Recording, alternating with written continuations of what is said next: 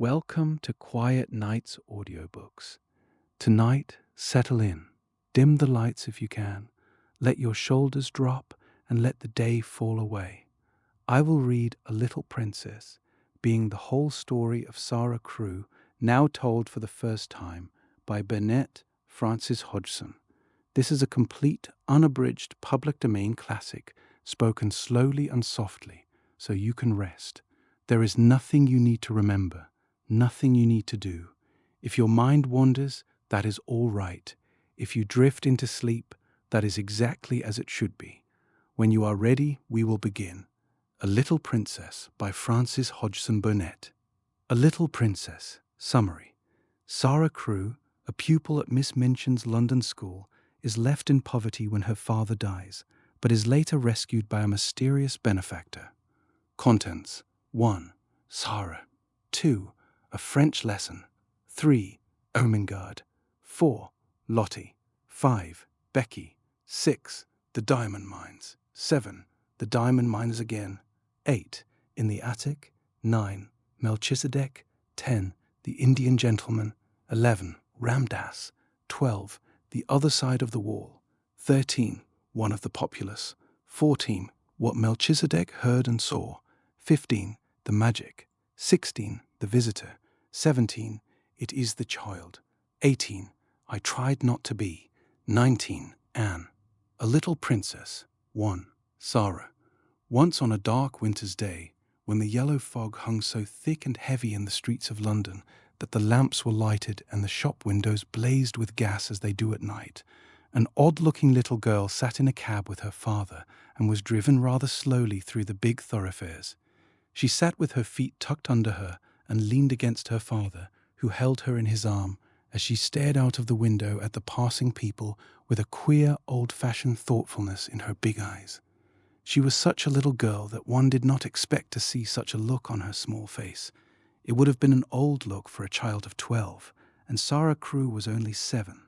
The fact was, however, that she was always dreaming and thinking odd things and could not herself remember any time when she had not been thinking things about grown-up people and the world they belonged to. She felt as if she had lived a long, long time. At this moment she was remembering the voyage she had just made from Bombay with her father, Captain Crewe. She was thinking of the big ship, of the lascars passing silently to and fro on it, of the children playing about on the hot deck, and of some young officers' wives who used to try to make her talk to them and laugh at the things she said. Principally, she was thinking of what a queer thing it was that at one time one was in India in the blazing sun, and then in the middle of the ocean, and then driving in a strange vehicle through strange streets where the day was as dark as the night. She found this so puzzling that she moved closer to her father. "Papa," she said in a low, mysterious little voice which was almost a whisper. "Papa." "What is it, darling?" Captain Crewe answered, holding her closer and looking down into her face. "What is Sara thinking of?" "Is this the place?" Sara whispered, cuddling still closer to him. "Is it, Papa?" "Yes, little Sara, it is. We have reached it at last." And though she was only 7 years old, she knew that he felt sad when he said it. It seemed to her many years since he had begun to prepare her mind for the place, as she always called it. Her mother had died when she was born, so she had never known or missed her. Her young, handsome, rich, petting father seemed to be the only relation she had in the world. They had always played together and been fond of each other. She only knew he was rich because she had heard people say so when they thought she was not listening, and she had also heard them say that when she grew up, she would be rich too. She did not know all that being rich meant. She had always lived in a beautiful bungalow and had been used to seeing many servants who made salams to her and called her Missy Sahib and gave her her own way in everything. She had had toys and pets and an ayah who worshipped her, and she had gradually learned that people who were rich had these things. That, however, was all she knew about it. During her short life, only one thing had troubled her, and that thing was the place she was to be taken to someday. The climate of India was very bad for children, and as soon as possible they were sent away from it, generally to England and to school. She had seen other children go away and had heard their fathers and mothers talk about the letters they received from them. She had known that she would be obliged to go also, and though sometimes her father's stories of the voyage and the new country had attracted her, she had been troubled by the thought that he could not stay with her. "Couldn't you go to that place with me, Papa?" she had asked when she was 5 years old. "Couldn't you go to school too? I would help you with your lessons." "But you will not have to stay for a very long time, little Sara," he had always said. "You will go to a nice house where there will be a lot of little girls, and you will play together, and I will send you plenty of books, and you will grow so fast that it will seem scarcely a year before you are big enough and clever enough to come back and take care of Papa." She had liked to think of that, to keep the house for her father, to ride with him and sit at the head of his table when he had dinner parties, to talk to him and read his books. That would be what she would like most in the world. And if one must go away to the place in England to attain it, she must make up her mind to go.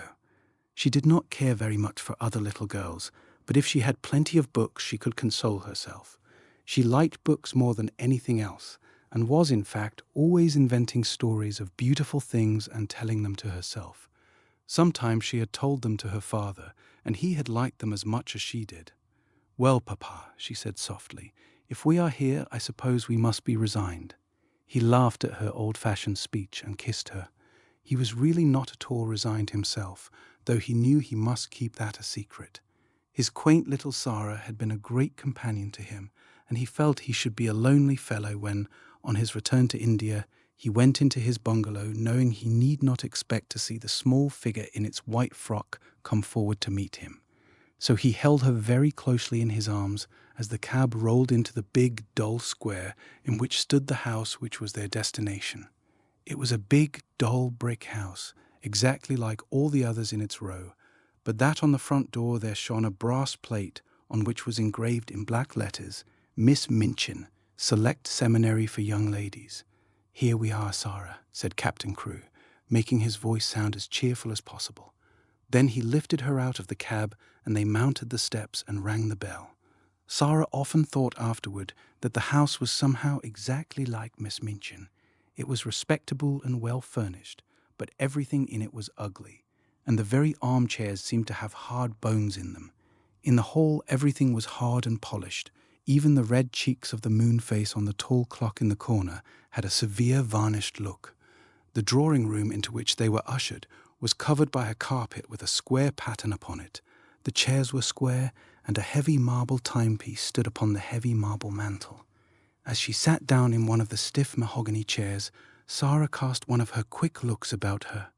"I don't like it, Papa," she said, "but then I dare say soldiers, even brave ones, don't really like going into battle."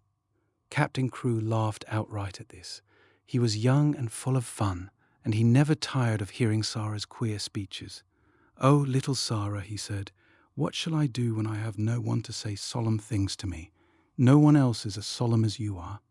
"But why do solemn things make you laugh so?" inquired Sara. "Because you are such fun when you say them," he answered, laughing still more. And then suddenly he swept her into his arms and kissed her very hard, stopping laughing all at once and looking almost as if tears had come into his eyes. It was just then that Miss Minchin entered the room. She was very like her house, Sara felt, tall and dull and respectable and ugly. She had large, cold, fishy eyes and a large, cold, fishy smile.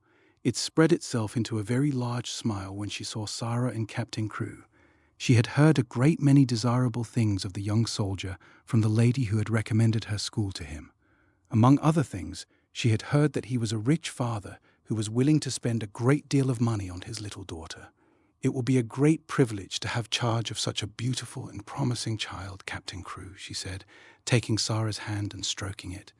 "Lady Meredith has told me of her unusual cleverness. A clever child is a great treasure in an establishment like mine."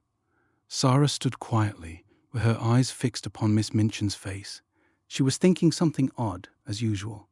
"Why does she say I am a beautiful child?" she was thinking. "I am not beautiful at all. Colonel Granger's little girl, Isabel, is beautiful. She has dimples and rose-colored cheeks and long hair the color of gold. I have short black hair and green eyes. Besides which, I am a thin child and not fair in the least. I am one of the ugliest children I ever saw. She is beginning by telling a story. She was mistaken, however, in thinking she was an ugly child. She was not in the least like Isabel Grange, who had been the beauty of the regiment, but she had an odd charm of her own. She was a slim, supple creature, rather tall for her age, and had an intense, attractive little face. Her hair was heavy and quite black, and only curled at the tips. Her eyes were greenish-grey, it is true, but they were big, wonderful eyes with long black lashes, and though she herself did not like the colour of them, many other people did. Still, she was very firm in her belief that she was an ugly little girl, and she was not at all elated by Miss Minchin's flattery. I should be telling a story if I said she was beautiful, she thought, and I should know I was telling a story. I believe I am as ugly as she is, in my way. What did she say that for? After she had known Miss Minchin longer, she learned why she had said it. She discovered that she said the same thing to each papa and mamma who brought a child to her school. Sara stood near her father and listened while he and Miss Minchin talked. She had been brought to the seminary because Lady Meredith's 2 little girls had been educated there, and Captain Crewe had a great respect for Lady Meredith's experience. Sara was to be what was known as a parlour boarder, and she was to enjoy even greater privileges than parlour boarders usually did.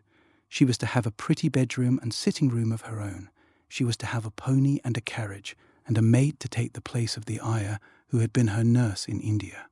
I am not in the least anxious about her education, Captain Crewe said, with his gay laugh, as he held Sara's hand and patted it. The difficulty will be to keep her from learning too fast and too much. She is always sitting with her little nose burrowing into books. She doesn't read them, Miss Minchin. She gobbles them up as if she were a little wolf instead of a little girl. She is always starving for new books to gobble, and she wants grown-up books, great big fat ones, French and German as well as English, history and biography and poets and all sorts of things. Drag her away from her books when she reads too much. Make her ride her pony in the Row or go out and buy a new doll. She ought to play more with dolls. Papa, said Sara, you see, if I went out and bought a new doll every few days, I should have more than I could be fond of. Dolls ought to be intimate friends. Emily is going to be my intimate friend. Captain Crewe looked at Miss Minchin, and Miss Minchin looked at Captain Crewe. Who is Emily? She inquired. Tell her, Sara, Captain Crewe said, smiling. Sara's green-grey eyes looked very solemn and quite soft as she answered. She is a doll I haven't got yet, she said. She is a doll Papa is going to buy for me. We are going out together to find her. I have called her Emily. She is going to be my friend when Papa is gone. I want her to talk to about him. Miss Minchin's large, fishy smile became very flattering indeed. What an original child, she said. What a darling little creature. Yes, said Captain Crewe, drawing Sara close. She is a darling little creature. Take great care of her for me, Miss Minchin. Sara stayed with her father at his hotel for several days. In fact, she remained with him until he sailed away again to India. They went out and visited many big shops together and bought a great many things. They bought, indeed, a great many more things than Sara needed, but Captain Crewe was a rash, innocent young man and wanted his little girl to have everything she admired and everything he admired himself. So between them, they collected a wardrobe much too grand for a child of 7. There were velvet dresses trimmed with costly furs, and lace dresses, and embroidered ones, and hats with great, soft ostrich feathers, and ermine coats and muffs, and boxes of tiny gloves and handkerchiefs and silk stockings in such abundant supplies that the polite young women behind the counters whispered to each other that the odd little girl with the big, solemn eyes must be at least some foreign princess, perhaps the little daughter of an Indian Rajah. And at last they found Emily, but they went to a number of toy shops and looked at a great many dolls before they discovered her. I want her to look as if she wasn't a doll really, Sara said. I want her to look as if she listens when I talk to her. The trouble with dolls, Papa, and she put her head on one side and reflected as she said it, the trouble with dolls is that they never seem to hear. So they looked at big ones and little ones, at dolls with black eyes and dolls with blue, at dolls with brown curls and dolls with golden braids, dolls dressed and dolls undressed. You see, Sara said when they were examining one who had no clothes, if, when I find her, she has no frocks, We can take her to a dressmaker and have her things made to fit. They will fit better if they are tried on." After a number of disappointments, they decided to walk and look in at the shop windows and let the cab follow them. They had passed 2 or 3 places without even going in, when, as they were approaching a shop which was really not a very large one, Sara suddenly started and clutched her father's arm. "Oh, Papa!" she cried. "There is Emily!" A flush had risen to her face, and there was an expression in her green-grey eyes as if she had just recognized someone she was intimate with and fond of. "She is actually waiting there for us," she said. "Let us go into her." "Dear me," said Captain Crewe. "I feel as if we ought to have someone to introduce us." "You must introduce me and I will introduce you," said Sara. "But I knew her the minute I saw her, so perhaps she knew me too." Perhaps she had known her. She had certainly a very intelligent expression in her eyes when Sara took her in her arms. She was a large doll, but not too large to carry about easily. She had naturally curling golden brown hair, which hung like a mantle about her, and her eyes were a deep, clear grey blue, with soft, thick eyelashes which were real eyelashes and not mere painted lines. "Of course," said Sara, looking into her face as she held her on her knee. "Of course, Papa, this is Emily."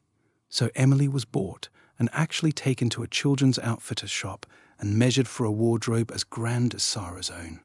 She had lace frocks too, and velvet and muslin ones, and hats and coats and beautiful lace-trimmed underclothes, and gloves and handkerchiefs and furs. "I should like her always to look as if she was a child with a good mother," said Sara. "I'm her mother, though I am going to make a companion of her."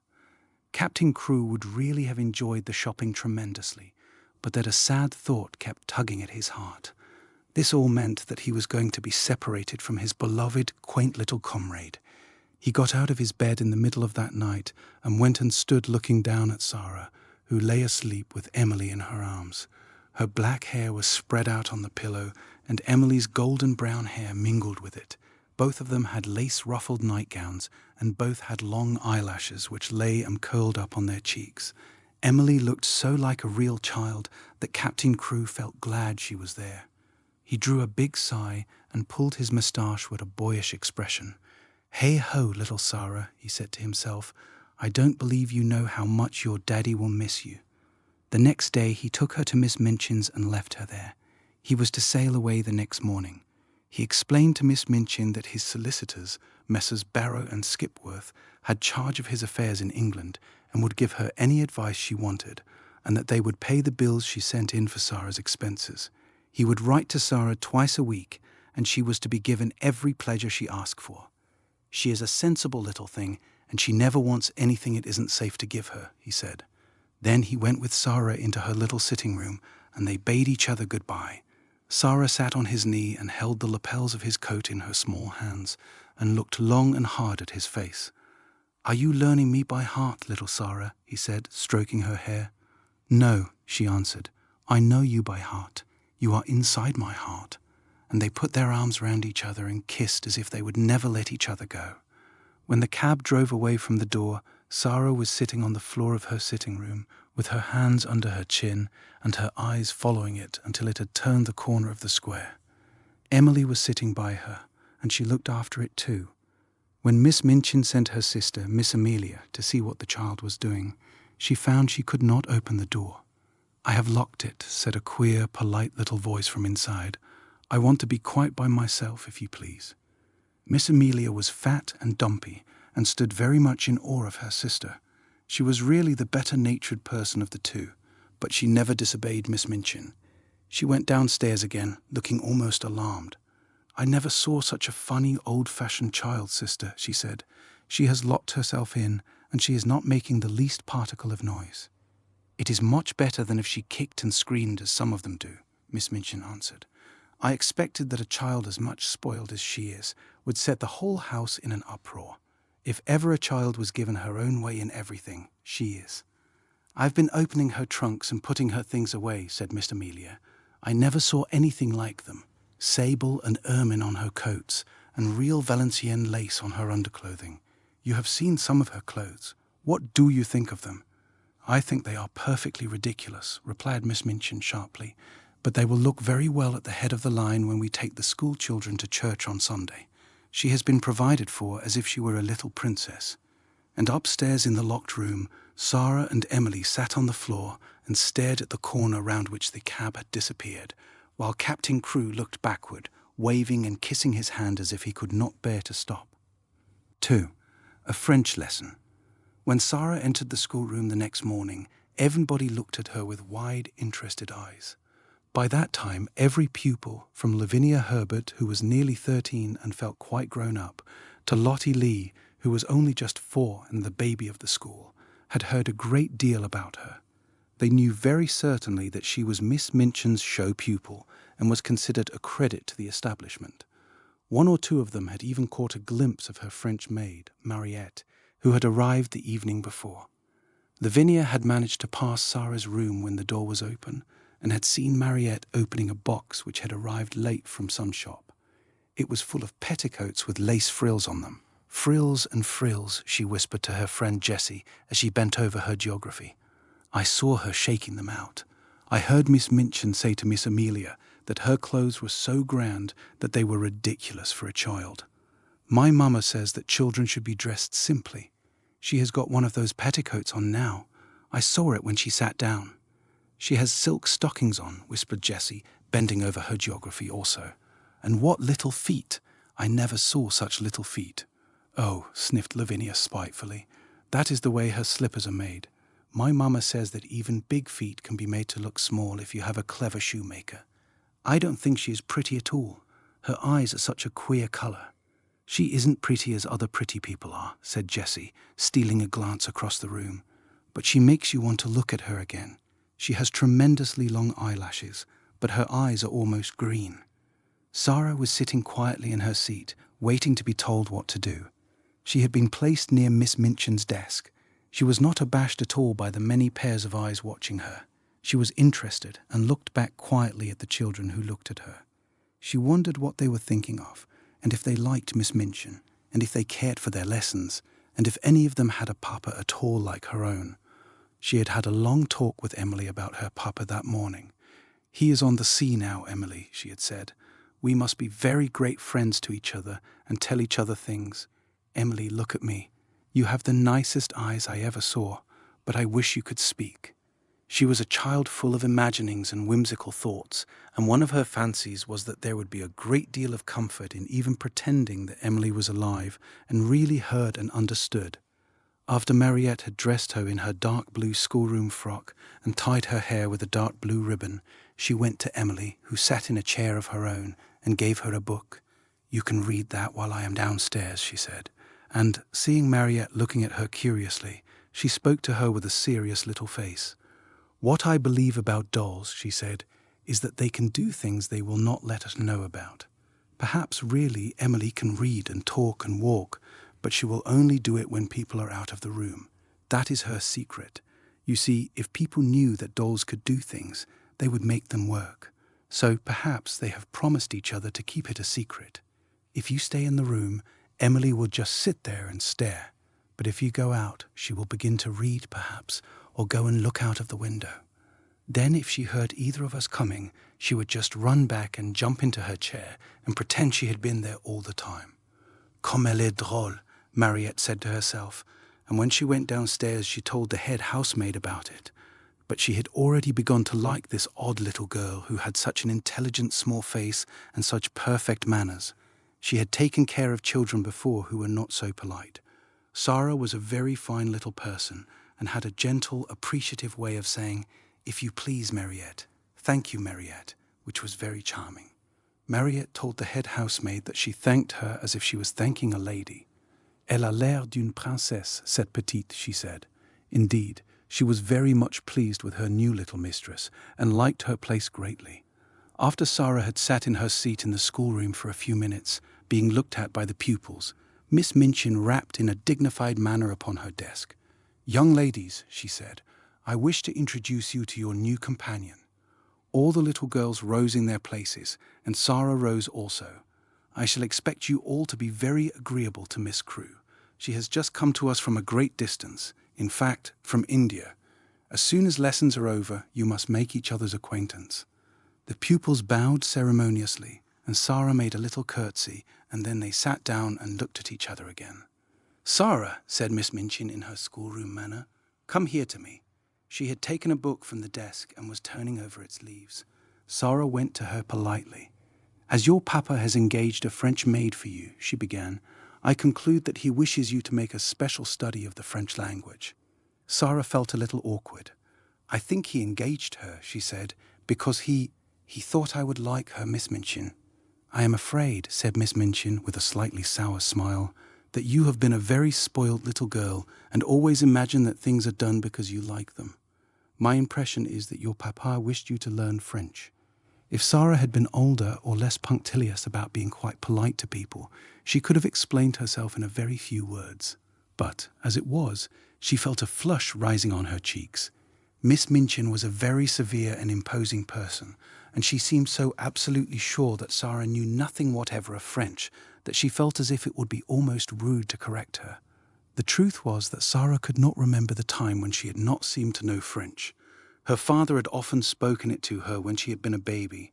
Her mother had been a Frenchwoman, and Captain Crewe had loved her language, so it happened that Sara had always heard and been familiar with it. I have never really learned French, but, she began, trying shyly to make herself clear. One of Miss Minchin's chief secret annoyances was that she did not speak French herself, and was desirous of concealing the irritating fact. She, therefore, had no intention of discussing the matter and laying herself open to innocent questioning by a new little pupil. "That is enough," she said with polite tartness. "If you have not learned, you must begin at once. The French master, Monsieur Defarge, will be here in a few minutes. Take this book and look at it until he arrives." Sara's cheeks felt warm. She went back to her seat and opened the book. She looked at the first page with a grave face. She knew it would be rude to smile, and she was very determined not to be rude. But it was very odd to find herself expected to study a page which told her that le père meant the father, and la mère meant the mother. Miss Minchin glanced toward her scrutinizingly. "You look rather cross, Sara," she said. "I am sorry you do not like the idea of learning French." "I am very fond of it," answered Sara, thinking she would try again. "But you must not say 'but' when you are told to do things," said Miss Minchin. "Look at your book again."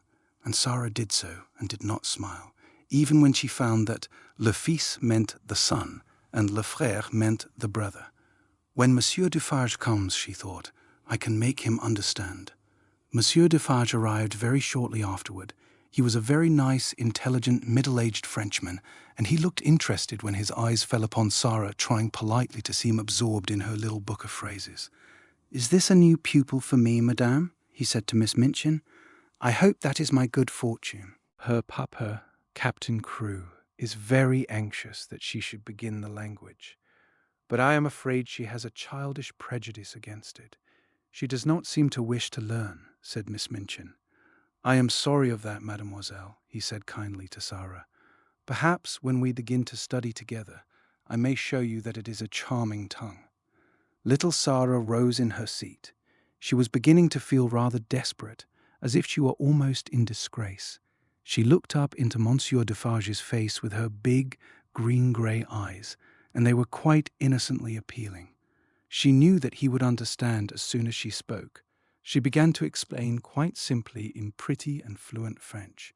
Madame had not understood. She had not learned French exactly, not out of books, but her papa and other people had always spoken it to her, and she had read it and written it as she had read and written English. Her papa loved it, and she loved it because he did. Her dear mamma, who had died when she was born, had been French. She would be glad to learn anything Monsieur would teach her, but what she had tried to explain to Madame was that she already knew the words in this book, and she held out the little book of phrases. When she began to speak, Miss Minchin started quite violently and sat staring at her over her eyeglasses, almost indignantly, until she had finished.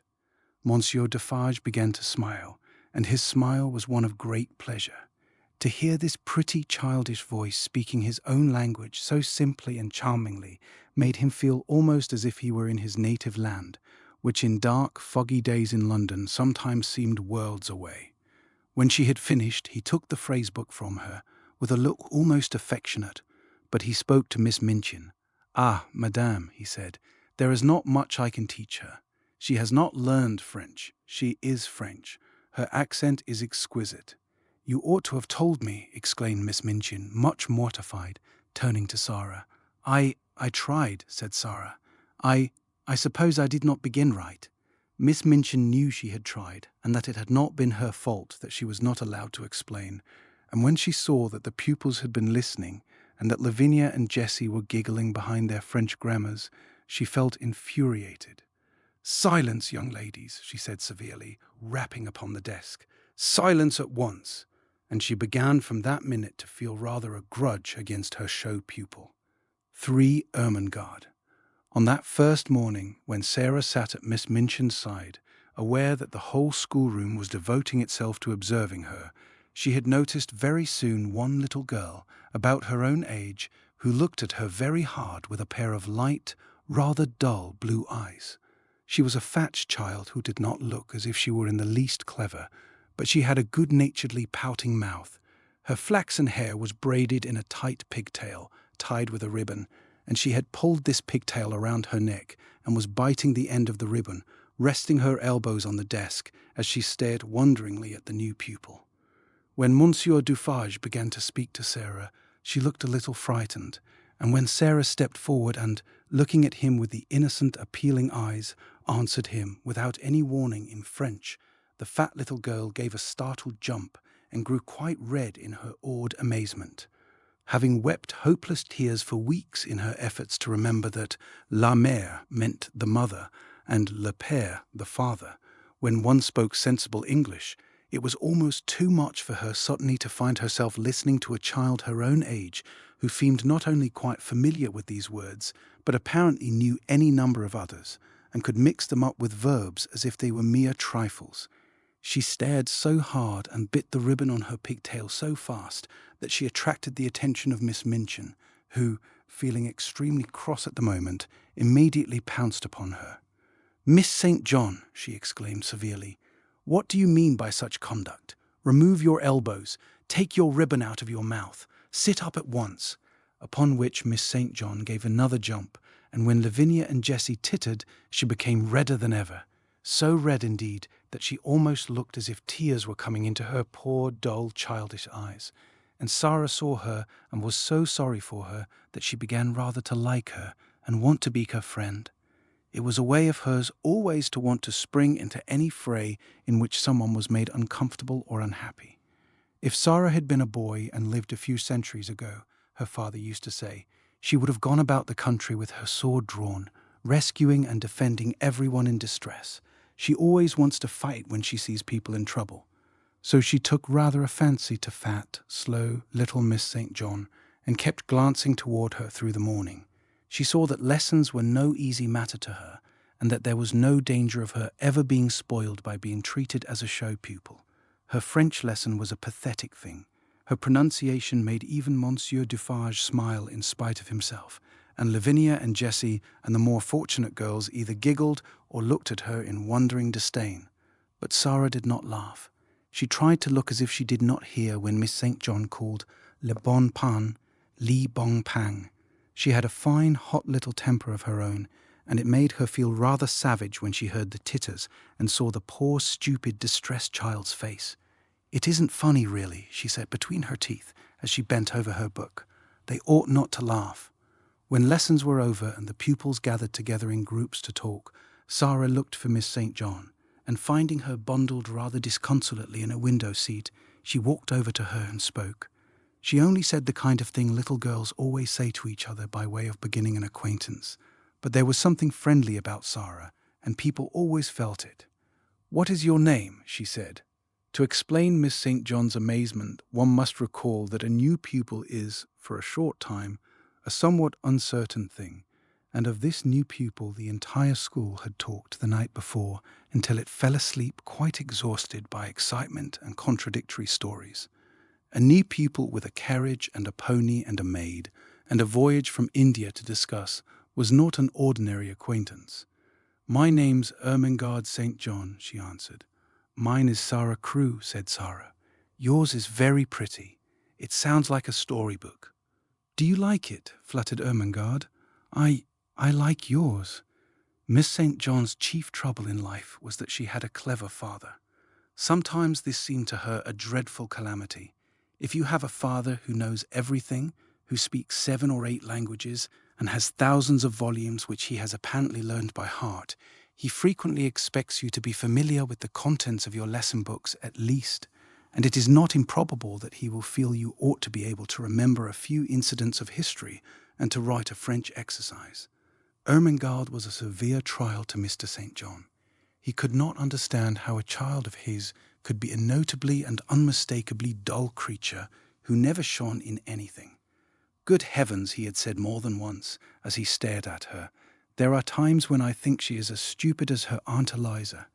If her Aunt Eliza had been slow to learn and quick to forget a thing entirely when she had learned it, Ermengarde was strikingly like her.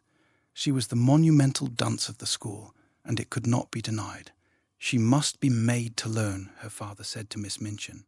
Consequently, Ermengarde spent the greater part of her life in disgrace or in tears.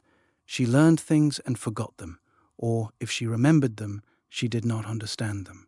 So it was natural that, having made Sara's acquaintance, she should sit and stare at her with profound admiration.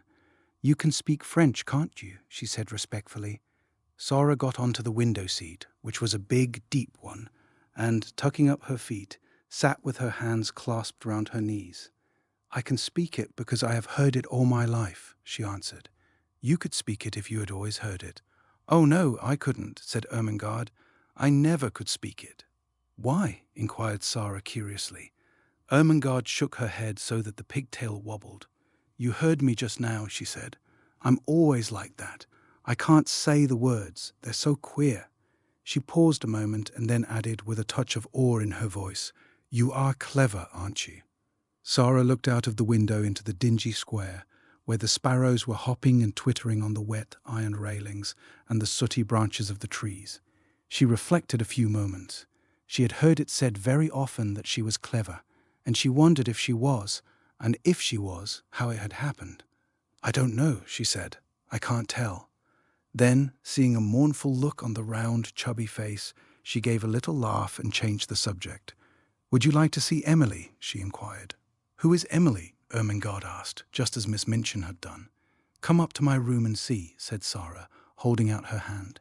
They jumped down from the window seat together and went upstairs. "Is it true," Ermengarde whispered as they went through the hall, "is it true that you have a playroom all to yourself?" "Yes," Sara answered.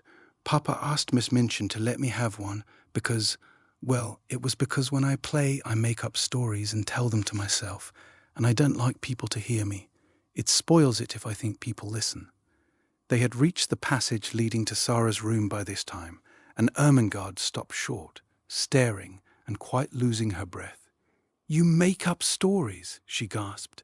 "Can you do that, as well as speak French? Can you?" Sara looked at her in simple surprise. "Why, anyone can make up things," she said. "Have you never tried?" She put her hand warningly on Ermengarde's. "Let us go very quietly to the door," she whispered, "and then I will open it quite suddenly. Perhaps we may catch her." She was half laughing, but there was a touch of mysterious hope in her eyes which fascinated Ermengarde, though she had not the remotest idea what it meant, or whom it was she wanted to catch, or why she wanted to catch her. Whatsoever she meant, Ermengarde was sure it was something delightfully exciting. So, quite thrilled with expectation, she followed her on tiptoe along the passage. They made not the least noise until they reached the door. Then Sara suddenly turned the handle and threw it wide open. Its opening revealed the room quite neat and quiet, a fire gently burning in the grate, and a wonderful doll sitting in a chair by it, apparently reading a book. "Oh, she got back to her seat before we could see her," Sara explained. "Of course, they always do. They are as quick as lightning." Ermengarde looked from her to the doll and back again. "Can she walk?" she asked breathlessly. "Yes," answered Sara. "At least I believe she can. At least I pretend I believe she can. And that makes it seem as if it were true. Have you never pretended things?" "No," said Ermengarde. "Never. Tell me about it." She was so bewitched by this odd new companion that she actually stared at Sara instead of at Emily, notwithstanding that Emily was the most attractive doll person she had ever seen. "Let us sit down," said Sara, "and I will tell you. It's so easy that when you begin you can't stop. You just go on and on doing it always. And it's beautiful. Emily, you must listen. This is Ermengarde St. John, Emily. Ermengarde, this is Emily. Would you like to hold her?" "Oh, may I?" said Ermengarde. "May I really? She is beautiful." And Emily was put into her arms. Never in her dull, short life had Miss St. John dreamed of such an hour as the one she spent with the queer new pupil before they heard the lunch bell ring and were obliged to go downstairs.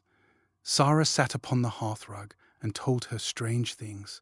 She sat rather huddled up, and her green eyes shone and her cheeks flushed. She told stories of the voyage and stories of India. But what fascinated Ermengarde the most was her fancy about the dolls who walked and talked, and who could do anything they chose when the human beings were out of the room, but who must keep their powers a secret, and so flew back to their places like lightning when people returned to the room. "We couldn't do it," said Sara seriously. "You see, it's a kind of magic." Once, when she was relating the story of the search for Emily, Ermengarde saw her face suddenly change. A cloud seemed to pass over it and put out the light in her shining eyes. She drew her breath in so sharply that it made a funny, sad little sound, and then she shut her lips and held them tightly closed, as if she was determined either to do or not to do something. Ermengarde had an idea that if she had been like any other little girl, she might have suddenly burst out sobbing and crying, but she did not. "Have you a pain?" Ermengarde ventured. "Yes," Sara answered after a moment's silence, "but it is not in my body." Then she added something in a low voice which she tried to keep quite steady, and it was this: "Do you love your father more than anything else in all the whole world?" Ermengarde's mouth fell open a little. She knew that it would be far from behaving like a respectable child at a select seminary to say that it had never occurred to you that you could love your father, that you would do anything desperate to avoid being left alone in his society for 10 minutes. She was, indeed, greatly embarrassed. I scarcely ever see him," she stammered. "He is always in the library, reading things." "I love mine more than all the world 10 times over," Sara said. "That is what my pain is. He has gone away." She put her head quietly down on her little, huddled-up knees and sat very still for a few minutes. "She's going to cry out loud," thought Ermengarde fearfully, but she did not. Her short, black locks tumbled about her ears, and she sat still. Then she spoke without lifting her head. "I promised him I would bear it," she said, "and I will. You have to bear things. Think what soldiers bear. Papa is a soldier. If there was a war, he would have to bear marching and thirstiness and perhaps deep wounds, and he would never say a word, not one word." Ermengarde could only gaze at her, but she felt that she was beginning to adore her. She was so wonderful and different from anyone else. Presently, she lifted her face and shook back her black locks with a queer little smile. "If I go on talking and talking," she said, "and telling you things about pretending, I shall bear it better. You don't forget, but you bear it better." Ermengarde did not know why a lump came into her throat, and her eyes felt as if tears were in them. "Lavinia and Jessie are best friends," she said rather huskily. "I wish we could be best friends. Would you have me for yours? You're clever, and I'm the stupidest child in the school, but I do so like you." "I'm glad of that," said Sara. "It makes you thankful when you are liked. Yes, we will be friends, and I'll tell you what," a sudden gleam lighting her face, "I can help you with your French lessons. For Lottie." If Sara had been a different kind of child, the life she led at Miss Minchin's select seminary for the next few years would not have been at all good for her. She was treated more as if she were a distinguished guest at the establishment than as if she were a mere little girl. If she had been a self-opinionated, domineering child, she might have become disagreeable enough to be unbearable through being so much indulged and flattered. If she had been an indolent child, she would have learned nothing. Privately, Miss Minchin disliked her, but she was far too worldly a woman to do or say anything which might make such a desirable pupil wish to leave her school. She knew quite well that if Sara wrote to her papa to tell him she was uncomfortable or unhappy, Captain Crewe would remove her at once. Miss Minchin's opinion was that if a child were continually praised and never forbidden to do what she liked, she would be sure to be fond of the place where she was so treated. Accordingly, Sara was praised for her quickness at her lessons, for her good manners, for her amiability to her fellow pupils, for her generosity if she gave sixpence to a beggar out of her full little purse. The simplest thing she did was treated as if it were a virtue, and if she had not had a disposition and a clever little brain, she might have been a very self-satisfied young person. But the clever little brain told her a great many sensible and true things about herself and her circumstances, and now and then she talked these things over to Ermengarde as time went on. "Things happen to people by accident," she used to say. "A lot of nice accidents have happened to me. It just happened that I always liked lessons and books, and could remember things when I learned them. It just happened that I was born with a father who was beautiful and nice and clever, and could give me everything I liked. Perhaps I have not really a good temper at all, but if you have everything you want and everyone is kind to you, how can you help but be good-tempered? I don't know," looking quite serious, "how I shall ever find out whether I am really a nice child or a horrid one. Perhaps I'm a hideous child, and no one will ever know, just because I never have any trials." "Lavinia has no trials," said Ermengarde stolidly, "and she is horrid enough." Sara rubbed the end of her little nose reflectively as she thought the matter over. "Well," she said at last, perhaps that is because Lavinia is growing." This was the result of a charitable recollection of having heard Miss Amelia say that Lavinia was growing so fast that she believed it affected her health and temper. Lavinia, in fact, was spiteful. She was inordinately jealous of Sara. Until the new pupil's arrival, she had felt herself the leader in the school. She had led because she was capable of making herself extremely disagreeable if the others did not follow her. She domineered over the little children and assumed grand airs with those big enough to be her companions.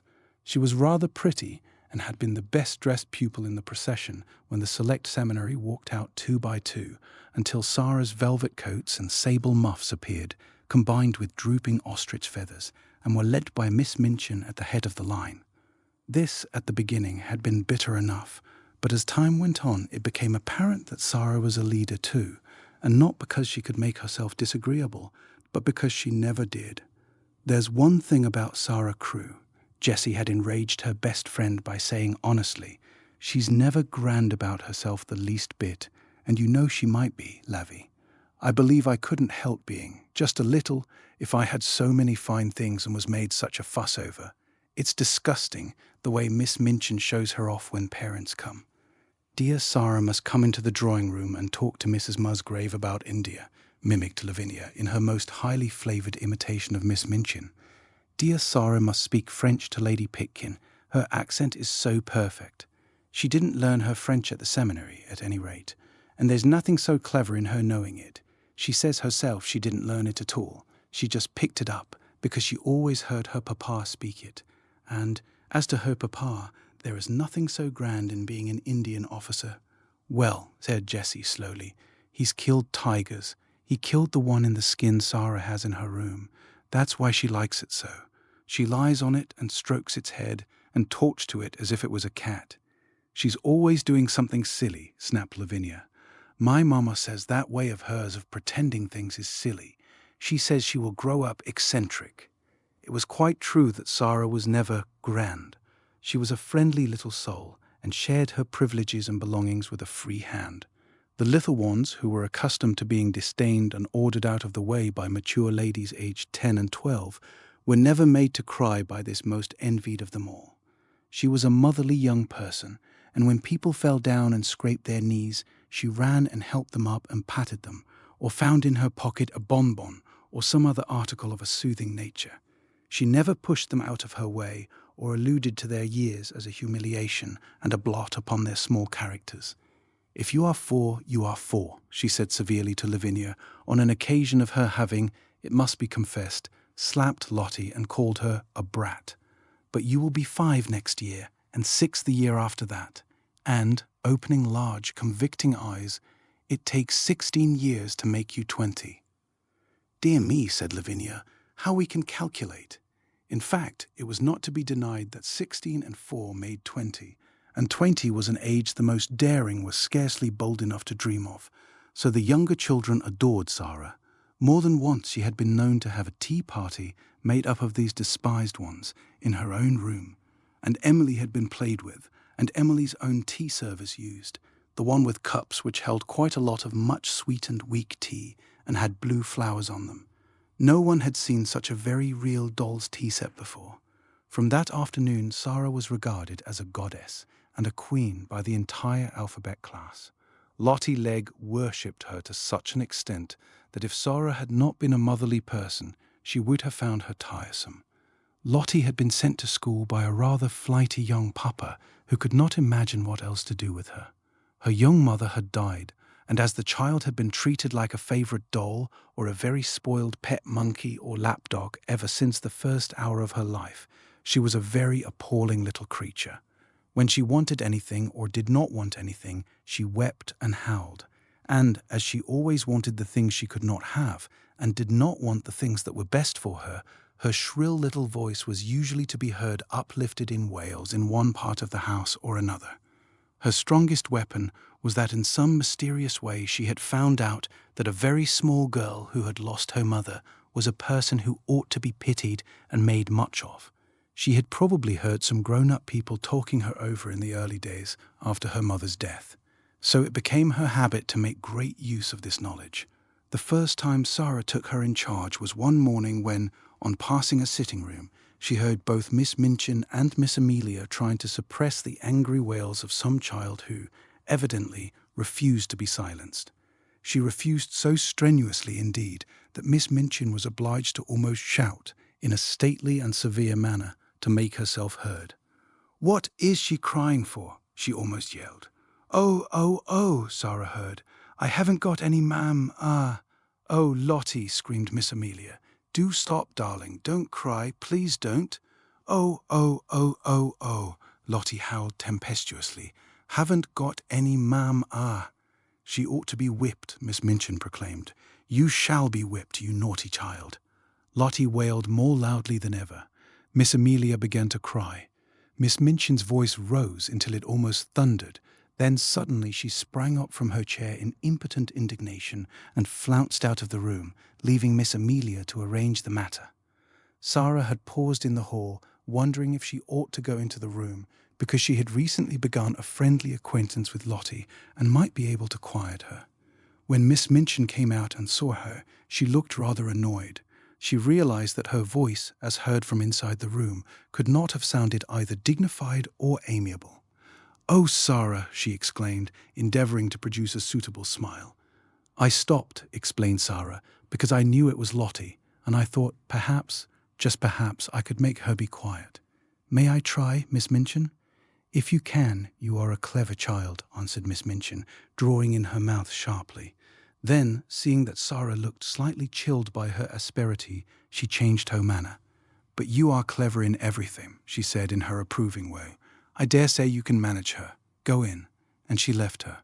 When Sara entered the room, Lottie was lying upon the floor, screaming and kicking her small fat legs violently, and Miss Amelia was bending over her in consternation and despair, looking quite red and damp with heat. Lottie had always found, when in her own nursery at home, that kicking and screaming would always be quieted by any means she insisted on. Poor plump Miss Amelia was trying first one method and then another. "Poor darling," she said one moment. "I know you haven't any mamma, poor—" Then in quite another tone, "If you don't stop, Lottie, I will shake you. Poor little angel. There, you wicked, bad, detestable child, I will smack you. I will." Sara went to them quietly. She did not know at all what she was going to do, but she had a vague inward conviction that it would be better not to say such different kinds of things quite so helplessly and excitedly. "Miss Amelia," she said in a low voice, "Miss Minchin says I may try to make her stop. May I?" Miss Amelia turned and looked at her hopelessly. "Oh, do you think you can?" she gasped. "I don't know whether I can," answered Sara, still in her half-whisper, "but I will try." Miss Amelia stumbled up from her knees with a heavy sigh, and Lottie's fat little legs kicked as hard as ever. "If you will steal out of the room," said Sara, I will stay with her." "Oh, Sara," almost whimpered Miss Amelia. "We never had such a dreadful child before. I don't believe we can keep her." But she crept out of the room and was very much relieved to find an excuse for doing it. Sara stood by the howling, furious child for a few moments and looked down at her without saying anything. Then she sat down flat on the floor beside her and waited. Except for Lottie's angry screams, the room was quite quiet. This was a new state of affairs for little Miss Legg, who was accustomed, when she screamed, to hear other people protest and implore and command and coax by turns. To lie and kick and shriek and find the only person near you not seeming to mind in the least attracted her attention. She opened her tight-shut, streaming eyes to see who this person was, and it was only another little girl. But it was the one who owned Emily and all the nice things, and she was looking at her steadily and as if she was merely thinking. Having paused for a few seconds to find this out, Lottie thought she must begin again, but the quiet of the room and of Sara's odd, interested face made her first howl rather half-hearted. "I haven't any she announced, but her voice was not so strong. Sara looked at her still more steadily, but with a sort of understanding in her eyes. "Neither have I," she said. This was so unexpected that it was astounding. Lottie actually dropped her legs, gave a wriggle, and lay and stared. A new idea will stop a crying child when nothing else will. Also, it was true that while Lottie disliked Miss Minchin, who was cross, and Miss Amelia, who was foolishly indulgent, she rather liked Sara, little as she knew her. She did not want to give up her grievance, but her thoughts were distracted from it, so she wriggled again, and, after a sulky sob, said, "Where is she?" Sara paused a moment. Because she had been told that her mamma was in heaven, she had thought a great deal about the matter, and her thoughts had not been quite like those of other people. "She went to heaven," she said, "but I am sure she comes out sometimes to see me, though I don't see her. So does yours. Perhaps they can both see us now. Perhaps they are both in this room." Lottie sat bolt upright and looked about her. She was a pretty little curly-headed creature, and her round eyes were like wet forget-me-nots. If her mamma had seen her during the last half hour, she might not have thought her the kind of child who ought to be related to an angel. Sara went on talking. Perhaps some people might think that what she said was rather like a fairy story, but it was all so real to her own imagination that Lottie began to listen in spite of herself. She had been told that her mamma had wings and a crown, and she had been shown pictures of ladies in beautiful white nightgowns who were said to be angels. But Sara seemed to be telling a real story about a lovely country where real people were. "There are fields and fields of flowers," she said, forgetting herself, as usual, when she began, and talking rather as if she were in a dream. "Fields and fields of lilies, and when the soft wind blows over them, it wafts the scent of them into the air, and everybody always breathes it, because the soft wind is always blowing. And little children run about in the lily fields and gather armfuls of them and laugh and make little wreaths. And the streets are shining, and people are never tired, however far they walk. They can float anywhere they like.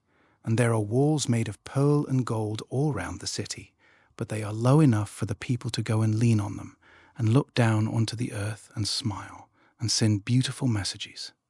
Whatsoever story she had begun to tell, Lottie would, no doubt, have stopped crying and been fascinated into listening, but there was no denying that this story was prettier than most others.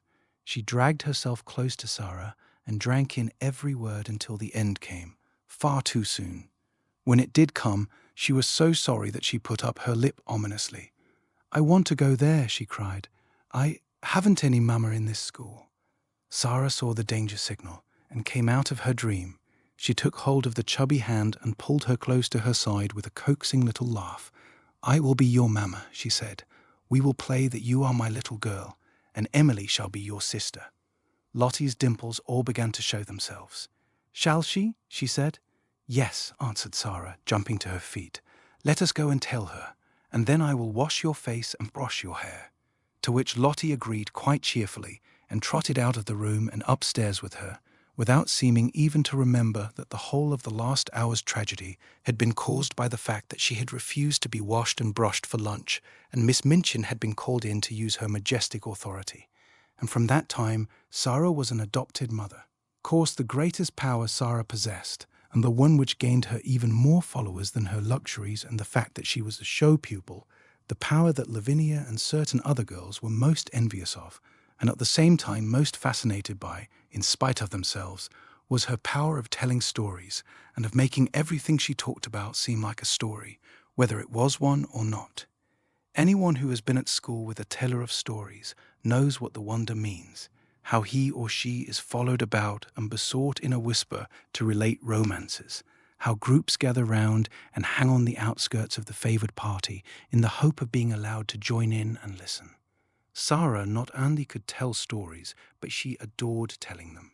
When she sat or stood in the midst of a circle and began to invent wonderful things, her green eyes grew big and shining, her cheeks flushed, and, without knowing that she was doing it, she began to act and made what she told lovely or alarming by the raising or dropping of her voice, the bend and sway of her slim body, and the dramatic movement of her hands. She forgot that she was talking to listening children. She saw and lived with the fairy folk, or the kings and queens and beautiful ladies whose adventures she was narrating. Sometimes when she had finished her story, she was quite out of breath with excitement and would lay her hand on her thin, little, quick-rising chest and half laugh as if at herself. "When I am telling it," she would say, "it doesn't seem as if it was only made up. It seems more real than you are, more real than the schoolroom. I feel as if I were all the people in the story, one after the other. It is queer." She had been at Miss Minchin's school about 2 years when, one foggy winter's afternoon, as she was getting out of her carriage, comfortably wrapped up in her warmest velvets and furs, and looking very much grander than she knew, she caught sight, as she crossed the pavement, of a dingy little figure standing on the area steps and stretching its neck so that its wide-open eyes might peer at her through the railings. Something in the eagerness and timidity of the smudgy face made her look at it, and when she looked she smiled, because it was her way to smile at people.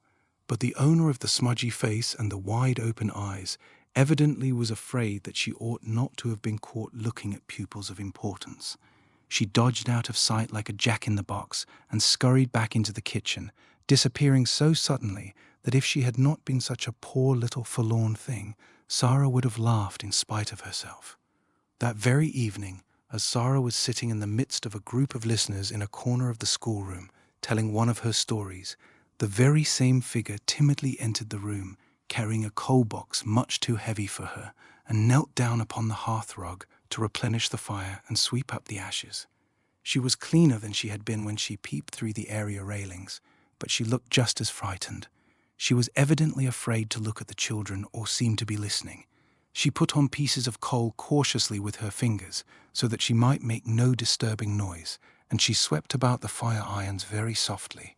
But Sara saw in 2 minutes that she was deeply interested in what was going on, and that she was doing her work slowly in the hope of catching a word here and there. And realizing this, she raised her voice and spoke more clearly. The mermaids swam softly about in the crystal green water and dragged after them a fishing net woven of deep-sea pearls, she said. The princess sat on the white rock and watched them. It was a wonderful story about a princess who was loved by a prince merman and went to live with him in shining caves under the sea. The small drudge before the grate swept the hearth once and then swept it again. Having done it twice, she did it 3 times, and, as she was doing it the 3rd time, the sound of the story so lured her to listen that she fell under the spell and actually forgot that she had no right to listen at all, and also forgot everything else. She sat down upon her heels as she knelt on the hearth-rug, and the brush hung idly in her fingers. The voice of the storyteller went on and drew her with it into winding grottos under the sea, glowing with soft, clear blue light and paved with pure golden sands. Strange sea flowers and grasses waved about her, and far away faint singing and music echoed. The hearth-brush fell from the work-roughened hand, and Lavinia Herbert looked round. "That girl has been listening," she said.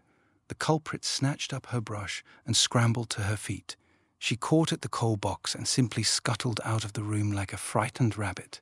Sara felt rather hot-tempered. "I knew she was listening," she said.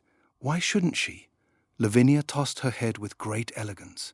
"Well," she remarked, "I do not know whether your mamma would like you to tell stories to servant girls, but I know my mamma wouldn't like Emmy to do it." "My mamma," said Sara, looking odd. "I don't believe she would mind in the least. She knows that stories belong to everybody." "I thought," retorted Lavinia in severe recollection, "that your mamma was dead. How can she know things?" "Do you think she doesn't know things?" said Sara in her stern little voice. Sometimes she had a rather stern little voice. "Sara's mamma knows everything," piped in Lottie. "So does my mamma, except Sara is my mamma at Miss Minchin's. My other one knows everything. The streets are shining, and there are fields and fields of lilies, and everybody gathers them. Sara tells me when she puts me to bed." "You wicked thing," said Lavinia, turning on Sara, "making fairy stories about heaven." "There are much more splendid stories in Revelation," returned Sara. "Just look and see. How do you know mine are fairy stories? But I can tell you, with a fine bit of unheavenly temper, you will never find out whether they are or not if you're not kinder to people than you are now. Come along, Lottie." And she marched out of the room, rather hoping that she might see the little servant again somewhere, but she found no trace of her when she got into the hall. "Who is that little girl who makes the fires?" she asked Mariette that night. Mariette broke forth into a flow of description. Ah, indeed, Mademoiselle Sara might well ask. She was a forlorn little thing who had just taken the place of scullery maid, though, as to being scullery maid, she was everything else besides. She blacked boots and grates and carried heavy coal scuttles up and down stairs and scrubbed floors and cleaned windows and was ordered about by everybody. She was 14 years old, but was so stunted in growth that she looked about 12. In truth, Mariette was sorry for her. She was so timid that if one chanced to speak to her, it appeared as if her poor, frightened eyes would jump out of her head. "What is her name?" asked Sara, who had sat by the table with her chin on her hands as she listened absorbedly to the recital. Her name was Becky. Mariette heard everyone below stairs calling, "Becky, do this," and "Becky, do that," every 5 minutes in the day. Sara sat and looked into the fire, reflecting on Becky for some time after Mariette left her. She made up a story of which Becky was the ill-used heroine. She thought she looked as if she had never had quite enough to eat. Her very eyes were hungry. She hoped she should see her again, but though she caught sight of her carrying things up or downstairs on several occasions, she always seemed in such a hurry and so afraid of being seen that it was impossible to speak to her. But a few weeks later, on another foggy afternoon, when she entered her sitting room, she found herself confronting a rather pathetic picture.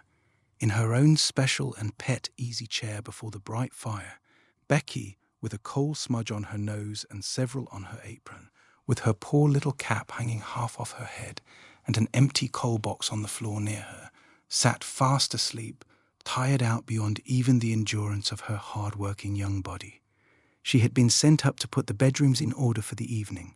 There were a great many of them, and she had been running about all day.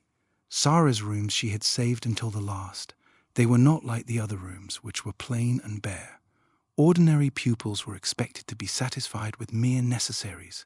Sara's comfortable sitting room seemed a bower of luxury to the scullery maid, though it was, in fact, merely a nice, bright little room. But there were pictures and books in it, and curious things from India. There was a sofa and the low, soft chair. Emily sat in a chair of her own, with the air of a presiding goddess, and there was always a glowing fire and a polished grate. Becky saved it until the end of her afternoon's work, because it rested her to go into it, and she always hoped to snatch a few minutes to sit down in the soft chair and look about her, and think about the wonderful good fortune of the child who owned such surroundings, and who went out on the cold days in beautiful hats and coats one tried to catch a glimpse of through the area railing. On this afternoon, when she had sat down, the sensation of relief to her short, aching legs had been so wonderful and delightful that it had seemed to soothe her whole body, and the glow of warmth and comfort from the fire had crept over her like a spell, until, as she looked at the red coals, a tired, slow smile stole over her smudged face. Her head nodded forward without her being aware of it. Her eyes drooped, and she fell fast asleep. She had really been only about 10 minutes in the room when Sara entered, but she was in as deep a sleep as if she had been, like the Sleeping Beauty, slumbering for 100 years. But she did not look, poor Becky, like a Sleeping Beauty at all. She looked only like an ugly, stunted, worn-out little scullery drudge. Sara seemed as much unlike her as if she were a creature from another world. On this particular afternoon, she had been taking her dancing lesson, and the afternoon on which the dancing master appeared was rather a grand occasion at the seminary, though it occurred every week.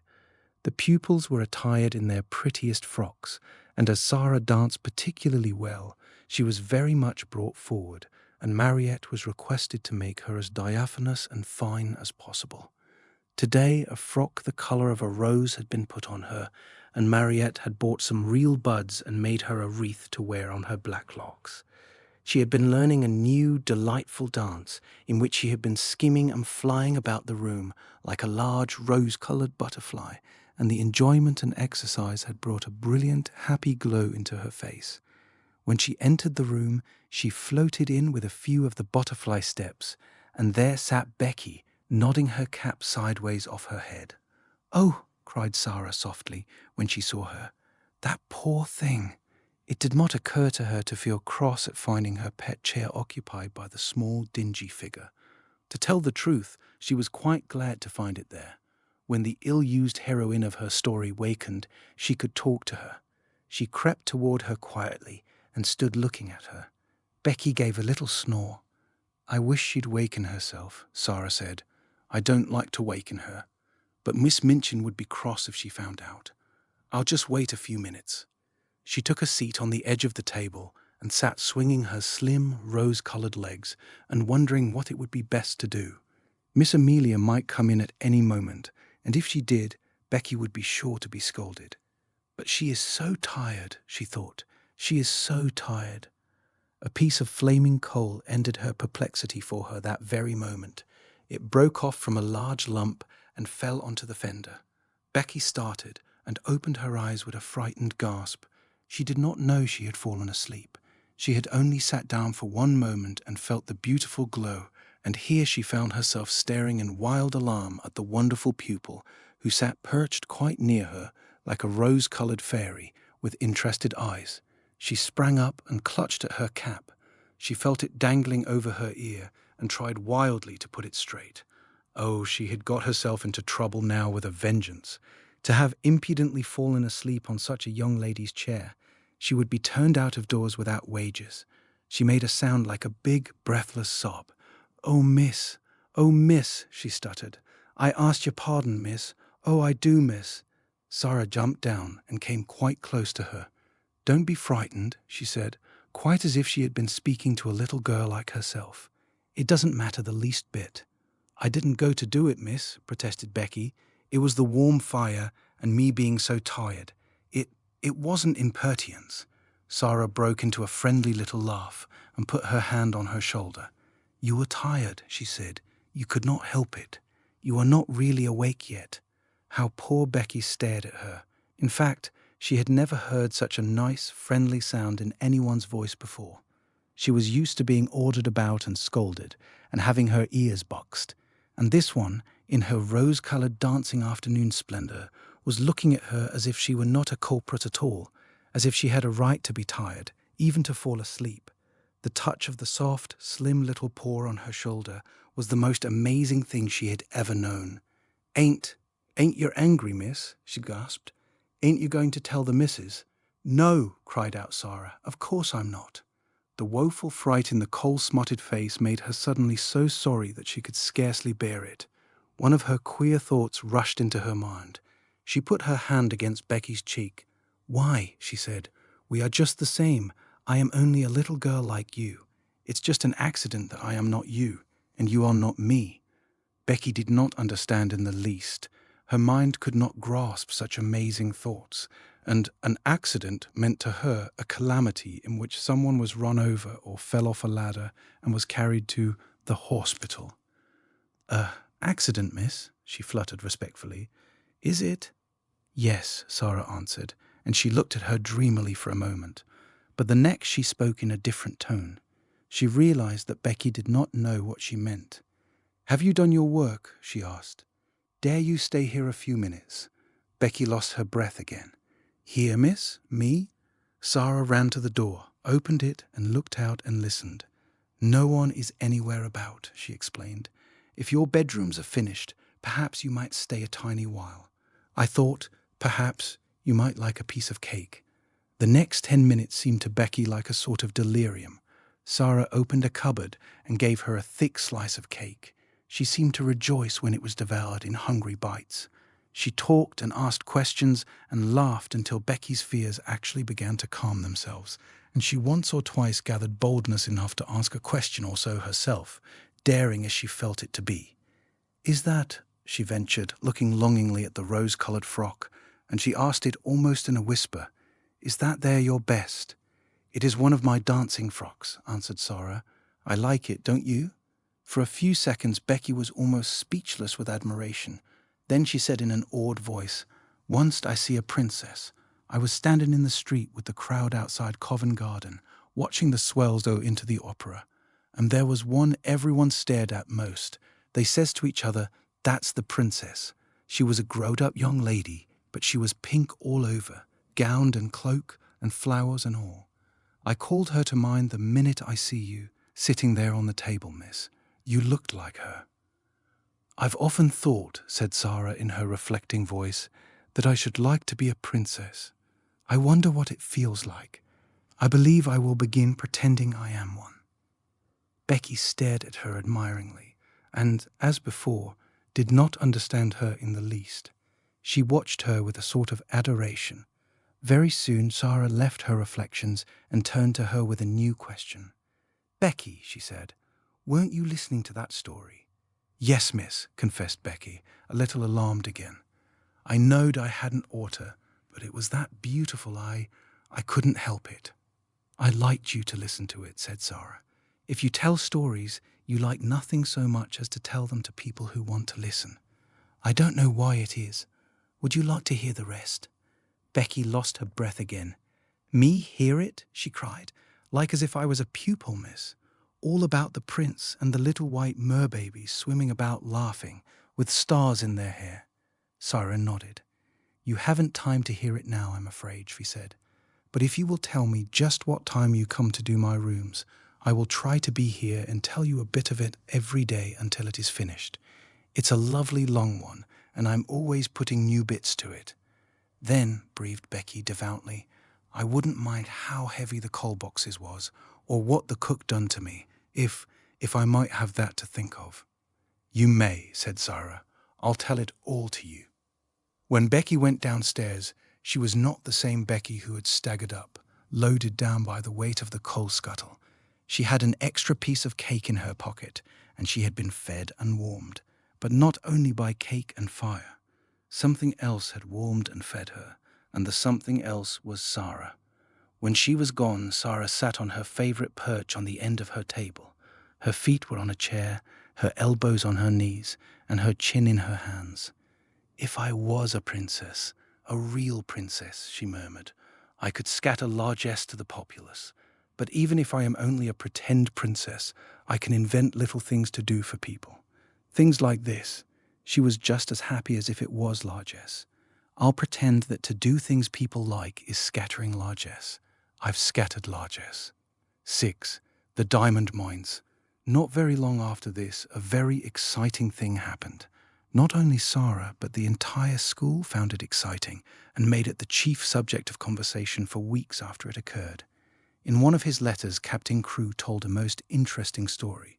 A friend who had been at school with him when he was a boy had unexpectedly come to see him in India. He was the owner of a large tract of land upon which diamonds had been found, and he was engaged in developing the mines. If all went as was confidently expected, he would become possessed of such wealth as it made one dizzy to think of, and because he was fond of the friend of his school days, he had given him an opportunity to share in this enormous fortune by becoming a partner in his scheme. This, at least, was what Sara gathered from his letters. It is true that any other business scheme, however magnificent, would have had but small attraction for her or for the schoolroom, but diamond mines sounded so like the Arabian Nights that no one could be indifferent. Sara thought them enchanting and painted pictures for Ermengarde and Lottie of labyrinthine passages in the bowels of the earth where sparkling stones studded the walls and roofs and ceilings, and strange dark men dug them out with heavy picks. Ermengarde delighted in the story, and Lottie insisted on its being retold to her every evening. Lavinia was very spiteful about it and told Jessie that she didn't believe such things as diamond mines existed. "My mamma has a diamond ring which cost £40, she said, "and it is not a big one either. If there were mines full of diamonds, people would be so rich it would be ridiculous." "Perhaps Sara will be so rich that she will be ridiculous," giggled Jessie. "She's ridiculous without being rich," Lavinia sniffed. "I believe you hate her," said Jessie. "No, I don't," snapped Lavinia, "but I don't believe in mines full of diamonds." "Well, people have to get them from somewhere," said Jessie. Lavinia, with a new giggle, "What do you think Gertrude says?" "I don't know, I'm sure, and I don't care if it's something more about that everlasting Sara." "Well, it is. One of her pretends is that she is a princess. She plays it all the time, even in school. She says it makes her learn her lessons better. She wants Ermengarde to be one too, but Ermengarde says she is too fat." "She is too fat," said Lavinia, "and Sara is too thin." Naturally, Jessie giggled again. "She says it has nothing to do with what you look like or what you have. It has only to do with what you think of and what you do." "I suppose she thinks she could be a princess if she was a beggar," said Lavinia. "Let us begin to call her Your Royal Highness." Lessons for the day were over, and they were sitting before the schoolroom fire, enjoying the time they liked best. It was the time when Miss Minchin and Miss Amelia were taking their tea in the sitting room sacred to themselves. At this hour a great deal of talking was done, and a great many secrets changed hands, particularly if the younger pupils behaved themselves well and did not squabble or run about noisily, which it must be confessed they usually did. When they made an uproar, the older girls usually interfered with scolding and shakes. They were expected to keep order, and there was danger that if they did not, Miss Minchin or Miss Amelia would appear and put an end to festivities. Even as Lavinia spoke, the door opened and Sara entered with Lottie, whose habit was to trot everywhere after her like a little dog. "There she is, with that horrid child," exclaimed Lavinia in a whisper. "If she's so fond of her, why doesn't she keep her in her own room? She will begin howling about something in 5 minutes." It happened that Lottie had been seized with a sudden desire to play in the schoolroom, and had begged her adopted parent to come with her. She joined a group of little ones who were playing in a corner. Sara curled herself up in the window seat, opened a book, and began to read. It was a book about the French Revolution, and she was soon lost in a harrowing picture of the prisoners in the Bastille, men who had spent so many years in dungeons that when they were dragged out by those who rescued them, their long grey hair and beards almost hid their faces, and they had forgotten that an outside world existed at all, and were like beings in a dream. She was so far away from the schoolroom that it was not agreeable to be dragged back suddenly by a howl from Lottie. Never did she find anything so difficult as to keep herself from losing her temper when she was suddenly disturbed while absorbed in a book. People who are fond of books know the feeling of irritation which sweeps over them at such a moment. The temptation to be unreasonable and snappish is one not easy to manage. "It makes me feel as if someone had hit me," Sara had told Ermengarde once in confidence, "and as if I want to hit back. I have to remember things quickly to keep from saying something ill-tempered." She had to remember things quickly when she laid her book on the window seat and jumped down from her comfortable corner. Lottie had been sliding across the schoolroom floor and, having first irritated Lavinia and Jessie by making a noise, had ended by falling down and hurting her fat knee. She was screaming and dancing up and down in the midst of a group of friends and enemies who were alternately coaxing and scolding her. "Stop this minute, you crybaby! Stop this minute!" Lavinia commanded. "I'm not a crybaby, I'm not," wailed Lottie. "Sara, Sara!"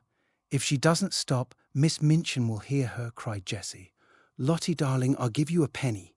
"I don't want your penny," sobbed Lottie, and she looked down at the fat knee and, seeing a drop of blood on it, burst forth again. Sara flew across the room and, kneeling down, put her arms round her. "Now, Lottie," she said, "Now, Lottie, you promised Sara." "She said I was a crybaby," wept Lottie. Sara patted her, but spoke in the steady voice Lottie knew. "But if you cry, you will be one, Lottie pet. You promised." Lottie remembered that she had promised, but she preferred to lift up her voice. "I haven't any mama," she proclaimed. "I haven't a bit of mama." "Yes, you have," said Sara cheerfully. "Have you forgotten? Don't you know that Sara is your mama? Don't you want Sara for your mama?" Lottie cuddled up to her with a consoled sniff. "Come and sit in the window seat with me," Sara went on, "and I'll whisper a story to you." "Will you?" whimpered Lottie. "Will you tell me about the diamond mines?" "The diamond mines?" broke out Lavinia. "Nasty little spoilt thing. I should like to slap her." Sara got up quickly on her feet. It must be remembered that she had been very deeply absorbed in the book about the Bastille, and she had to recall several things rapidly when she realized that she must go and take care of her adopted child. She was not an angel, and she was not fond of Lavinia. "Well," she said with some fire, "I should like to slap you, but I don't want to slap you," restraining herself. "At least I both want to slap you, and I should like to slap you, but I won't slap you. We are not little gutter children. We are both old enough to know better." Here was Lavinia's opportunity. "Ah, yes, Your Royal Highness," she said. "We are princesses, I believe. At least one of us is. The school ought to be very fashionable now Miss Minchin has a princess for a pupil." Sara started toward her. She looked as if she were going to box her ears. Perhaps she was. Her trick of pretending things was the joy of her life. She never spoke of it to girls she was not fond of. Her new pretend about being a princess was very near to her heart, and she was shy and sensitive about it. She had meant it to be rather a secret, and here was Lavinia deriding it before nearly all the school. She felt the blood rush up into her face and tingle in her ears. She only just saved herself. "If you were a princess, you did not fly into rages." Her hand dropped, and she stood quite still a moment. When she spoke, it was in a quiet, steady voice. She held her head up, and everybody listened to her. "It's true," she said. "Sometimes I do pretend I am a princess. I pretend I am a princess so that I can try and behave like one." Lavinia could not think of exactly the right thing to say. Several times she had found that she could not think of a satisfactory reply when she was dealing with Sara. The reason for this was that somehow the rest always seemed to be vaguely in sympathy with her opponent. She saw now that they were pricking up their ears interestedly. The truth was, they liked princesses, and they all hoped they might hear something more definite about this one, and drew nearer Sara accordingly. Lavinia could only invent one remark, and it fell rather flat. "Dear me," she said, "I hope when you ascend the throne you won't forget us." "I won't," said Sara, and she did not utter another word, but stood quite still and stared at her steadily as she saw her take Jessie's arm and turn away. After this, the girls who were jealous of her used to speak of her as Princess Sara whenever they wished to be particularly disdainful, and those who were fond of her gave her the name among themselves as a term of affection. No one called her Princess instead of Sara, but her adorers were much pleased with the picturesqueness and grandeur of the title, and Miss Minchin, hearing of it, mentioned it more than once to visiting parents, feeling that it rather suggested a sort of royal boarding school. To Becky it seemed the most appropriate thing in the world. The acquaintance began on the foggy afternoon when she had jumped up terrified from her sleep in the comfortable chair, had ripened and grown, though it must be confessed that Miss Minchin and Miss Amelia knew very little about it. They were aware that Sara was kind to the scullery maid, but they knew nothing of certain delightful moments snatched perilously when, the upstairs rooms being set in order with lightning rapidity, Sara's sitting room was reached, and the heavy coal box set down with a sigh of joy. At such times, stories were told by installments. Things of a satisfying nature were either produced and eaten, or hastily tucked into pockets to be disposed of at night, when Becky went upstairs to her attic bed. "But I has to eat 'em careful, miss," she said once, "'cause if I leaves crumbs, the rats come out to get 'em." "Rats!" exclaimed Sara, in horror. "Are there rats there?" "Lots of 'em, miss," Becky answered in quite a matter-of-fact manner. "There mostly is rats and mice in attics. You gets used to the noise they make scuttling about. I've got so I don't mind 'em so long as they don't run over my pillow." "Ugh," said Sara. "You gets used to anything after a bit," said Becky. "You have to, miss, if you're born a scullery maid. I'd rather have rats than cockroaches." "So would I," said Sara. "I suppose you might make friends with a rat in time, but I don't believe I should like to make friends with a cockroach." Sometimes Becky did not dare to spend more than a few minutes in the bright, warm room, and when this was the case, perhaps only a few words could be exchanged, and a small purchase slipped into the old-fashioned pocket Becky carried under her dress skirt, tied round her waist with a band of tape. The search for and discovery of satisfying things to eat which could be packed into small compass added a new interest to Sara's existence. When she drove or walked out, she used to look into shop windows eagerly. The first time it occurred to her to bring home 2 or 3 little meat pies, she felt that she had hit upon a discovery. When she exhibited them, Becky's eyes quite sparkled. "Oh, miss," she murmured, "them will be nice and fillin'. It's fillin'ness that's best. Sponge cakes are evenly thing, but it melts away like, if you understand, miss. These'll just stay in your stomach." "Well," hesitated Sara, "I don't think it would be good if they stayed always, but I do believe they will be satisfying."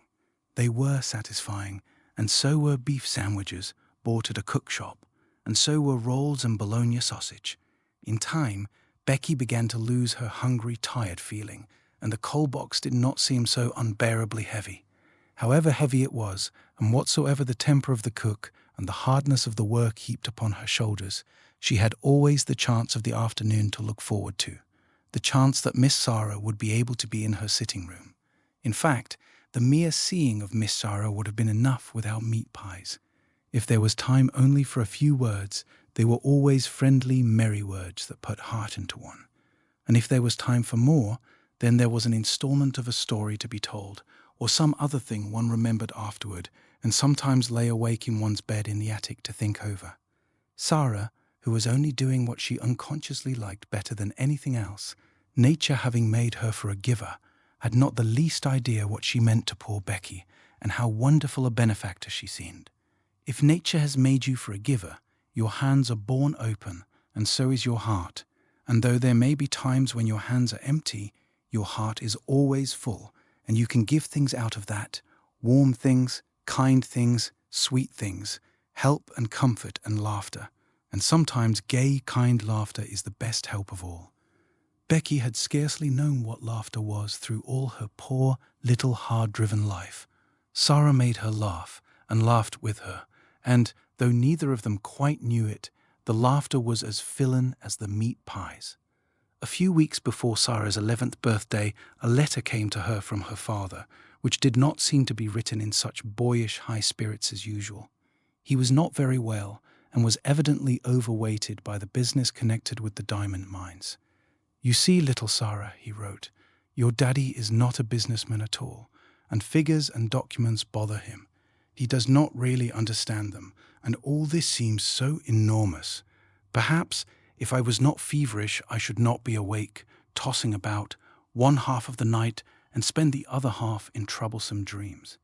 If my little missus were here, I dare say she would give me some solemn good advice. You would, wouldn't you, little missus?" One of his many jokes had been to call her his little missus, because she had such an old-fashioned air. He had made wonderful preparations for her birthday. Among other things, a new doll had been ordered in Paris, and her wardrobe was to be indeed a marvel of splendid perfection. When she had replied to the letter asking her if the doll would be an acceptable present, Sara had been very quaint. "I am getting very old," she wrote. "You see, I shall never live to have another doll given me. This will be my last doll. There is something solemn about it. If I could write poetry, I am sure a poem about a last doll would be very nice. But I cannot write poetry. I have tried, and it made me laugh. It did not sound like Watts or Coleridge or Shakespeare at all. No one could ever take Emily's place, but I should respect the last doll very much, and I am sure the school would love it. They all like dolls, though some of the big ones, the almost 15 ones, pretend they are too grown up." Captain Crewe had a splitting headache when he read this letter in his bungalow in India. The table before him was heaped with papers and letters which were alarming him and filling him with anxious dread, but he laughed as he had not laughed for weeks. "Oh," he said, "she's better fun every year she lives. God grant this business may right itself and leave me free to run home and see her. What wouldn't I give to have her little arms round my neck this minute? What wouldn't I give?" The birthday was to be celebrated by great festivities. The schoolroom was to be decorated, and there was to be a party. The boxes containing the presents were to be opened with great ceremony, and there was to be a glittering feast spread in Miss Minchin's sacred room. When the day arrived, the whole house was in a whirl of excitement. How the morning passed nobody quite knew, because there seemed such preparations to be made. The schoolroom was being decked with garlands of holly, the desks had been moved away, and red covers had been put on the forms which were arrayed round the room against the wall. When Sara went into her sitting room in the morning, she found on the table a small, dumpy package, tied up in a piece of brown paper. She knew it was a present, and she thought she could guess whom it came from. She opened it quite tenderly. It was a square pincushion, made of not quite clean red flannel, and black pins had been stuck carefully into it to form the words, "Many happy returns." "Oh," cried Sara, with a warm feeling in her heart, "what pains she has taken! I like it so. It makes me feel sorrowful." But the next moment she was mystified. On the underside of the pincushion was secured a card bearing in neat letters the name Miss Amelia Minchin. Sara turned it over and over. "Miss Amelia," she said to herself, "how can it be?" And just at that very moment she heard the door being cautiously pushed open and saw Becky peeping round it. There was an affectionate, happy grin on her face, and she shuffled forward and stood nervously pulling at her fingers. "Do you like it, Miss Sara?" she said. "Do you?" "Like it?" cried Sara. "You darling Becky, you made it all yourself." Becky gave a hysteric but joyful sniff, and her eyes looked quite moist with delight. "It ain't nothing but flannin, and the flannin ain't new, but I wanted to give you something, and I made it of nights. I knew you could pretend it was satin with diamond pins in. I tried to when I was making it. The card, miss," rather doubtfully, "'twa'n't wrong of me to pick it up out of the dustbin, was it? Miss Amelia had throwed it away. I hadn't no card of my own, and I knowed it wouldn't be a proper presink if I didn't pin a card on, so I pinned Miss Amelia's." Sara flew at her and hugged her. She could not have told herself or anyone else why there was a lump in her throat. "Oh, Becky," she cried out, with a queer little laugh. "I love you, Becky, I do, I do." "Oh, miss," breathed Becky. "Thank you, miss, kindly. It ain't good enough for that." The flannin wasn't new. In her grandest silk dress led her by the hand. A manservant followed, carrying the box containing the last doll. A housemaid carried a second box, and Becky brought up the rear, carrying a third and wearing a clean apron and a new cap. Sara would have much preferred to enter in the usual way, but Miss Minchin had sent for her, and, after an interview in her private sitting room, had expressed her wishes. "This is not an ordinary occasion," she said. "I do not desire that it should be treated as one." So Sara was led grandly in, and felt shy when, on her entry, the big girls stared at her and touched each other's elbows, and the little ones began to squirm joyously in their seats. "Silence, young ladies," said Miss Minchin at the murmur which arose. "James, place the box on the table and remove the lid. Emma, put yours upon a chair. Becky," suddenly and severely. Becky had quite forgotten herself in her excitement, and was grinning at Lottie, who was wriggling with rapturous expectation. She almost dropped her box, the disapproving voice so startled her, and her frightened, bobbing curtsy of apology was so funny that Lavinia and Jessie tittered. "It is not your place to look at the young ladies," said Miss Minchin. "You forget yourself. Put your box down." Becky obeyed with alarmed haste, and hastily backed toward the door. "You may leave us," Miss Minchin announced to the servants with a wave of her hand. Becky stepped aside respectfully to allow the superior servants to pass out first. She could not help casting a longing glance at the box on the table. Something made of blue satin was peeping from between the folds of tissue paper. "If you please, Miss Minchin," said Sara suddenly, "mayn't Becky stay?" It was a bold thing to do. Miss Minchin was betrayed into something like a slight jump. Then she put her eyeglass up and gazed at her show pupil disturbedly. "Becky," she exclaimed, "my dearest Sara, Sara advanced a step toward her. "I want her because I know she will like to see the presents," she explained. "She is a little girl too, you know." Miss Minchin was scandalized. She glanced from one figure to the other. "My dear Sara," she said, "Becky is the scullery maid. Scullery maids, are not little girls." It really had not occurred to her to think of them in that light. Scullery maids were machines who carried coal scuttles and made fires. "But Becky is," said Sara, "and I know she would enjoy herself. Please let her stay, because it is my birthday." Miss Minchin replied with much dignity, "As you ask it as a birthday favor, she may stay. Rebecca, thank Miss Sara for her great kindness." Becky had been backing into the corner, twisting the hem of her apron in delighted suspense. She came forward, bobbing curtsies, but between Sara's eyes and her own there passed a gleam of friendly understanding, while her words tumbled over each other. "Oh, if you please, miss, I'm that grateful, miss. I did want to see the doll, miss, that I did. Thank you, miss, and thank you, ma'am," turning and making an alarmed bob to Miss Minchin, "for letting me take the liberty." Miss Minchin waved her hand again. This time it was in the direction of the corner near the door. "Go and stand there," she commanded. "Not too near the young ladies." Becky went to her place, grinning. She did not care where she was sent, so that she might have the luck of being inside the room, instead of being downstairs in the scullery, while these delights were going on. She did not even mind when Miss Minchin cleared her throat ominously and spoke again. "Now, young ladies, I have a few words to say to you," she announced. "She's going to make a speech," whispered one of the girls. "I wish it was over." Sara felt rather uncomfortable. As this was her party, it was probable that the speech was about her. It is not agreeable to stand in a schoolroom and have a speech made about you. "You are aware, young ladies," the speech began, for it was a speech, "that dear Sara is 11 years old today." "Dear Sara," murmured Lavinia. "Several of you here have also been 11 years old, but Sara's birthdays are rather different from other little girls' birthdays. When she is older, she will be heiress to a large fortune, which it will be her duty to spend in a meritorious manner." "The diamond mines," giggled Jessie in a whisper. Sara did not hear her, but as she stood with her green-grey eyes fixed steadily on Miss Minchin, she felt herself growing rather hot. When Miss Minchin talked about money, she felt somehow that she always hated her. And of course, it was disrespectful to hate grown-up people. "When her dear papa, Captain Crewe, brought her from India and gave her into my care," the speech proceeded, "he said to me in a jesting way, 'I am afraid she will be very rich, Miss Minchin.' My reply was, 'Her education at my seminary, Captain Crewe, shall be such as will adorn the largest fortune.' Sara has become my most accomplished pupil. Her French and her dancing are a credit to the seminary. Her manners, which have caused you to call her Princess Sara, are perfect. Her amiability she exhibits by giving you this afternoon's party. I hope you appreciate her generosity. I wish you to express your appreciation of it by saying aloud all together, 'Thank you, Sara.'" The entire schoolroom rose to its feet as it had done the morning Sara remembered so well.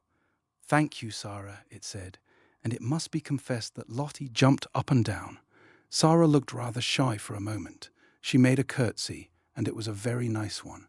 "Thank you," she said, "for coming to my party." "Very pretty indeed, Sara," approved Miss Minchin. "That is what a real princess does when the populace applauds her." "Lavinia," scathingly, "the sound you just made was extremely like a snort. If you are jealous of your fellow pupil, I beg you will express your feelings in some more ladylike manner. Now, I will leave you to enjoy yourselves." The instant she had swept out of the room, the spell her presence always had upon them was broken. The door had scarcely closed before every seat was empty. The little girls jumped or tumbled out of theirs. The older ones wasted no time in deserting theirs. There was a rush toward the boxes. Sara had bent over one of them with a delighted face. "These are books, I know," she said. The little children broke into a rueful murmur, and Ermengarde looked aghast. "Does your papa send you books for a birthday present?" she exclaimed. "Why, he's as bad as mine. Don't open them, Sara." "I like them," Sara laughed, but she turned to the biggest box. When she took out the last doll, it was so magnificent that the children uttered delighted groans of joy and actually drew back to gaze at it in breathless rapture. "She is almost as big as Lottie," someone gasped. Lottie clapped her hands and danced about, giggling. "She's dressed for the theatre," said Lavinia. "Her cloak is lined with ermine." "Oh," cried Ermengarde, darting forward. "She has an opera glass in her hand, a blue and gold one." "Here is her trunk," said Sara. "Let us open it and look at her things." She sat down upon the floor and turned the key.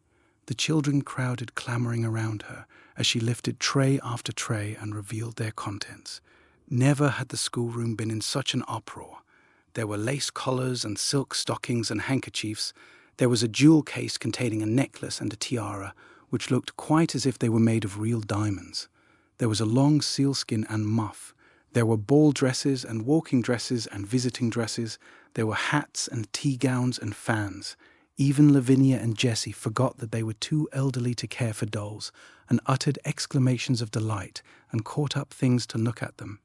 "Suppose," Sara said, as she stood by the table, putting a large black velvet hat on the impassively smiling owner of all these splendors, "suppose she understands human talk and feels proud of being admired."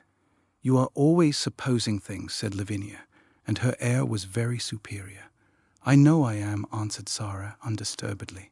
"I like it. There is nothing so nice as supposing. It's almost like being a fairy. If you suppose anything hard enough, it seems as if it were real." "It's all very well to suppose things if you have everything," said Lavinia. "Could you suppose and pretend if you were a beggar and lived in a garret?"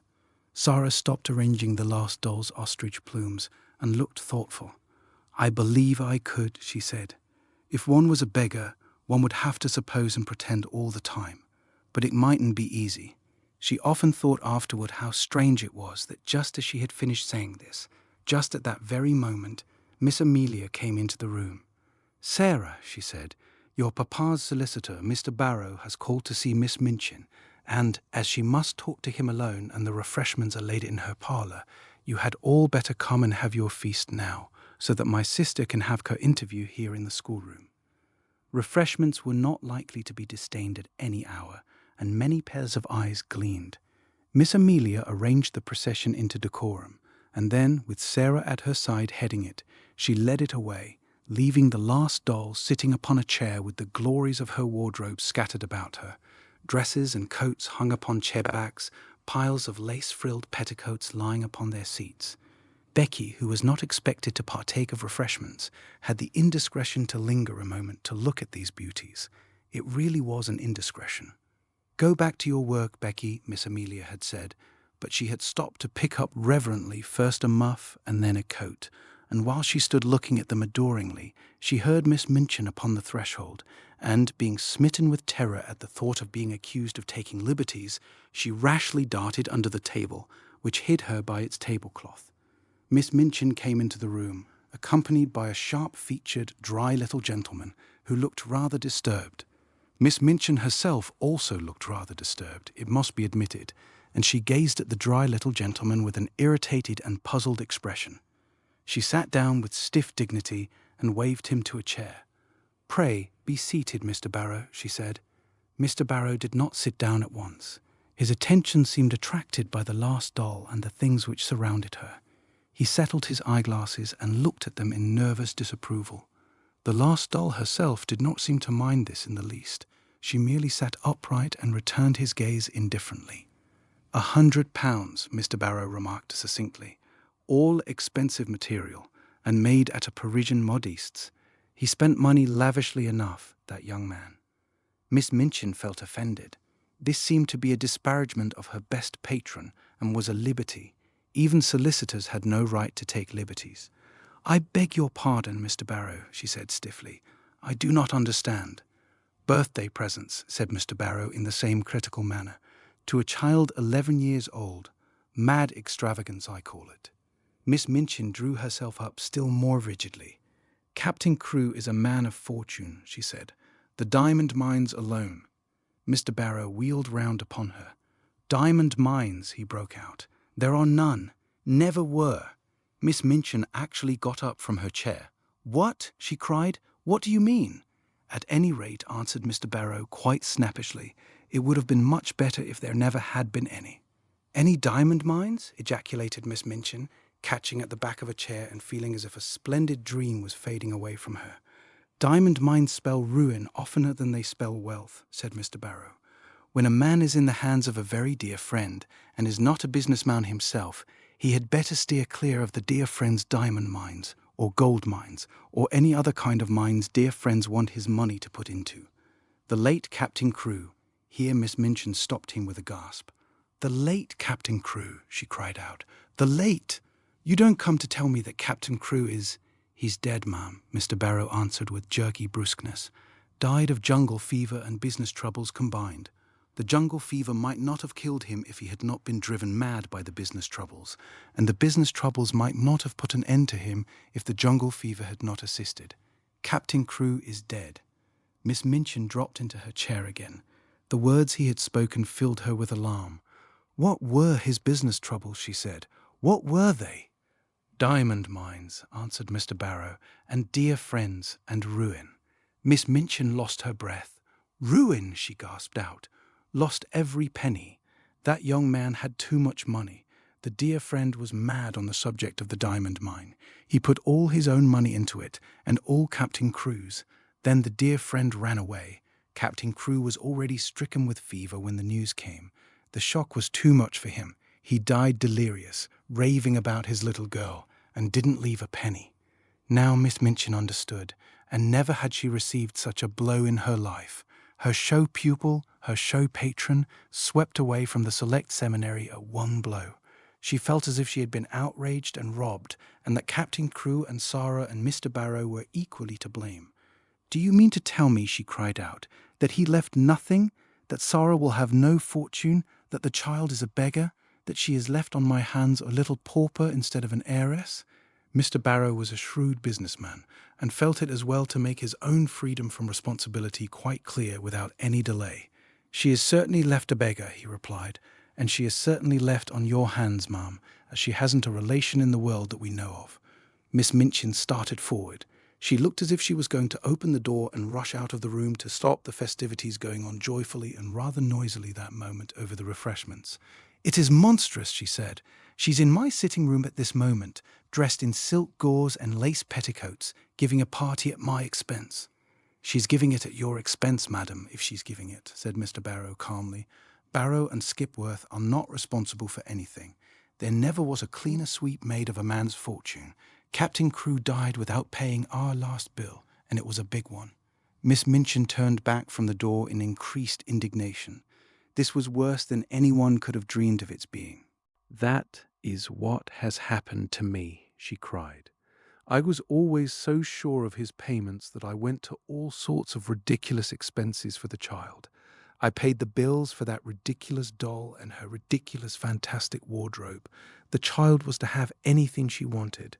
She has a carriage and a pony and a maid, and I've paid for all of them since the last check came." Mr. Barrow evidently did not intend to remain to listen to the story of Miss Minchin's grievances after he had made the position of his firm clear and related the mere dry facts. He did not feel any particular sympathy for irate keepers of boarding schools. "You had better not pay for anything more, ma'am," he remarked, "unless you want to make presents to the young lady. No one will remember you. She hasn't a brass farthing to call her own."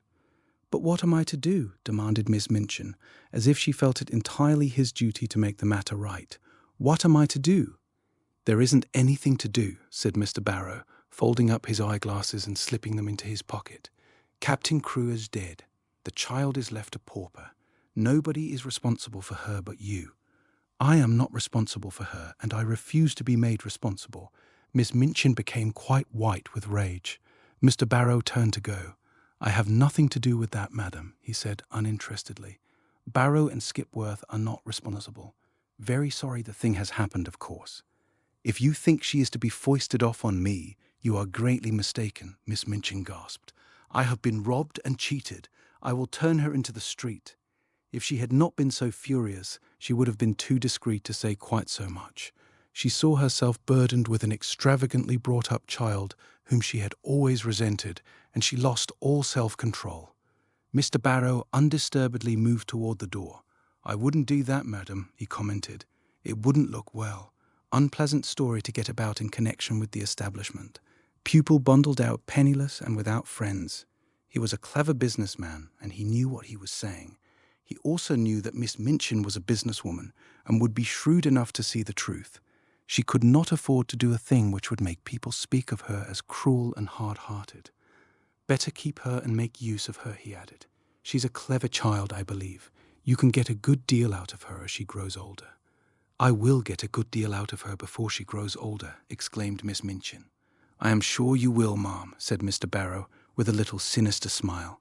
I am sure you will. Good morning.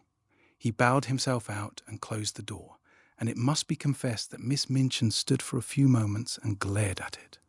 What he had said was quite true. She knew it. She had absolutely no redress.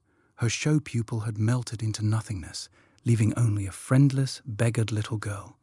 Such money as she herself had advanced was lost and could not be regained. And as she stood there breathless under her sense of injury, there fell upon her ears a burst of gay voices from her own sacred room, which had actually been given up to the feast. She could at least stop this, but as she started toward the door, it was opened by Miss Amelia, who, when she caught sight of the changed, angry face, fell back a step in alarm. What is the matter, sister? She ejaculated. Miss Minchin's voice was almost fierce when she answered. Where is Sara Crewe? Miss Amelia was bewildered. Sara? She stammered. Why, she's with the children in your room, of course. Has she a black frock in her sumptuous wardrobe? In bitter irony. A black frock? Miss Amelia stammered again. A black one? She has frocks of every other colour. Has she a black one? Miss Amelia began to turn pale. No, yes, she said, but it is too short for her. She has only the old black velvet, and she has outgrown it. Go and tell her to take off that preposterous pink silk gauze and put the black one on, whether it is too short or not. She has done with finery. Then Miss Amelia began to wring her fat hands and cry. Oh, sister, she sniffed. Oh, sister, what can have happened? Miss Minchin wasted no words. Captain Crewe is dead, she said. He has died without a penny.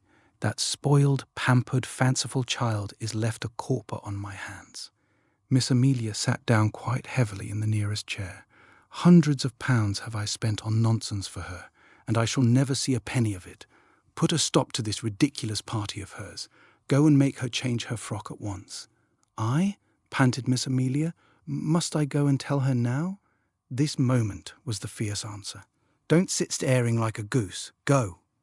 Poor Miss Amelia was accustomed to being called a goose. She knew, in fact, that she was rather a goose, and that it was left to geese to do a great many disagreeable things. It was a somewhat embarrassing thing to go into the midst of a room full of delighted children and tell the giver of the feast that she had suddenly been transformed into a little beggar and must go upstairs and put on an old black frock which was too small for her.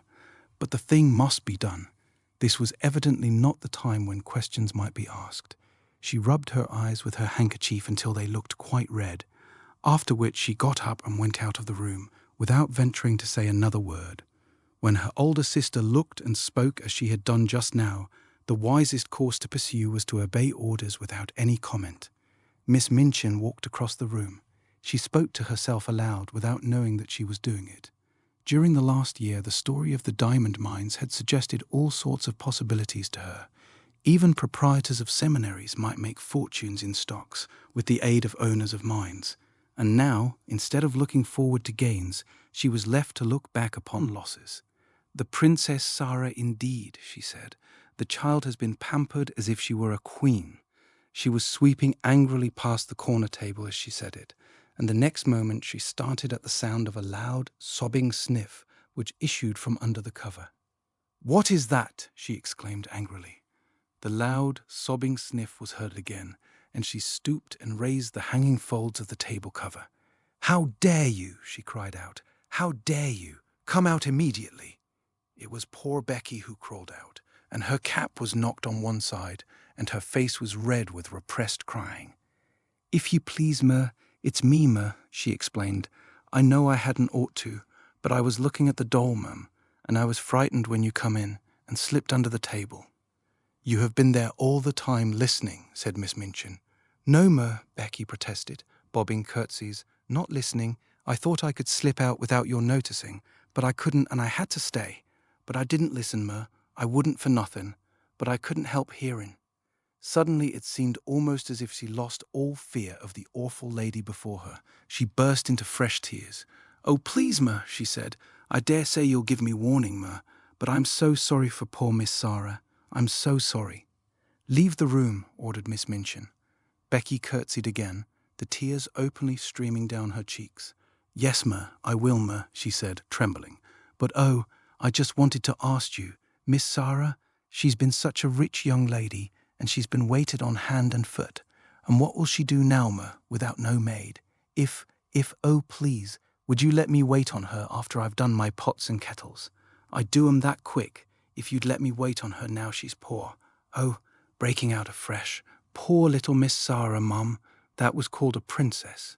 Somehow, she made Miss Minchin feel more angry than ever. That the very scullery maid should range herself on the side of this child, whom she realized more fully than ever that she had never liked, was too much. She actually stamped her foot. "No, certainly not," she said. "She will wait on herself and on other people too. Leave the room this instant, or you'll leave your place." Becky threw her apron over her head and fled.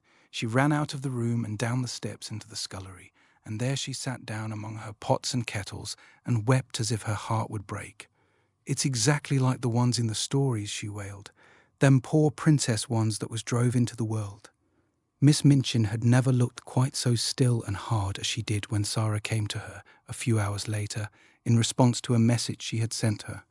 Even by that time it seemed to Sara as if the birthday party had either been a dream or a thing which had happened years ago, and had happened in the life of quite another little girl. Every sign of the festivities had been swept away, the holly had been removed from the schoolroom walls, and the forms and desks put back into their places. Miss Minchin's sitting room looked as it always did. All traces of the feast were gone, and Miss Minchin had resumed her usual dress.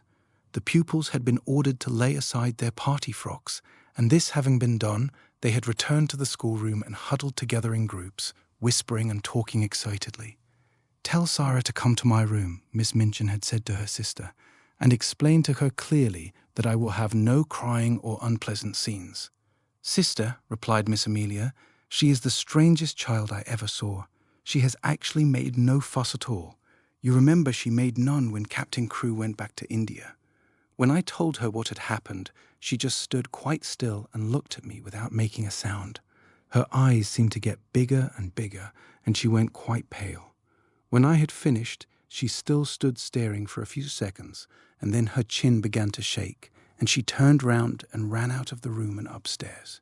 Several of the other children began to cry, but she did not seem to hear them or to be alive to anything but just what I was saying. It made me feel quite queer not to be answered, and when you tell anything sudden and strange, you expect people will say something, whatever it is. Nobody but Sara herself ever knew what had happened in her room after she had run upstairs and locked her door. In fact, she herself scarcely remembered anything but that she walked up and down, saying over and over again to herself in a voice which did not seem her own, "My papa is dead. My papa is dead." Once she stopped before Emily, who sat watching her from her chair, and cried out wildly, "Emily, do you hear? Do you hear? Papa is dead. He is dead in India, thousands of miles away." When she came into Miss Minchin's sitting room in answer to her summons, her face was white and her eyes had dark rings around them. Her mouth was set as if she did not wish it to reveal what she had suffered and was suffering. She did not look in the least like the rose-colored butterfly child who had flown about from one of her treasures to the other in the decorated schoolroom. She looked instead a strange, desolate, almost grotesque little figure. She had put on, without Mariette's help, the cast-aside black velvet frock. It was too short and tight, and her slender legs looked long and thin, showing themselves from beneath the brief skirt. As she had not found a piece of black ribbon, her short, thick, black hair tumbled loosely about her face and contrasted strongly with its pallor. She held Emily tightly in one arm, and Emily was swathed in a piece of black material. "Put down your doll," said Miss Minchin. "What do you mean by bringing her here?" "No," Sara answered, "I will not put her down. She is all I have. My papa gave her to me." She had always made Miss Minchin feel secretly uncomfortable, and she did so now. She did not speak with rudeness so much as with a cold steadiness with which Miss Minchin felt it difficult to cope, perhaps because she knew she was doing a heartless and inhuman thing. "You will have no time for dolls in future," she said. "You will have to work and improve yourself and make yourself useful." Sara kept her big, strange eyes fixed on her and said not a word. "Everything will be very different now," Miss Minchin went on. "I suppose Miss Amelia has explained matters to you." "Yes," answered Sara. "My papa is dead. He left me no money. I am quite poor." "You are a beggar," said Miss Minchin, her temper rising at the recollection of what all this meant. "It appears that you have no relations and no home, and no one to take care of you." For a moment the thin, pale little face twitched, but Sara again said nothing. "What are you staring at?" demanded Miss Minchin sharply. "Are you so stupid that you cannot understand? I tell you that you are quite alone in the world and have no one to do anything for you unless I choose to keep you here out of charity." "I understand," answered Sara in a low tone, and there was a sound as if she had gulped down something which rose in her throat. "I understand." "That doll," cried Miss Minchin, pointing to the splendid birthday gift seated near, "that ridiculous doll, with all her nonsensical, extravagant things, I actually paid the bill for her." Sara turned her head toward the chair. "The last doll," she said. "The last doll." And her little mournful voice had an odd sound. "The last doll, indeed," said Miss Minchin. "And she is mine, not yours. Everything you own is mine." "Please take it away from me, then," said Sara. "I do not want it." If she had cried and sobbed and seemed frightened, Miss Minchin might almost have had more patience with her. She was a woman who liked to domineer and feel her power, and as she looked at Sara's pale little steadfast face and heard her proud little voice, she quite felt as if her might was being set at naught. "Don't put on grand airs," she said. "The time for that sort of thing is past.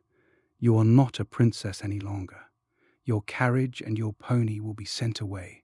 Your maid will be dismissed. You will wear your oldest and plainest clothes. Your extravagant ones are no longer suited to your station. You are like Becky. You must work for your living."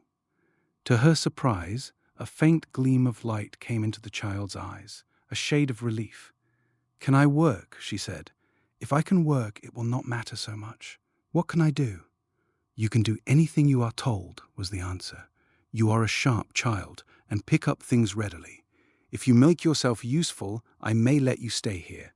You speak French well, and you can help with the younger children." "May I?" exclaimed Sara. "Oh, please let me. I know I can teach them. I like them and they like me."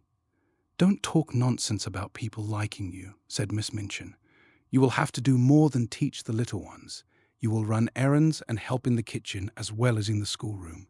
If you don't please me, you will be sent away. Remember that. Now go." Sara stood still just a moment, looking at her. In her young soul, she was thinking deep and strange things. Then she turned to leave the room. "Stop," said Miss Minchin. "Don't you intend to thank me?" Sara paused, and all the deep, strange thoughts surged up in her breast. "What for?" she said. "For my kindness to you," replied Miss Minchin. "For my kindness in giving you a home." Sara made 2 or 3 steps toward her. Her thin little chest heaved up and down, and she spoke in a strange, unchildishly fierce way. "You are not kind," she said. "You are not kind, and it is not a home." And she had turned and run out of the room before Miss Minchin could stop her or do anything but stare after her with stony anger.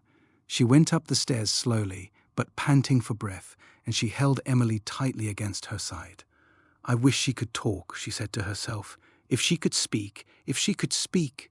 She meant to go to her room and lie down on the tiger skin, with her cheek upon the great cat's head, and look into the fire and think and think and think. But just before she reached the landing, Miss Amelia came out of the door and closed it behind her, and stood before it, looking nervous and awkward. The truth was that she felt secretly ashamed of the thing she had been ordered to do. You are not to go in there," she said. "Not go in?" exclaimed Sara, and she fell back a pace. "That is not your room now," Miss Amelia answered, reddening a little. Somehow, all at once, Sara understood. She realized that this was the beginning of the change Miss Minchin had spoken of. "Where is my room?" she asked, hoping very much that her voice did not shake. "You are to sleep in the attic next to Becky." Sara knew where it was. Becky had told her about it. She turned and mounted up 2 flights of stairs. The last one was narrow and covered with shabby strips of old carpet. She felt as if she were walking away and leaving far behind her the world in which that other child, who no longer seemed herself, had lived. This child, in her short, tight old frock, climbing the stairs to the attic, was quite a different creature. When she reached the attic door and opened it, her heart gave a dreary little thump. Then she shut the door and stood against it and looked about her. Yes, this was another world. The room had a slanting roof and was whitewashed. The whitewash was dingy and had fallen off in places. There was a rusty grate, an old iron bedstead, and a hard bed covered with a faded coverlet. Some pieces of furniture too much worn to be used downstairs had been sent up. Under the skylight in the roof, which showed nothing but an oblong piece of dull grey sky, there stood an old battered red footstool. Sara went to it and sat down. She seldom cried. She did not cry now. She laid Emily across her knees and put her face down upon her and her arms around her, and sat there, her little black head resting on the black draperies, not saying one word, not making one sound. And as she sat in this silence, there came a low tap at the door, such a low, humble one that she did not at first hear it, and, indeed, was not roused until the door was timidly pushed open and a poor tear-smeared face appeared peeping round it. It was Becky's face, and Becky had been crying furtively for hours and rubbing her eyes with her kitchen apron until she looked strange indeed. "Oh, miss," she said under her breath, would you allow me just to come in?" Sara lifted her head and looked at her. She tried to begin a smile, and somehow she could not. Suddenly, and it was all through the loving mournfulness of Becky's streaming eyes, her face looked more like a child's not so much too old for her years. She held out her hand and gave a little sob. "Oh, Becky," she said, "I told you we were just the same. Only 2 little girls, just 2 little girls. You see how true it is. There's no difference now. I'm not a princess anymore." Becky ran to her and caught her hand and hugged it to her breast, kneeling beside her and sobbing with love and pain. "Yes, miss, you are," she cried, and her words were all broken. "Whatever happens to you, whatever, you'd be a princess all the same, and nothing couldn't make you nothing different." The first night she spent in her attic was a thing Sara never forgot. During its passing she lived through a wild, unchildlike woe of which she never spoke to anyone about her. There was no one who would have understood. It was, indeed, well for her that as she lay awake in the darkness, her mind was forcibly distracted, now and then, by the strangeness of her surroundings. It was, perhaps, well for her that she was reminded by her small body of material things. If this had not been so, the anguish of her young mind might have been too great for a child to bear. But really, while the night was passing, she scarcely knew that she had a body at all, or remembered any other thing than one. "My papa is dead," she kept whispering to herself. "My papa is dead."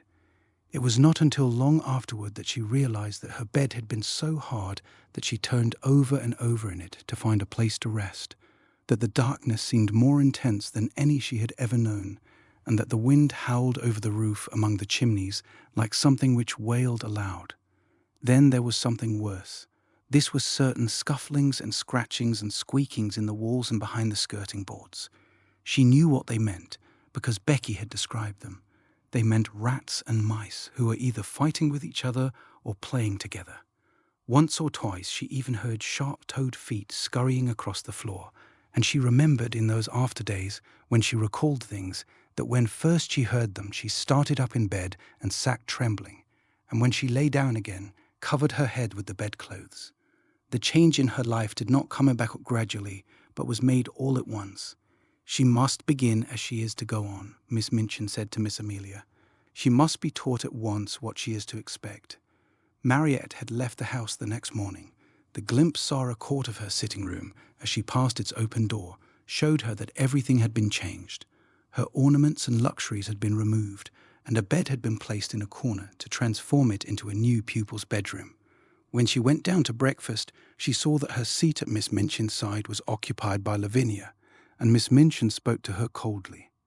"You will begin your new duties, Sara," she said, "by taking your seat with the younger children at a smaller table.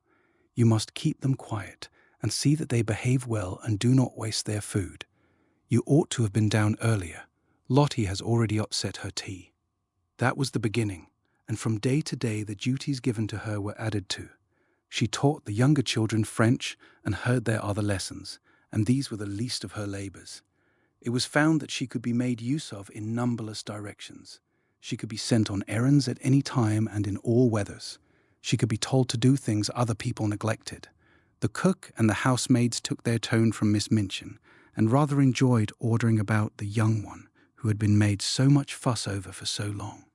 They were not servants of the best class, and had neither good manners nor good tempers, and it was frequently convenient to have at hand someone on whom blame could be laid. During the first month or two, Sara thought that her willingness to do things as well as she could, and her silence under reproof, might soften those who drove her so hard. In her proud little heart, she wanted them to see that she was trying to earn her living and not accepting charity. But the time came when she saw that no one was softened at all, and the more willing she was to do as she was told, the more domineering and exacting careless housemaids became, and the more ready a scolding cook was to blame her. If she had been older, Miss Minchin would have given her the bigger girls to teach, and saved money by dismissing an instructress. But while she remained and looked like a child, she could be made more useful as a sort of little superior errand girl and maid of all work. An ordinary errand boy would not have been so clever and reliable. Sara could be trusted with difficult commissions and complicated messages. She could even go and pay bills, and she combined with this the ability to dust a room well and to set things in order. Her own lessons became things of the past. She was taught nothing, and only after long and busy days spent in running here and there at everybody's orders was she grudgingly allowed to go into the deserted schoolroom with a pile of old books and study alone at night. "If I do not remind myself of the things I have learned, perhaps I may forget them," she said to herself. "I am almost a scullery maid, and if I am a scullery maid who knows nothing, I shall be like poor Becky. I wonder if I could quite forget and begin to drop my H's and not remember that Henry VIII had 6 wives." One of the most curious things in her new existence was her changed position among the pupils. Instead of being a sort of small royal personage among them, she no longer seemed to be one of their number at all. She was kept so constantly at work that she scarcely ever had an opportunity of speaking to any of them, and she could not avoid seeing that Miss Minchin preferred that she should live a life apart from that of the occupants of the schoolroom. "I will not have her forming intimacies and talking to the other children," that lady said. "Girls lack a grievance, and if she begins to tell romantic stories about herself, she will become an ill-used heroine, and parents will be given a wrong impression. It is better that she should live a separate life, one suited to her circumstances. I am giving her a home, and that is more than she has any right to expect from me." Sara did not expect much, and was far too proud to try to continue to be intimate with girls who evidently felt rather awkward and uncertain about her. The fact was that Miss Minchin's pupils were a set of dull, matter-of-fact young people. They were accustomed to being rich and comfortable, and as Sara's frocks grew shorter and shabbier and queerer looking, and it became an established fact that she wore shoes with holes in them and was sent out to buy groceries and carry them through the streets in a basket on her arm when the cook wanted them in a hurry, they felt rather as if, when they spoke to her, they were addressing an underservant. "To think that she was the girl with the diamond mines," Lavinia commented. "She does look an object, and she's queerer than ever. I never liked her much, but I can't bear that way she has now of looking at people without speaking, just as if she was finding them out." "I am," said Sara promptly when she heard of this. "That's what I look at some people for. I like to know about them. I think them over afterward." The truth was that she had saved herself annoyance several times by keeping her eye on Lavinia, who was quite ready to make mischief, and would have been rather pleased to have made it for the ex-show pupil.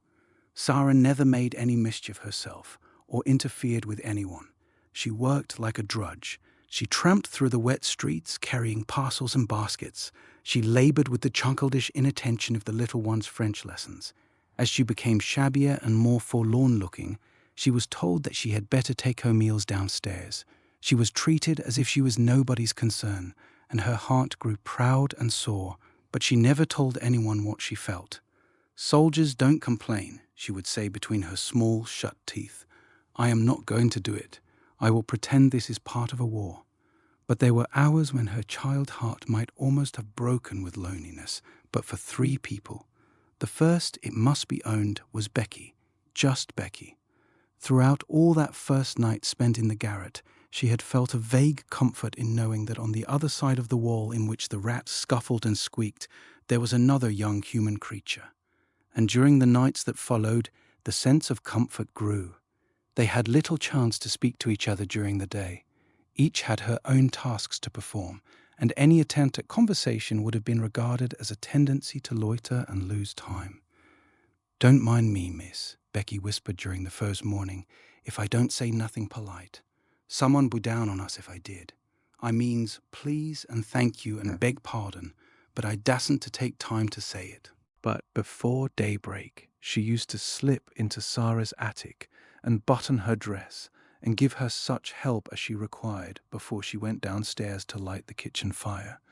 And when night came, Sara always heard the humble knock at her door, which meant that her handmaid was ready to help her again if she was needed. During the first weeks of her grief, Sara felt as if she were too stupefied to talk, so it happened that some time passed before they saw each other much or exchanged visits. Becky's heart told her that it was best that people in trouble should be left alone. The second of the trio of comforters was Ermengarde, but odd things happened before Ermengarde found her place. When Sara's mind seemed to awaken again to the life about her, she realized that she had forgotten that an Ermengarde lived in the world. The two had always been friends, but Sara had felt as if she were years the older. It could not be contested that Ermengarde was as dull as she was affectionate. She clung to Sara in a simple, helpless way. She brought her lessons to her that she might be helped. She listened to her every word and besieged her with requests for stories.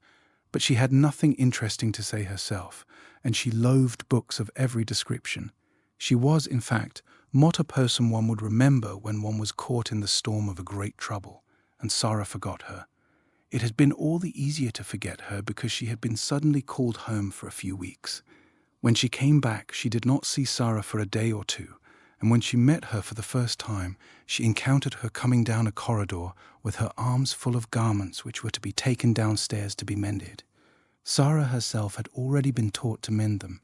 She looked pale and unlike herself, and she was attired in the queer, outgrown frock whose shortness showed so much thin black leg. Ermengarde was too slow a girl to be equal to such a situation. She could not think of anything to say. She knew what had happened, but somehow she had never imagined Sara could look like this, so odd and poor and almost like a servant. It made her quite miserable, and she could do nothing but break into a short, hysterical laugh and exclaim, aimlessly and as if without any meaning, "Oh, Sara, is that you?" "Yes," answered Sara, and suddenly a strange thought passed through her mind and made her face flush. She held the pile of garments in her arms, and her chin rested upon the top of it to keep it steady. Something in the look of her straight-gazing eyes made Ermengarde lose her wits still more.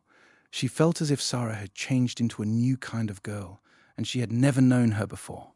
Perhaps it was because she had suddenly grown poor and had to mend things and work like Becky. "Oh," she stammered, How are you?" "I don't know," Sara replied. "How are you?" I'm quite well," said Ermengarde, overwhelmed with shyness. Then spasmodically she thought of something to say which seemed more intimate. Are you very unhappy?" she said in a rush. Then Sara was guilty of an injustice. Just at that moment her torn heart swelled within her, and she felt that if anyone was as stupid as that, one had better get away from her. "What do you think?" she said. "Do you think I am very happy?" And she marched past her without another word. In course of time she realized that if her wretchedness had not made her forget things, she would have known that poor, dull Ermengarde was not to be blamed for her unready, awkward ways. She was always awkward, and the more she felt, the more stupid she was given to being. But the sudden thought which had flashed upon her had made her oversensitive. She is like the others, she had thought. She does not really want to talk to me. She knows no one does. So for several weeks a barrier stood between them. When they met by chance, Sara looked the other way, and Ermengarde felt too stiff and embarrassed to speak. Sometimes they nodded to each other in passing, but there were times when they did not even exchange a greeting. If she would rather not talk to me, Sara thought, I will keep out of her way. Miss Minchin makes that easy enough. Miss Minchin made it so easy that at last they scarcely saw each other at all. At that time it was noticed that Ermengarde was more stupid than ever, and that she looked listless and unhappy. She used to sit in the window seat, huddled in a heap, and stare out of the window without speaking. Once Jessie, who was passing, stopped to look at her curiously. "What are you crying for, Ermengarde?" she asked. "I'm not crying," answered Ermengarde in a muffled, unsteady voice. "You are," said Jessie. "A great big tear just rolled down the bridge of your nose and dropped off at the end of it. And there goes another." "Well," said Ermengarde, "I'm miserable, and no one need interfere." And she turned her plump back and took out her handkerchief and boldly hid her face in it. That night, when Sara went to her attic, she was later than usual. She had been kept at work until after the hour at which the pupils went to bed, and after that she had gone to her lessons in the lonely schoolroom. When she reached the top of the stairs, she was surprised to see a glimmer of light coming from under the attic door. "Nobody goes there but myself," she thought quickly, "but someone has lighted a candle." Someone had, indeed, lighted a candle, and it was not burning in the kitchen candlestick she was expected to use, but in one of those belonging to the pupils' bedrooms. The someone was sitting upon the battered footstool, and was dressed in her nightgown and wrapped up in a red shawl. It was Ermengarde. "Ermengarde!" cried Sara. She was so startled that she was almost frightened. "You will get into trouble." Ermengarde stumbled up from her footstool. She shuffled across the attic in her bedroom slippers, which were too large for her. Her eyes and nose were pink with crying. "I know I shall, if I'm found out," she said. "But I don't care. I don't care a bit. Oh, Sara, please tell me. What is the matter? Why don't you like me any more?" Something in her voice made the familiar lump rise in Sara's throat. It was so affectionate and simple, so like the old Ermengarde who had asked her to be best friends. It sounded as if she had not meant what she had seemed to mean during these past weeks. "I do like you," Sara answered. "I thought, you see, everything is different now. I thought you were different." Ermengarde opened her wet eyes wide. "Why, it was you who were different," she cried. "You didn't want to talk to me. I didn't know what to do. It was you who were different after I came back." Sara thought a moment. She saw she had made a mistake. "I am different," she explained, "though not in the way you think. Miss Minchin does not want me to talk to the girls. Most of them don't want to talk to me. I thought, perhaps, you didn't, so I tried to keep out of your way." "Oh, Sara," Ermengarde almost wailed in her reproachful dismay, and then, after one more look, they rushed into each other's arms. It must be confessed that Sara's small black head lay for some minutes on the shoulder covered by the red shawl. When Ermengarde had seemed to desert her, she had felt horribly lonely. Afterward, they sat down upon the floor together, Sara clasping her knees with her arms, and Ermengarde rolled up in her shawl. Ermengarde looked at the odd, big-eyed little face adoringly. "I couldn't bear it any more," she said. "I dare say you could live without me, Sara, but I couldn't live without you. I was nearly dead. So tonight, when I was crying under the bedclothes, I thought all at once of creeping up here and just begging you to let us be friends again." "You are nicer than I am," said Sara. "I was too proud to try and make friends. You see, now that trials have come, they have shown that I am not a nice child. I was afraid they would. Perhaps," wrinkling her forehead wisely, "that is what they were sent for." "I don't see any good in them," said Ermengarde stoutly. "Neither do I, to speak the truth," admitted Sara frankly. "But I suppose there might be good in things, even if we don't see it. There might," doubtfully, "be good in Miss Minchin." Ermengarde looked round the attic with a rather fearsome curiosity. "Sara," she said, "do you think you can bear living here?" Sara looked round also. "If I pretend it's quite different, I can," she answered, "or if I pretend it is a place in a story." She spoke slowly. Her imagination was beginning to work for her. It had not worked for her at all since her troubles had come upon her. She had felt as if it had been stunned. Other people have lived in worse places. Think of the Count of Monte Cristo in the dungeons of the Château d'If, and think of the people in the Bastille. The Bastille, half-whispered Ermengarde, watching her and beginning to be fascinated. She remembered stories of the French Revolution, which Sara had been able to fix in her mind by her dramatic relation of them. No one but Sara could have done it. A well-known glow came into Sara's eyes. "Yes," she said, hugging her knees, "that will be a good place to pretend about. I am a prisoner in the Bastille. I have been here for years and years and years, and everybody has forgotten about me. Miss Minchin is the jailer, and Becky," a sudden light adding itself to the glow in her eyes, "Becky is the prisoner in the next cell." She turned to Ermengarde, looking quite like the old Sara. "I shall pretend that," she said, "and it will be a great comfort." Ermengarde was at once enraptured and awed. "And will you tell me all about it?" she said. "May I creep up here at night, whenever it is safe, and hear the things you have made up in the day? It will seem as if we were more best friends than ever." "Yes," answered Sara, nodding. "Adversity tries people, and mine has tried you and proved how nice you are." 9 Melchizedek. The third person in the trio was Lottie. She was a small thing and did not know what adversity meant, and was much bewildered by the alteration she saw in her young adopted mother. She had heard it rumoured that strange things had happened to Sara, but she could not understand why she looked different, why she wore an old black frock and came into the schoolroom only to teach, instead of to sit in her place of honour and learn lessons herself. There had been much whispering among the little ones when it had been discovered that Sara no longer lived in the rooms in which Emily had so long sat in state. Lottie's chief difficulty was that Sara said so little when one asked her questions. At 7, mysteries must be made very clear if one is to understand them. "Are you very poor now, Sara?" she had asked confidentially the first morning her friend took charge of the small French class. "Are you as poor as a beggar?" She thrust a fat hand into the slim one and opened round, tearful eyes. "I don't want you to be as poor as a beggar." She looked as if she was going to cry, and Sara hurriedly consoled her. "Beggars have nowhere to live," she said courageously. "I have a place to live in." "Where do you live?" persisted Lottie. "The new girl sleeps in your room, and it isn't pretty any more." "I live in another room," said Sara. "Is it a nice one?" inquired Lottie. "I want to go and see it." "You must not talk," said Sara. "Miss Minchin is looking at us. She will be angry with me for letting you whisper." She had found out already that she was to be held accountable for everything which was objected to.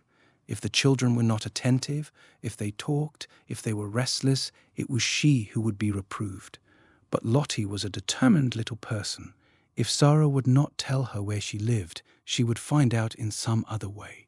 She talked to her small companions and hung about the elder girls and listened when they were gossiping, and acting upon certain information they had unconsciously let drop, she started late one afternoon on a voyage of discovery, climbing stairs she had never known the existence of until she reached the attic floor. There she found 2 doors near each other, and opening one, she saw her beloved Sara standing upon an old table and looking out of a window. "Sara!" she cried, aghast. "Mama Sara!" She was aghast because the attic was so bare and ugly and seemed so far away from all the world. Her short legs had seemed to have been mounting hundreds of stairs. Sara turned round at the sound of her voice. It was her turn to be aghast. What would happen now?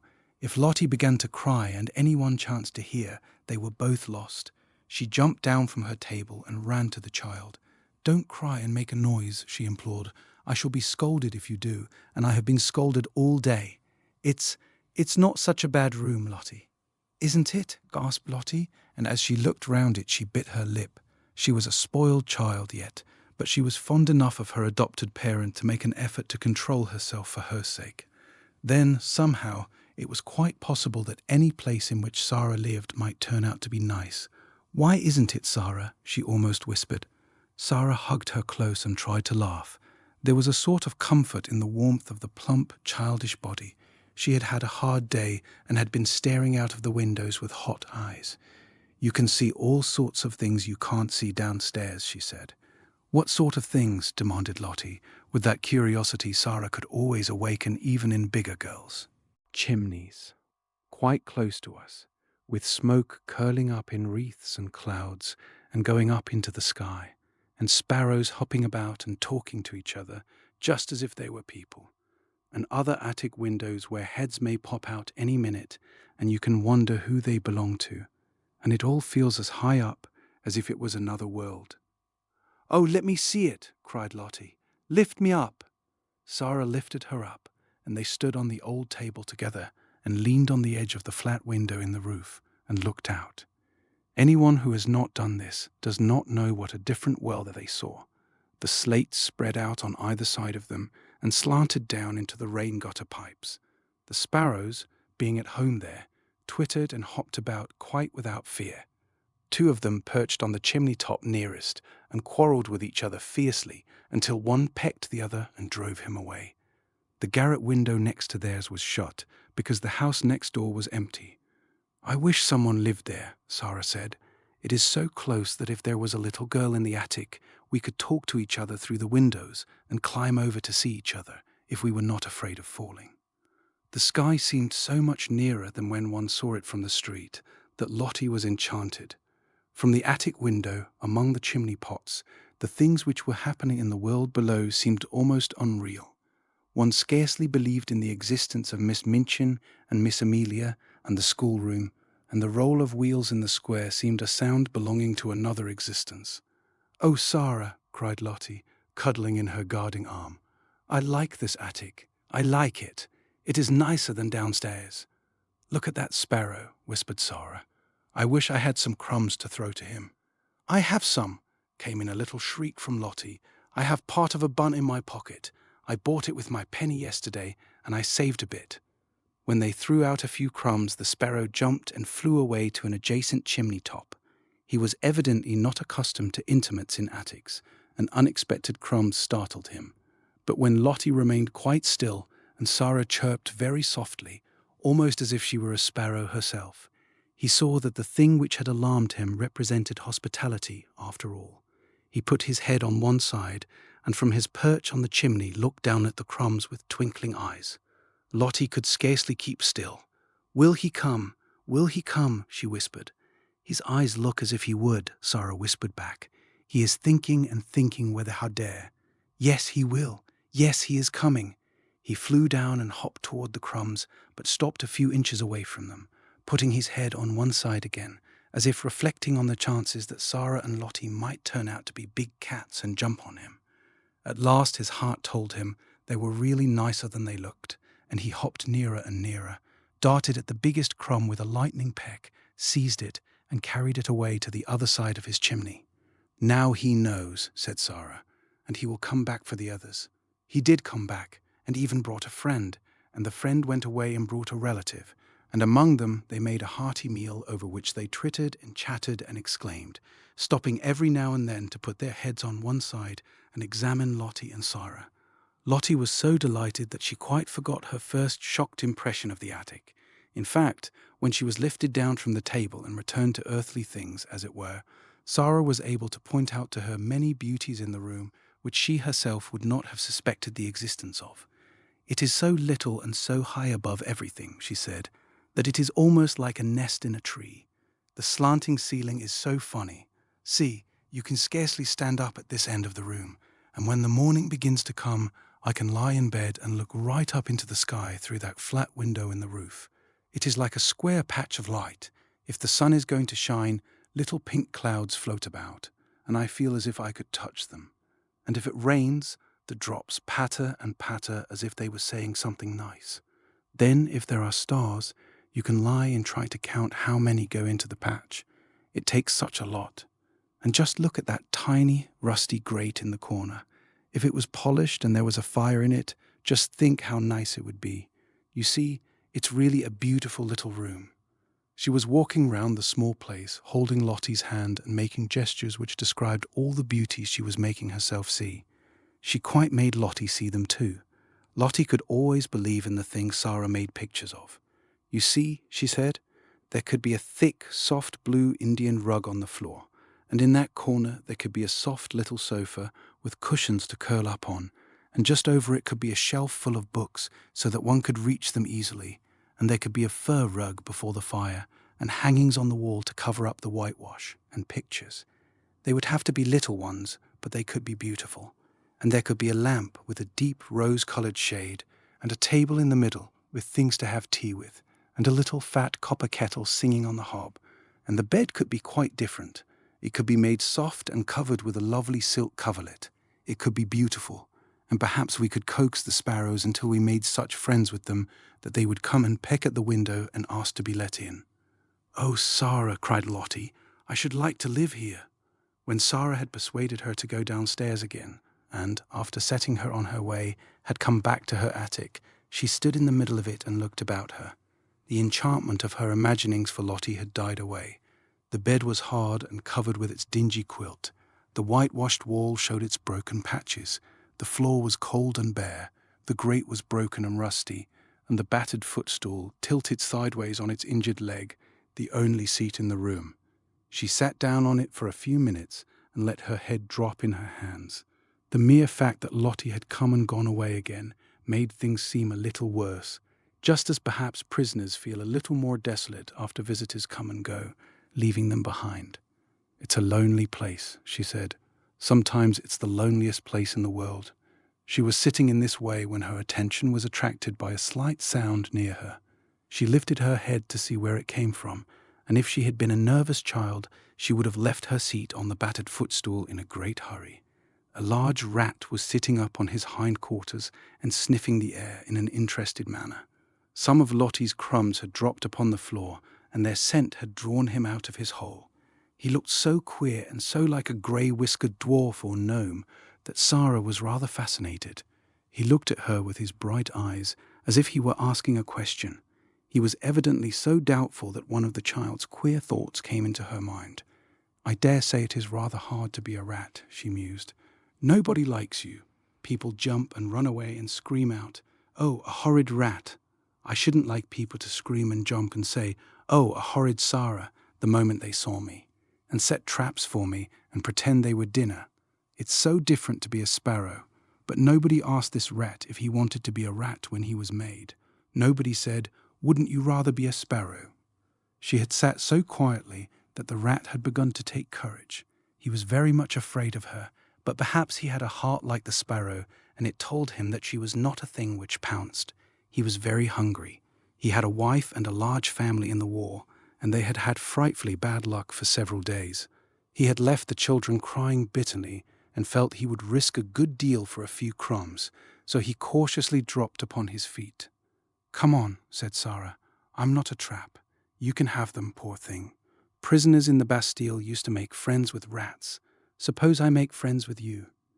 How it is that animals understand things I do not know, but it is certain that they do understand. Perhaps there is a language which is not made of words, and everything in the world understands it. Perhaps there is a soul hidden in everything, and it can always speak, without even making a sound, to another soul. But whatsoever was the reason, the rat knew from that moment that he was safe, even though he was a rat. He knew that this young human being sitting on the red footstool would not jump up and terrify him with wild, sharp noises, or throw heavy objects at him which, if they did not fall and crush him, would send him limping in his scurry back to his hole. He was really a very nice rat, and did not mean the least harm. When he had stood on his hind legs and sniffed the air, with his bright eyes fixed on Sara, he had hoped that she would understand this, and would not begin by hating him as an enemy. When the mysterious thing which speaks without saying any words told him that she would not, he went softly toward the crumbs and began to eat them. As he did it, he glanced every now and then at Sara, just as the sparrows had done, and his expression was so very apologetic that it touched her heart. She sat and watched him without making any movement. One crumb was very much larger than the others. In fact, it could scarcely be called a crumb. It was evident that he wanted that piece very much, but it lay quite near the footstool, and he was still rather timid. "I believe he wants it to carry to his family in the war," Sara thought. "If I do not stir at all, perhaps he will come and get it." She scarcely allowed herself to breathe. She was so deeply interested. The rat shuffled a little nearer and ate a few more crumbs. Then he stopped and sniffed delicately, giving a side glance at the occupant of the footstool. Then he darted at the piece of bun with something very like the sudden boldness of the sparrow, and the instant he had possession of it, fled back to the wall, slipped down a crack in the skirting board, and was gone. "I knew he wanted it for his children," said Sara. "I do believe I could make friends with him." A week or so afterward, on one of the rare nights when Ermengarde found it safe to steal up to the attic, when she tapped on the door with the tips of her fingers, Sara did not come to her for 2 or 3 minutes. There was, indeed, such a silence in the room at first that Ermengarde wondered if she could have fallen asleep. Then, to her surprise, she heard her utter a little, low laugh and spoke coaxingly to someone. "There," Ermengarde heard her say, "take it and go home, Melchizedek. Go home to your wife." Almost immediately Sara opened the door, and when she did so she found Ermengarde standing with alarmed eyes upon the threshold. Who are you talking to, Sara?" she gasped out. Sara drew her in cautiously, but she looked as if something pleased and amused her. "You must promise not to be frightened, not to scream the least bit, or I can't tell you," she answered.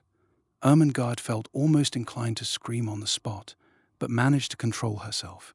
She looked all round the attic and saw no one, and yet Sara had certainly been speaking to someone. She thought of ghosts. "Is it something that will frighten me?" she asked timorously. "Some people are afraid of them," said Sara. "I was at first, but I am not now." "Was it a ghost?" quaked Ermengarde. "No," said Sara, laughing. "It was my rat."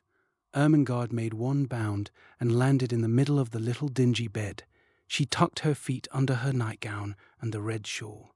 She did not scream, but she gasped with fright. "Oh, oh," she cried under her breath. "A rat! A rat!" "I was afraid you would be frightened," said Sara, "but you needn't be. I am making him tame. He actually knows me and comes out when I call him. Are you too frightened to want to see him?"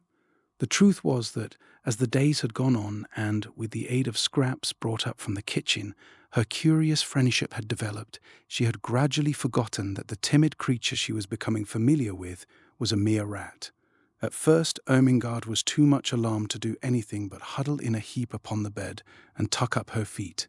But the sight of Sara's composed little countenance and the story of Melchizedek's first appearance began at last to rouse her curiosity, and she leaned forward over the edge of the bed and watched Sara go and kneel down by the hole in the skirting board. He won't run out quickly and jump on the bed, will he?" she said. "No," answered Sara. "He's as polite as we are. He is just like a person. Now watch." She began to make a low, whistling sound, so low and coaxing that it could only have been heard in entire stillness. She did it several times, looking entirely absorbed in it. Ermengarde thought she looked as if she were working a spell, and at last, evidently in response to it, a grey-whiskered, bright-eyed head peeped out of the hole. Sara had some crumbs in her hand. She dropped them, and Melchizedek came quietly forth and ate them. A piece of larger size than the rest he took and carried in the most businesslike manner back to his home. "You see," said Sara, "that is for his wife and children. He is very nice. He only eats the little bits. After he goes back, I can always hear his family squeaking for joy. There are 3 kinds of squeaks. One kind is the children's, and one is Mrs. Melchizedek's, and one is Melchizedek's own." Ermengarde began to laugh. "Oh, Sara," she said, "you are queer, but you are nice." "I know I am queer," admitted Sara cheerfully, "and I try to be nice." She rubbed her forehead with her little brown paw, and a puzzled, tender look came into her face. "Papa always laughed at me," she said, "but I liked it. He thought I was queer, but he liked me to make up things. I can't help making up things. If I didn't, I don't believe I could live." She paused and glanced around the attic. "I'm sure I couldn't live here," she added in a low voice. Ermengarde was interested, as she always was. "When you talk about things," she said, "they seem as if they grew real. You talk about Melchizedek as if he was a person." "He is a person," said Sara. "He gets hungry and frightened just as we do, and he is married and has children. How do we know he doesn't think things just as we do? His eyes look as if he was a person. That was why I gave him a name." She sat down on the floor in her favorite attitude, holding her knees. "Besides," she said, "he is a Bastille rat sent to be my friend. I can always get a bit of bread the cook has thrown away, and it is quite enough to support him." "Is it the Bastille yet?" asked Ermengarde eagerly. "Do you always pretend it is the Bastille?" "Nearly always," answered Sara. "Sometimes I try to pretend it is another kind of place, but the Bastille is generally easiest, particularly when it is cold." Just at that moment, Ermengarde almost jumped off the bed. She was so startled by a sound she heard. It was like two distinct knocks on the wall. "What is that?" she exclaimed. Sara got up from the floor and answered quite dramatically, "It is the prisoner in the next cell." "Becky!" cried Ermengarde, enraptured. "Yes," said Sara. "Listen, the two knocks meant, 'Prisoner, are you there?'" She knocked 3 times on the wall herself, as if in answer. "That means, 'Yes, I am here, and all is well.'" 4 knocks came from Becky's side of the wall. "That means," explained Sara, "then, fellow sufferer, we will sleep in peace. Good night." Ermengarde quite beamed with delight. "Oh, Sara," she whispered joyfully, "it is like a story." "It is a story," said Sara. "Everything's a story. You are a story. I am a story. Miss Minchin is a story." And she sat down again and talked until Ermengarde forgot that she was a sort of escaped prisoner herself and had to be reminded by Sara that she could not remain in the Bastille all night, but must steal noiselessly downstairs again and creep back into her deserted bed. 10. The Indian Gentleman. But it was a perilous thing for Ermengarde and Lottie to make pilgrimages to the attic. They could never be quite sure when Sara would be there, and they could scarcely ever be certain that Miss Amelia would not make a tour of inspection through the bedrooms after the pupils were supposed to be asleep. So their visits were rare ones, and Sara lived a strange and lonely life. It was a lonelier life when she was downstairs than when she was in her attic. She had no one to talk to, and when she was sent out on errands and walked through the streets, a forlorn little figure carrying a basket or a parcel, trying to hold her hat on when the wind was blowing, and feeling the water soak through her shoes when it was raining, she felt as if the crowds hurrying past her made her loneliness greater. When she had been the Princess Sara, driving through the streets in her brougham, or walking, attended by Mariette, the sight of her bright, eager little face and picturesque coats and hats had often caused people to look after her. A happy, beautifully cared-for little girl naturally attracts attention. Shabby, poorly dressed children are not rare enough and pretty enough to make people turn around to look at them and smile. No one looked at Sara in these days, and no one seemed to see her as she hurried along the crowded pavements. She had begun to grow very fast, and, as she was dressed only in such clothes as the plainer remnants of her wardrobe would supply, she knew she looked very queer indeed.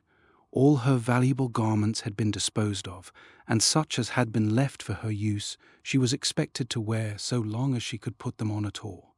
Sometimes, when she passed a shop window with a mirror in it, she almost laughed outright on catching a glimpse of herself, and sometimes her face went red and she bit her lip and turned away. In the evening, when she passed houses whose windows were lighted up, she used to look into the warm rooms and amuse herself by imagining things about the people she saw sitting before the fires or about the tables. It always interested her to catch glimpses of rooms before the shutters were closed. There were several families in the square in which Miss Minchin lived, with which she had become quite familiar in a way of her own. The one she liked best she called the large family. She called it the large family not because the members of it were big, for, indeed, most of them were little, but because there were so many of them. There were 8 children in the large family, and a stout, rosy mother, and a stout, rosy father, and a stout, rosy grandmother, and any number of servants.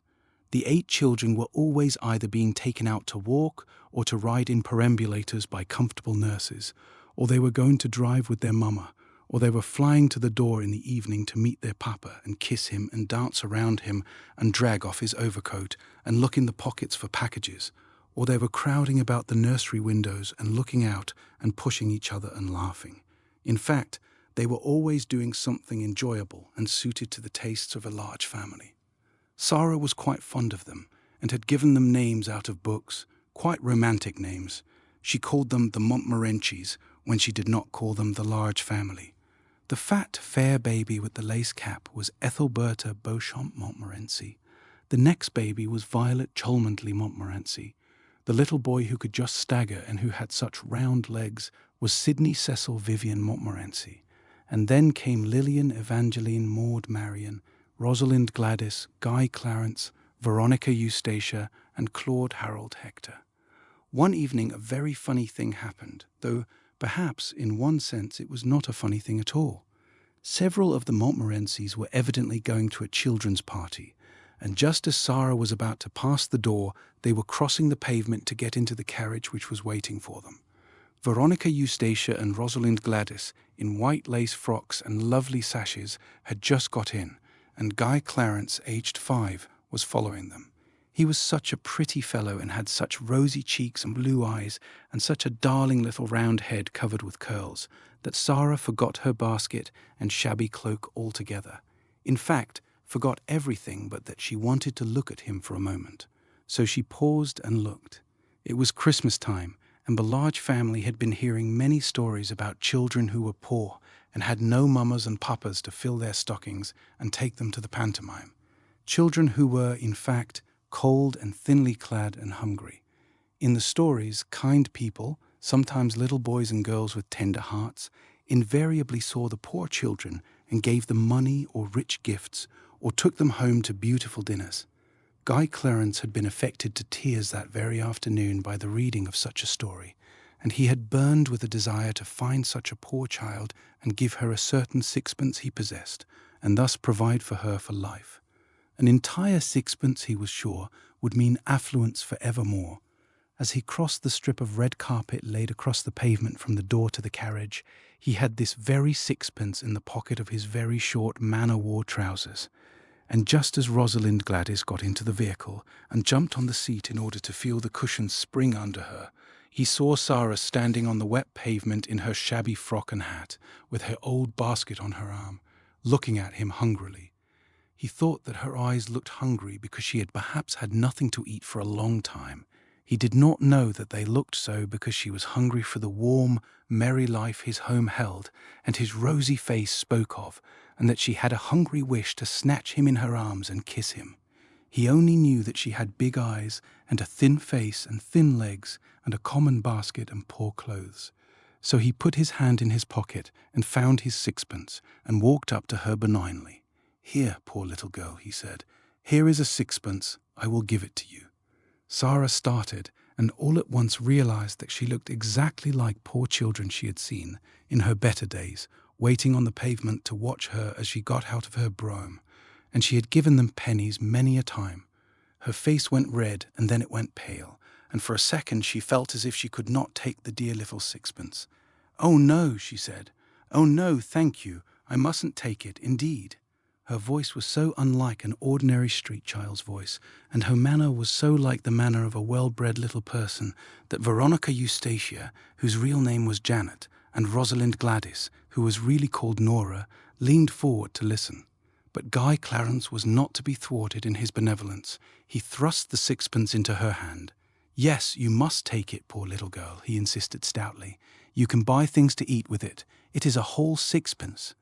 There was something so honest and kind in his face, and he looked so likely to be heartbrokenly disappointed if she did not take it, that Sara knew she must not refuse him. To be as proud as that would be a cruel thing, so she actually put her pride in her pocket, though it must be admitted her cheeks burned. "Thank you," she said. "You are a kind, kind little darling thing." And as he scrambled joyfully into the carriage, she went away, trying to smile, though she caught her breath quickly and her eyes were shining through a mist. She had known that she looked odd and shabby, but until now she had not known that she might be taken for a beggar. As the large family's carriage drove away, the children inside it were talking with interested excitement. "Oh, Donald," this was Guy Clarence's name, Janet exclaimed alarmedly, "why did you offer that little girl your sixpence? I'm sure she is not a beggar." "She didn't speak like a beggar," cried Nora, "and her face didn't really look like a beggar's face." "Besides, she didn't beg," said Janet. "I was so afraid she might be angry with you. You know, it makes people angry to be taken for beggars when they are not beggars." "She wasn't angry," said Donald, a trifle dismayed, but still firm. "She laughed a little, and she said I was a kind, kind little darling thing. And I was, stoutly. It was my whole sixpence." Janet and Nora exchanged glances. A beggar girl would never have said that, decided Janet. She would have said, "Thank ye kindly, little gentleman. Thank ye, sir." And perhaps she would have bobbed a curtsy. Sara knew nothing about the fact, but from that time the Lard family was as profoundly interested in her as she was in it. Faces used to appear at the nursery windows when she passed, and many discussions concerning her were held round the fire. "She is a kind of servant at the seminary," Janet said. "I don't believe she belongs to anybody. I believe she is an orphan. But she is not a beggar, however shabby she looks." And afterward she was called by all of them the little girl who is not a beggar, which was, of course, rather a long name, and sounded very funny sometimes when the youngest one said it in a hurry. Sara managed to bore a hole in the sixpence and hung it on an old bit of narrow ribbon round her neck. Her affection for the large family increased, as, indeed, her affection for everything she could love increased. She grew fonder and fonder of Becky, and she used to look forward to the 2 mornings a week when she went into the schoolroom to give the little ones their French lesson. Her small pupils loved her and strove with each other for the privilege of standing close to her and insinuating their small hands into hers. It fed her hungry heart to feel them nestling up to her. She made such friends with the sparrows that when she stood upon the table, put her head and shoulders out of the attic window, and chirped, she heard almost immediately a flutter of wings and answering twitters, and a little flock of dingy town birds appeared and alighted on the slates to talk to her and make much of the crumbs she scattered. With Melchizedek she had become so intimate that he actually brought Mrs. Melchizedek with him sometimes, and now and then 1 or 2 of his children. She used to talk to him, and, somehow, he looked quite as if he understood. There had grown in her mind rather a strange feeling about Emily, who always sat and looked on at everything. It arose in one of her moments of great desolateness. She would have liked to believe, or pretend to believe, that Emily understood and sympathized with her. She did not like to own to herself that her only companion could feel and hear nothing. She used to put her in a chair sometimes and sit opposite to her on the old red footstool, and stare and pretend about her until her own eyes would grow large with something which was almost like fear, particularly at night when everything was so still, when the only sound in the attic was the occasional sudden scurry and squeak of Melchizedek's family in the wall. One of her pretends was that Emily was a kind of good witch who could protect her. Sometimes, after she had stared at her until she was wrought up to the highest pitch of fancifulness, she would ask her questions and find herself almost feeling as if she would presently answer. But she never did. "As to answering, though," said Sara, trying to console herself, "I don't answer very often. I never answer when I can help it. When people are insulting you, there is nothing so good for them as not to say a word, just to look at them and think. Miss Minchin turns pale with rage when I do it. Miss Amelia looks frightened, and so do the girls. When you will not fly into a passion, people know you are stronger than they are, because you are strong enough to hold in your rage, and they are not, and they say stupid things they wish they hadn't said afterward. There's nothing so strong as rage, except what makes you hold it in. That's stronger. It's a good thing not to answer your enemies. I scarcely ever do. Perhaps Emily is more like me than I am like myself. Perhaps she would rather not answer her friends even. She keeps it all in her heart." But though she tried to satisfy herself with these arguments, she did not find it easy. When, after a long, hard day, in which she had been sent here and there, sometimes on long errands through wind and cold and rain, she came in wet and hungry and was sent out again because nobody chose to remember that she was only a child, and that her slim legs might be tired and her small body might be chilled. When she had been given only harsh words and cold, slighting looks for thanks, when the cook had been vulgar and insolent, when Miss Minchin had been in her worst mood, and when she had seen the girls sneering among themselves at her shabbiness, then she was not always able to comfort her sore, proud, desolate heart with fancies when Emily merely sat upright in her old chair and stared. One of these nights, when she came up to the attic cold and hungry, with a tempest raging in her young breast, Emily's stare seemed so vacant, her sawdust legs and arms so inexpressive, that Sara lost all control over herself. There was nobody but Emily, no one in the world, and there she sat. "I shall die presently," she said at first. Emily simply stared. "I can't bear this," said the poor child, trembling. "I know I shall die. I'm cold, I'm wet, I'm starving to death. I've walked 1,000 miles today, and they have done nothing but scold me from morning until night. And because I could not find that last thing the cook sent me for, they would not give me any supper. Some men laughed at me because my old shoes made me slip down in the mud. I'm covered with mud now, and they laughed. Do you hear?" She looked at the staring glass eyes and complacent face, and suddenly a sort of heartbroken rage seized her. She lifted her little savage hand and knocked Emily off the chair, bursting into a passion of sobbing. Sara, who never cried. "You are nothing but a doll," she cried. "Nothing but a doll. Doll, doll. You care for nothing. You are stuffed with sawdust. You never had a heart. Nothing could ever make you feel. You are a doll." Emily lay on the floor with her legs ignominiously doubled up over her head and a new flat place on the end of her nose, but she was calm, even dignified. Sara hid her face in her arms.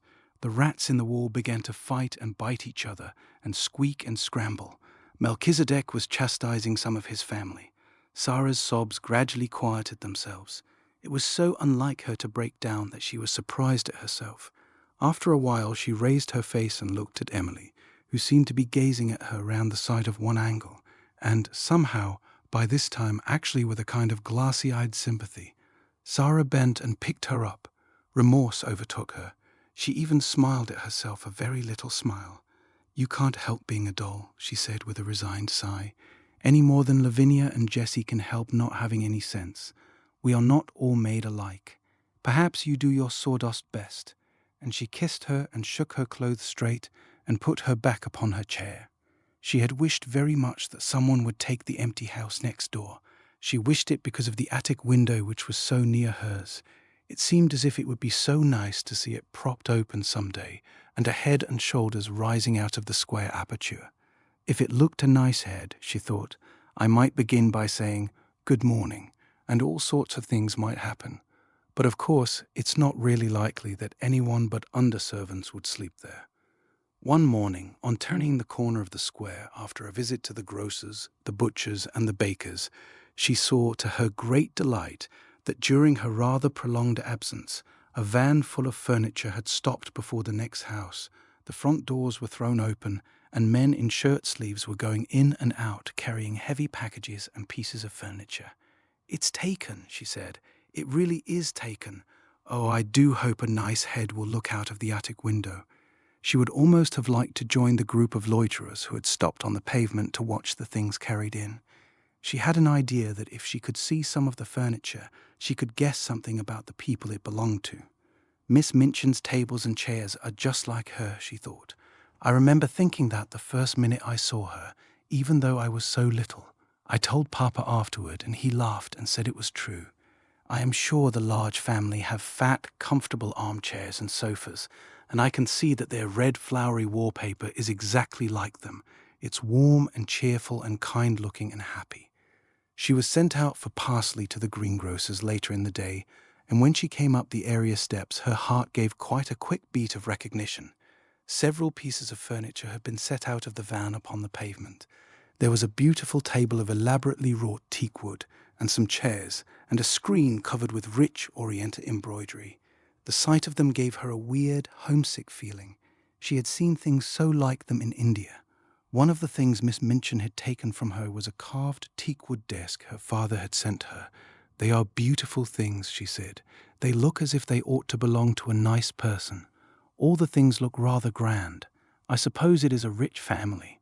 The vans of furniture came and were unloaded and gave place to others all the day. Several times it so happened that Sara had an opportunity of seeing things carried in. It became plain that she had been right in guessing that the newcomers were people of large means. All the furniture was rich and beautiful, and a great deal of it was Oriental. Wonderful rugs and draperies and ornaments were taken from the vans, many pictures, and books enough for a library. Among other things, there was a superb god Buddha in a splendid shrine. Someone in the family must have been in India, Sara thought. They have got used to Indian things and like them. I am glad. I shall feel as if they were friends, even if a head never looks out of the attic window. When she was taking in the evening's milk for the cook, there was really no odd job she was not called upon to do. She saw something occur which made the situation more interesting than ever. The handsome, rosy man who was the father of the large family walked across the square in the most matter-of-fact manner and ran up the steps of the next-door house. He ran up them as if he felt quite at home and expected to run up and down them many a time in the future. He stayed inside quite a long time and several times came out and gave directions to the workmen, as if he had a right to do so. It was quite certain that he was in some intimate way connected with the newcomers and was acting for them.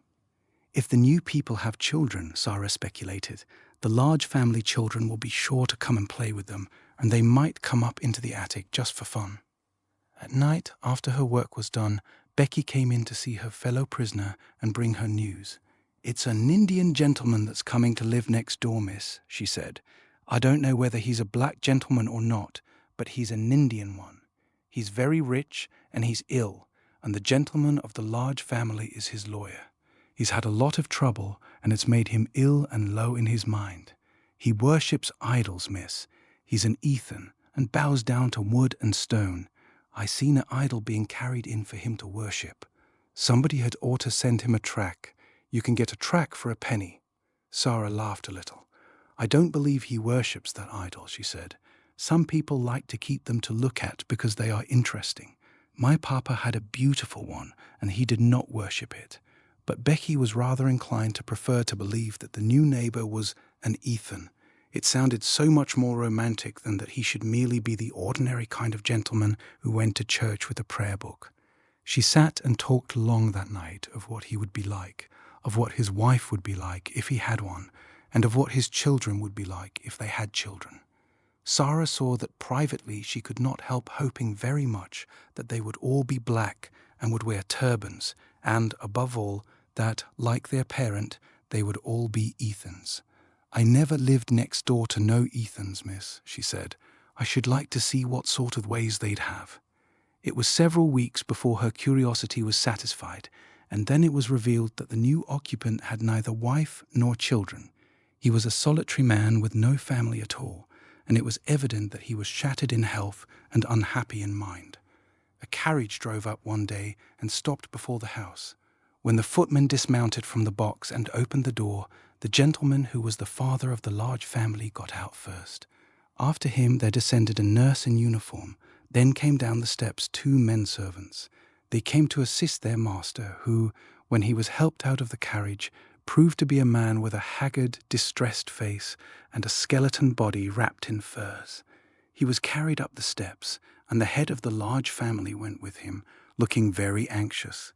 Shortly afterward, a doctor's carriage arrived, and the doctor went in, plainly to take care of him. "There is such a yellow gentleman next door, Sara," Lottie whispered at the French class afterward. "Do you think he is a Chinese? The geography says the Chinese men are yellow." "No, he is not Chinese," Sara whispered back. "He is very ill. Go on with your exercise, Lottie." "Non, monsieur, je n'ai pas le canif de mon oncle." That was the beginning of the story of the Indian gentleman. 11 Ram Das. There were fine sunsets even in the square sometimes. One could only see parts of them, however, between the chimneys and over the roofs. From the kitchen windows one could not see them at all, and could only guess that they were going on because the bricks looked warm and the air rosy or yellow for a while, or perhaps one saw a blazing glow strike a particular pane of glass somewhere. There was, however, one place from which one could see all the splendor of them, the piles of red or gold clouds in the west, or the purple ones edged with dazzling brightness, or the little fleecy floating ones tinged with rose color and looking like flights of pink doves scurrying across the blue in a great hurry if there was a wind. The place where one could see all this and seem at the same time to breathe a purer air was, of course, the attic window. When the square suddenly seemed to begin to glow in an enchanted way and look wonderful in spite of its sooty trees and railings, Sara knew something was going on in the sky, and when it was at all possible to leave the kitchen without being missed or called back, she invariably stole away and crept up the flights of stairs, and climbing on the old table, got her head and body as far out of the window as possible. When she had accomplished this, she always drew a long breath and looked all round her. It used to seem as if she had all the sky and the world to herself. No one else ever looked out of the other attics. Generally, the skylights were closed, but even if they were propped open to admit air, no one seemed to come near them. And there Sara would stand, sometimes turning her face upward to the blue which seemed so friendly and near, just like a lovely vaulted ceiling, sometimes watching the west and all the wonderful things that happened there, the clouds melting or drifting or waiting softly to be changed pink or crimson or snow white or purple or pale dove grey. Sometimes they made islands or great mountains enclosing lakes of deep turquoise blue or liquid amber or chrysoprase green. Sometimes dark headlands jutted into strange lost seas. Sometimes slender strips of wonderful lands joined other wonderful lands together. There were places where it seemed that one could run or climb or stand and wait to see what next was coming, until perhaps, as it all melted, one could float away. At least it seemed so to Sara, and nothing had ever been quite so beautiful to her as the things she saw as she stood on the table, her body half out of the skylight, the sparrows twittering with sunset softness on the slates. The sparrows always seemed to her to twitter with a sort of subdued softness just when these marvels were going on. There was such a sunset as this a few days after the Indian gentleman was brought to his new home, and as it fortunately happened that the afternoon's work was done in the kitchen and nobody had ordered her to go anywhere or perform any task, Sara found it easier than usual to slip away and go upstairs. She mounted her table and stood looking out. It was a wonderful moment. There were floods of molten gold covering the west, as if a glorious tide was sweeping over the world. A deep, rich yellow light filled the air. The birds flying across the tops of the houses showed quite black against it. "It's a splendid one," said Sara softly to herself. "It makes me feel almost afraid, as if something strange was just going to happen. The splendid ones always make me feel like that." She suddenly turned her head because she heard a sound a few yards away from her. It was an odd sound, like a queer little squeaky chattering. It came from the window of the next attic. Someone had come to look at the sunset as she had. There was a head and a part of a body emerging from the skylight, but it was not the head or body of a little girl or a housemaid. It was the picturesque white-swathed form and dark-faced, gleaming-eyed, white-turbaned head of a native Indian manservant. A Lascar, Sara said to herself quickly, and the sound she had heard came from a small monkey he held in his arms, as if he were fond of it, and which was snuggling and chattering against his breast. As Sara looked toward him, he looked toward her. The first thing she thought was that his dark face looked sorrowful and homesick. She felt absolutely sure he had come up to look at the sun because he had seen it so seldom in England that he longed for a sight of it. She looked at him interestedly for a second and then smiled across the slates. She had learned to know how comforting a smile, even from a stranger, may be. Hers was evidently a pleasure to him. His whole expression altered, and he showed such gleaming white teeth as he smiled back that it was as if a light had been illuminated in his dusky face. The friendly look in Sara's eyes was always very effective when people felt tired or dull. It was perhaps in making his salute to her that he loosened his hold on the monkey. He was an impish monkey and always ready for adventure, and it is probable that the sight of a little girl excited him. He suddenly broke loose, jumped onto the slates, ran across them chattering, and actually leaped onto Sara's shoulder, and from there down into her attic room. It made her laugh and delighted her, but she knew he must be restored to his master, if the Lascar was his master, and she wondered how this was to be done. Would he let her catch him, or would he be naughty and refuse to be caught, and perhaps get away and run off over the roofs and be lost? That would not do at all.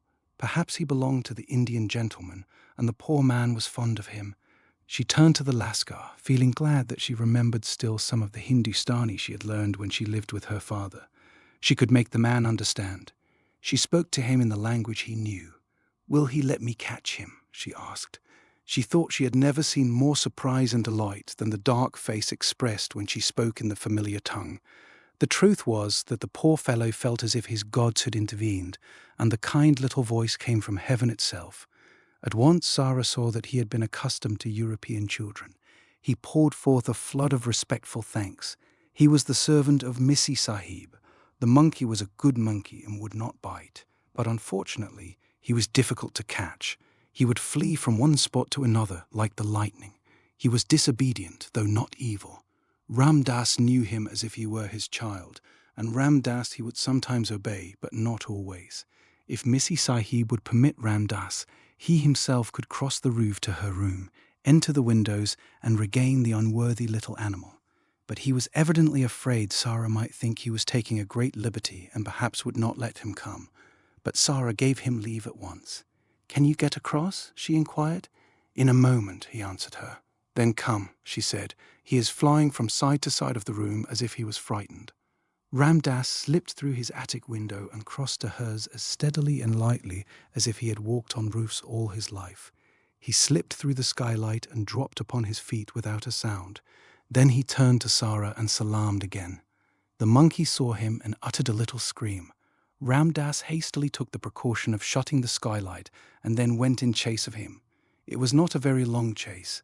The monkey prolonged it a few minutes, evidently for the mere fun of it. But presently he sprang chattering onto Ram Das's shoulder and sat there chattering and clinging to his neck with a weird little skinny arm. Ram Das thanked Sara profoundly. She had seen that his quick native eyes had taken in at a glance all the bare shabbiness of the room, but he spoke to her as if he was speaking to the little daughter of a Rajah and pretended that he observed nothing. He did not presume to remain more than a few moments after he had caught the monkey, and those moments were given to further deep and grateful obeisance to her in return for her indulgence. "This little evil one," he said, stroking the monkey, "was, in truth, not so evil as he seemed, and his master, who was ill, was sometimes amused by him. He would have been made sad if his favourite had run away and been lost." Then he salaamed once more and got through the skylight and across the slates again with as much agility as the monkey himself had displayed. When he had gone, Sara stood in the middle of her attic and thought of many things his face and his manner had brought back to her. The sight of his native costume and the profound reverence of his manner stirred all her past memories. It seemed a strange thing to remember that she, the drudge whom the cook had said insulting things to an hour ago, had only a few years ago been surrounded by people who all treated her as Ram Das had treated her, who salaamed when she went by, whose foreheads almost touched the ground when she spoke to them, who were her servants and her slaves. It was like a sort of dream. It was all over, and it could never come back. It certainly seemed that there was no way in which any change could take place. She knew what Miss Minchin intended that her future should be. So long as she was too young to be used as a regular teacher, she would be used as an errand girl and servant, and yet expected to remember what she had learned, and in some mysterious way to learn more. The greater number of her evenings she was supposed to spend at study, and at various indefinite intervals she was examined and knew she would have been severely admonished if she had not advanced as was expected of her.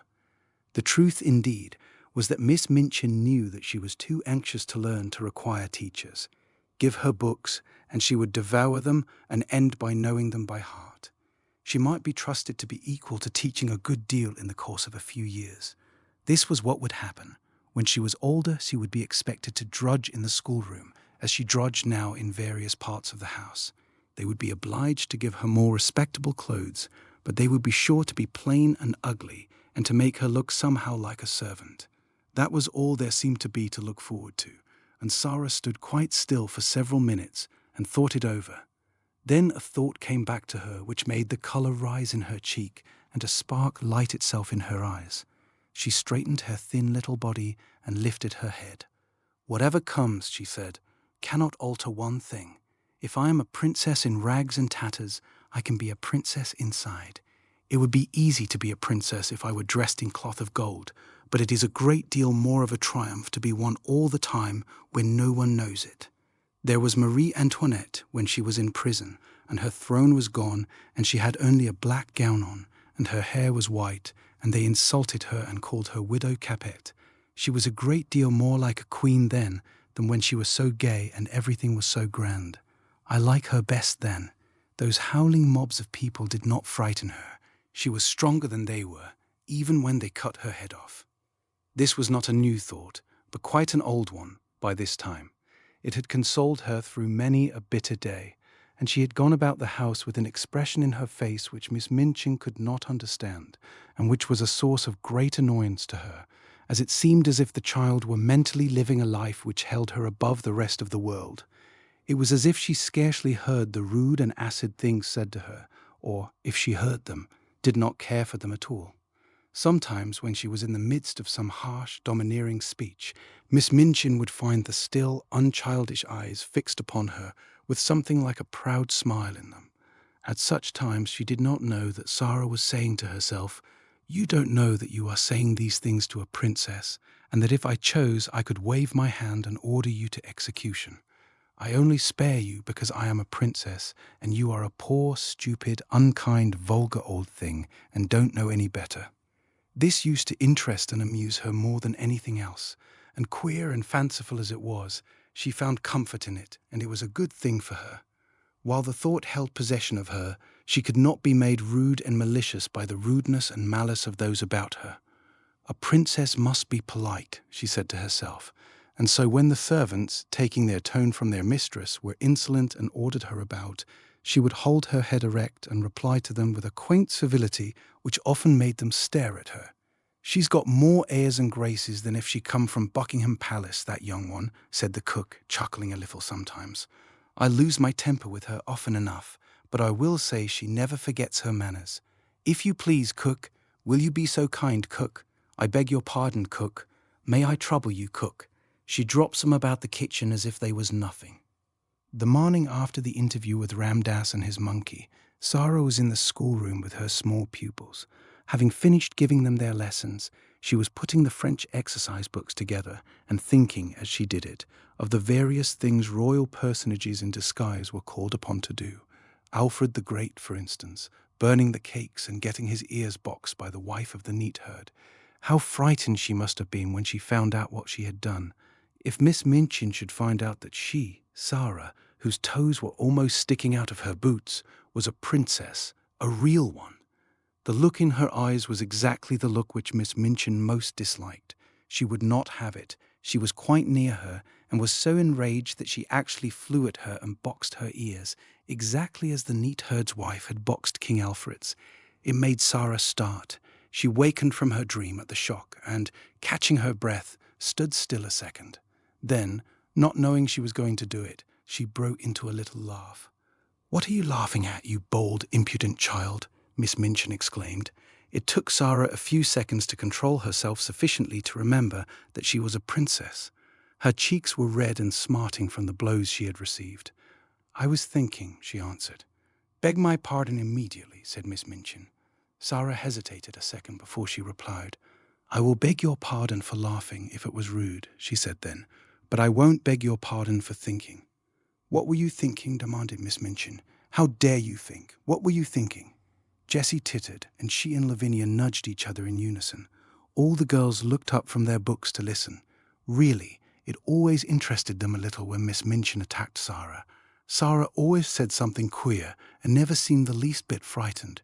She was not in the least frightened now, though her boxed ears were scarlet and her eyes were as bright as stars. "I was thinking," she answered grandly and politely, "that you did not know what you were doing." "That I did not know what I was doing?" Miss Minchin fairly gasped. "Yes," said Sara, "and I was thinking what would happen if I were a princess and you boxed my ears, what I should do to you. And I was thinking that if I were one, you would never dare to do it, whatever I said or did. And I was thinking how surprised and frightened you would be if you suddenly found out." She had the imagined future so clearly before her eyes that she spoke in a manner which had an effect even upon Miss Minchin. It almost seemed for the moment to her narrow, unimaginative mind that there must be some real power hidden behind this candid daring. "What?" she exclaimed. "Found out what?" "That I really was a princess," said Sara, "and could do anything I liked." Every pair of eyes in the room widened to its full limit. Lavinia leaned forward on her seat to look. "Go to your room," cried Miss Minchin breathlessly. "This instant. Leave the schoolroom. Attend to your lessons, young ladies." Sara made a little bow.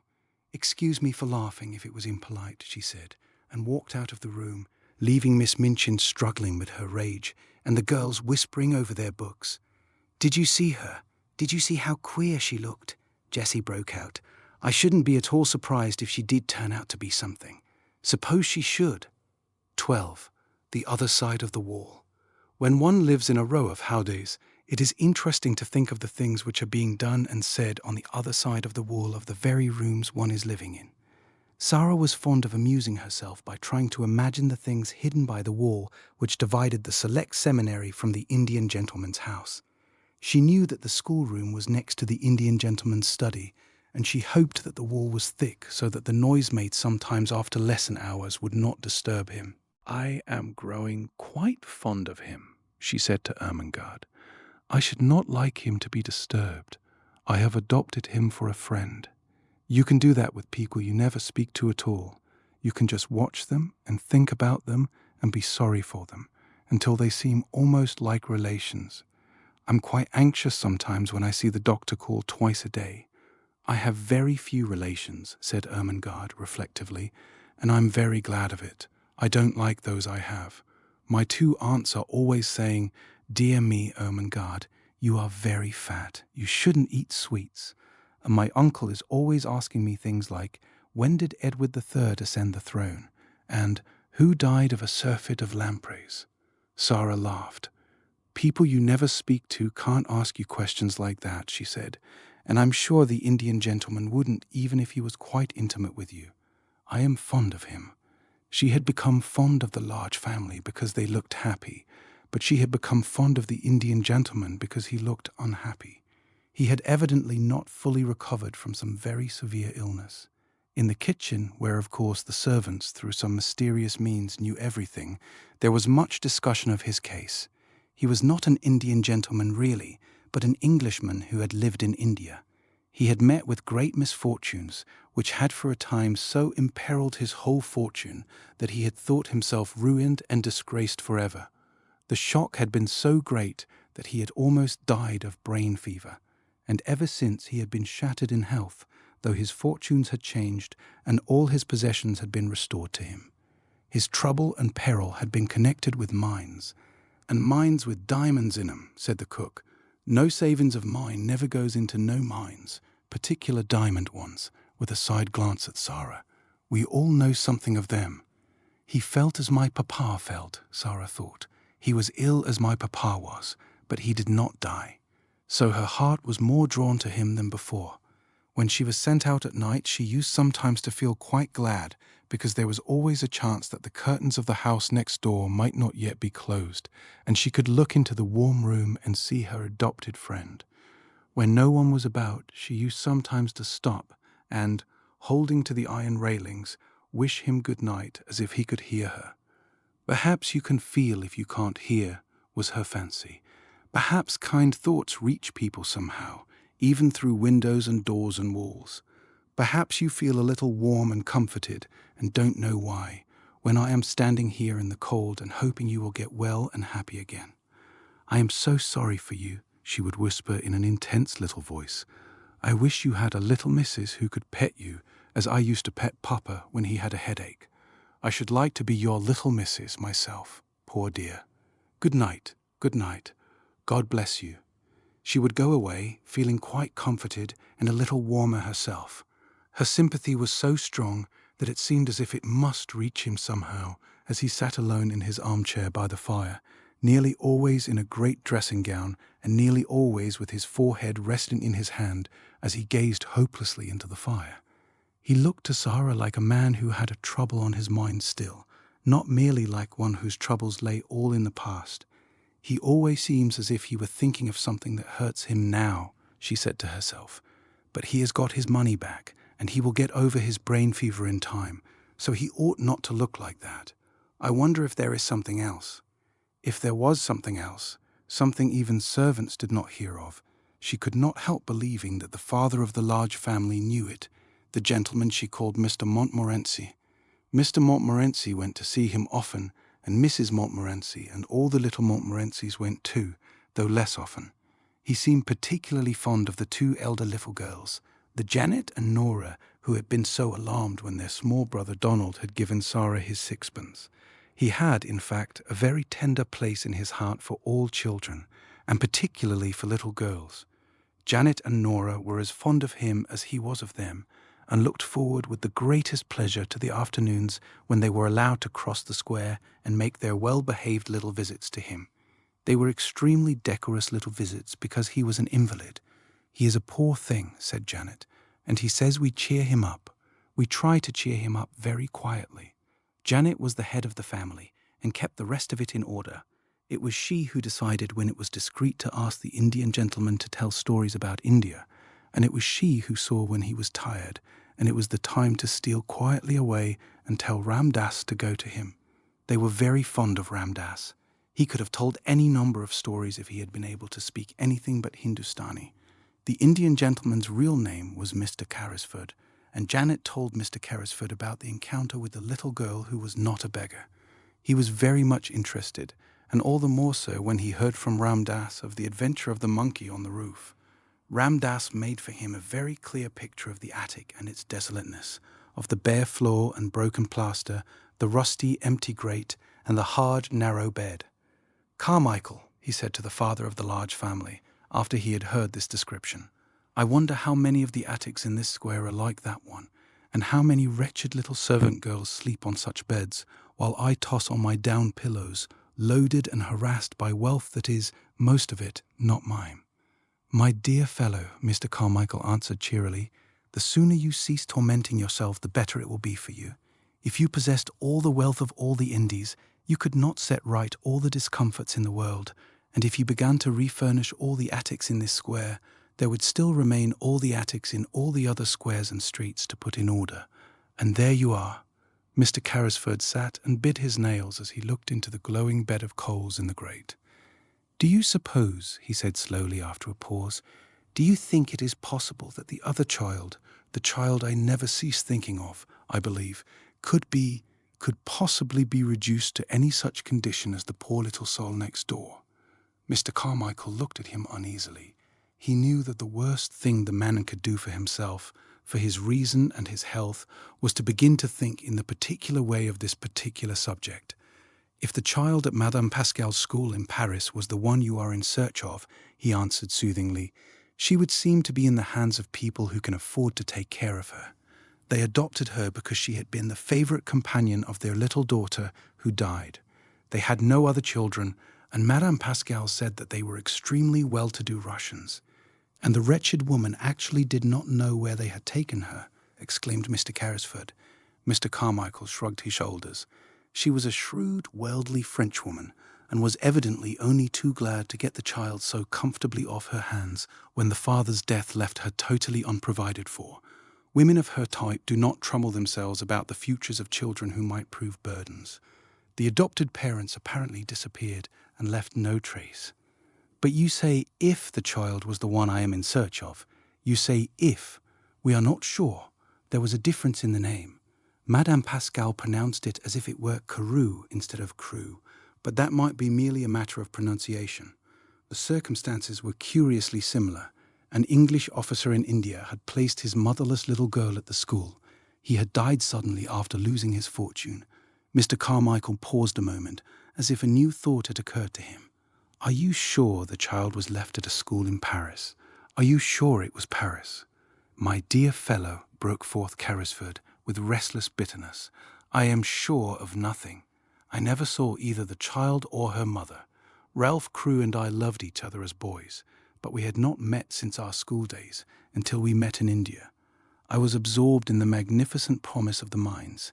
He became absorbed too. The whole thing was so huge and glittering that we half lost our heads. When we met, we scarcely spoke of anything else. I only knew that the child had been sent to school somewhere. I do not even remember now how I knew it." He was beginning to be excited. He always became excited when his still weakened brain was stirred by memories of the catastrophes of the past. Mr. Carmichael watched him anxiously. It was necessary to ask some questions, but they must be put quietly and with caution. "But you had reason to think the school was in Paris?" "Yes," was the answer, "because her mother was a Frenchwoman, and I had heard that she wished her child to be educated in Paris. It seemed only likely that she would be there." "Yes," Mr. Carmichael said, "it seems more than probable." The Indian gentleman leaned forward and struck the table with a long, wasted hand. "Carmichael," he said, "I must find her. If she is alive, she is somewhere. If she is friendless and penniless, it is through my fault. How is a man to get back his nerve with a thing like that on his mind?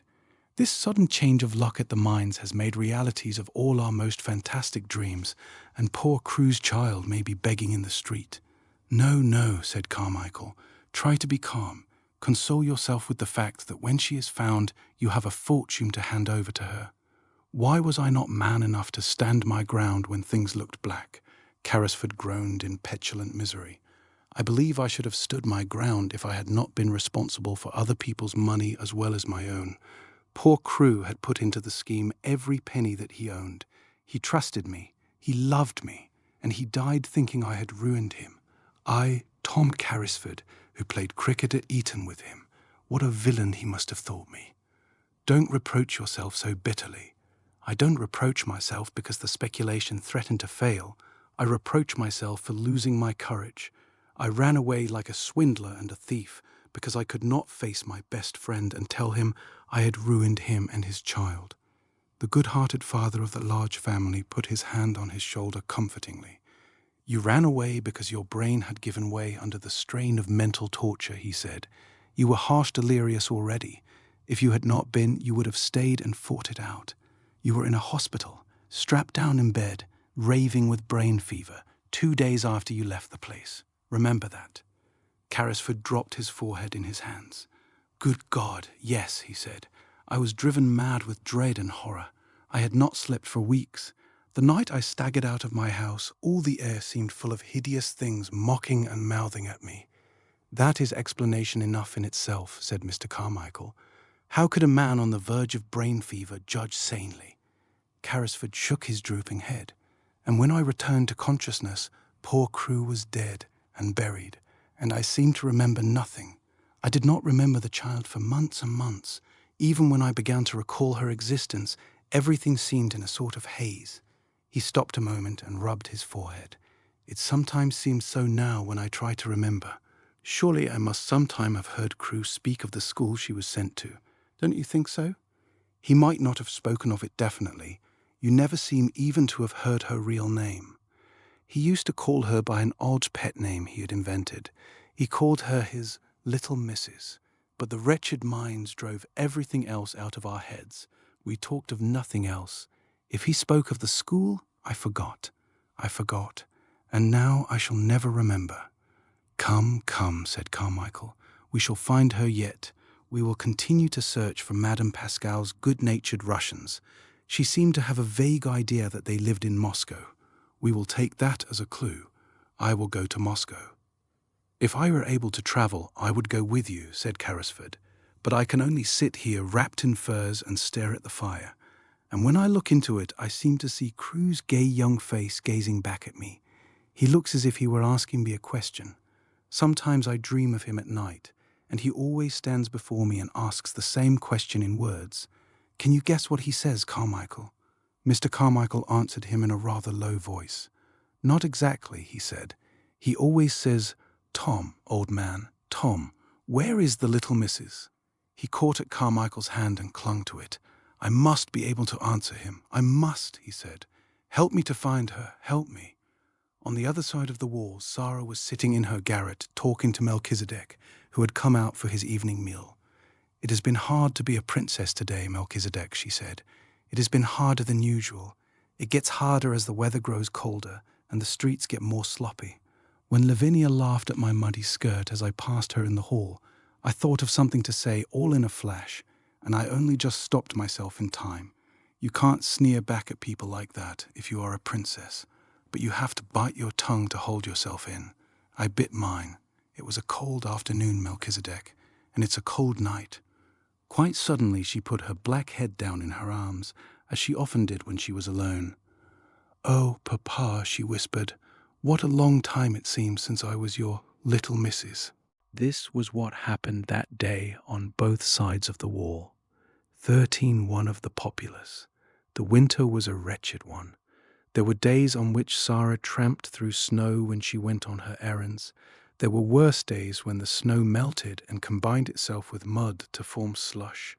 There were others when the fog was so thick that the lamps in the street were lighted all day, and London looked as it had looked the afternoon several years ago, when the cab had driven through the thoroughfares with Sara tucked up on its seat, leaning against her father's shoulder.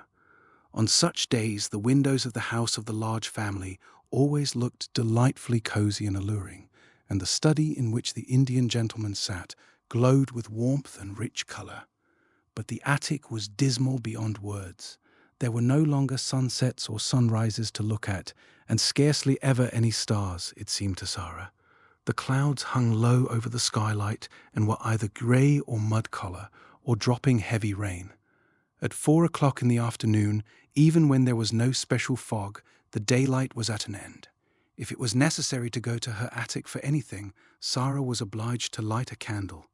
The women in the kitchen were depressed, and that made them more ill-tempered than ever. Becky was driven like a little slave. "'Twa'n't for you, miss," she said hoarsely to Sara one night when she had crept into the attic. "'Twa'n't for you, and the Bastille, and being the prisoner in the next cell, I should die. That there does seem real now, doesn't it? The missus is more like the head jailer every day she lives. I can just see them big keys you say she carries. The cook, she's like one of the under-jailers. Tell me some more, please, miss. Tell me about the subterranean passage we've dug under the walls." "I'll tell you something warmer," shivered Sara. "Get your coverlet and wrap it round you, and I'll get mine, and we will huddle close together on the bed, and I'll tell you about the tropical forest where the Indian gentleman's monkey used to live. When I see him sitting on the table near the window and looking out into the street with that mournful expression, I always feel sure he is thinking about the tropical forest where he used to swing by his tail from coconut trees. I wonder who caught him, and if he left a family behind who had depended on him for coconuts." "That is warmer, miss," said Becky gratefully. "But some ways, even the Bastille is sort of heatin' when you gets to tellin' about it." "That is because it makes you think of something else," said Sara, wrapping the coverlet round her until only her small dark face was to be seen looking out of it. "I've noticed this. What you have to do with your mind when your body is miserable is to make it think of something else." "Can you do it, miss?" faltered Becky, regarding her with admiring eyes. Sara knitted her brows a moment. "Sometimes I can and sometimes I can't," she said stoutly. "But when I can, I'm all right. And what I believe is that we always could if we practiced enough. I've been practicing a good deal lately, and it's beginning to be easier than it used to be. When things are horrible, just horrible, I think as hard as ever I can of being a princess. I say to myself, I am a princess, and I am a fairy one, and because I am a fairy, nothing can hurt me or make me uncomfortable. You don't know how it makes you forget," with a laugh. She had many opportunities of making her mind think of something else, and many opportunities of proving to herself whether or not she was a princess. But one of the strongest tests she was ever put to came on a certain dreadful day which, she often thought afterward, would never quite fade out of her memory even in the years to come. For several days it had rained continuously. The streets were chilly and sloppy and full of dreary, cold mist. There was mud everywhere, sticky London mud, and over everything the pall of drizzle and fog. Of course, there were several long and tiresome errands to be done. There always were on days like this, and Sara was sent out again and again, until her shabby clothes were damp through. The absurd old feathers on her forlorn hat were more draggled and absurd than ever, and her downtrodden shoes were so wet that they could not hold any more water. Added to this, she had been deprived of her dinner, because Miss Minchin had chosen to punish her. She was so cold and hungry and tired that her face began to have a pinched look, and now and then some kind-hearted person passing her in the street glanced at her with sudden sympathy. But she did not know that. She hurried on, trying to make her mind think of something else. It was really very necessary. Her way of doing it was to pretend and suppose with all the strength that was left in her. But really this time it was harder than she had ever found it, and once or twice she thought it almost made her more cold and hungry instead of less so. But she persevered obstinately, and as the muddy water squelched through her broken shoes and the wind seemed trying to drag her thin jacket from her, she talked to herself as she walked, though she did not speak aloud or even move her lips. Suppose I had dry clothes on, she thought. Suppose I had good shoes and a long, thick coat and merino stockings and a whole umbrella. And suppose just when I was near a baker's where they sold hot buns, I should find sixpence, which belonged to nobody. Suppose if I did, I should go into the shop and buy 6 of the hottest buns and eat them all without stopping. Some very odd things happen in this world sometimes. It certainly was an odd thing that happened to Sara. She had to cross the street just when she was saying this to herself. The mud was dreadful. She almost had to wade. She picked her way as carefully as she could, but she could not save herself much.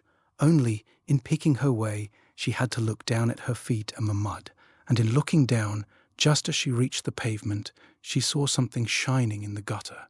It was actually a piece of silver, a tiny piece trodden upon by many feet, but still with spirit enough left to shine a little. Not quite a sixpence, but the next thing to it, a 4-penny piece. In 1 second it was in her cold little red and blue hand. "Oh," she gasped, "it is true! It is true!"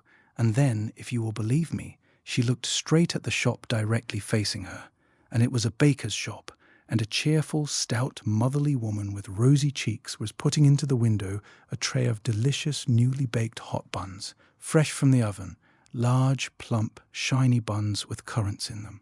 It almost made Sara feel faint for a few seconds, the shock and the sight of the buns and the delightful odors of warm bread floating up through the baker's cellar window. She knew she need not hesitate to use the little piece of money.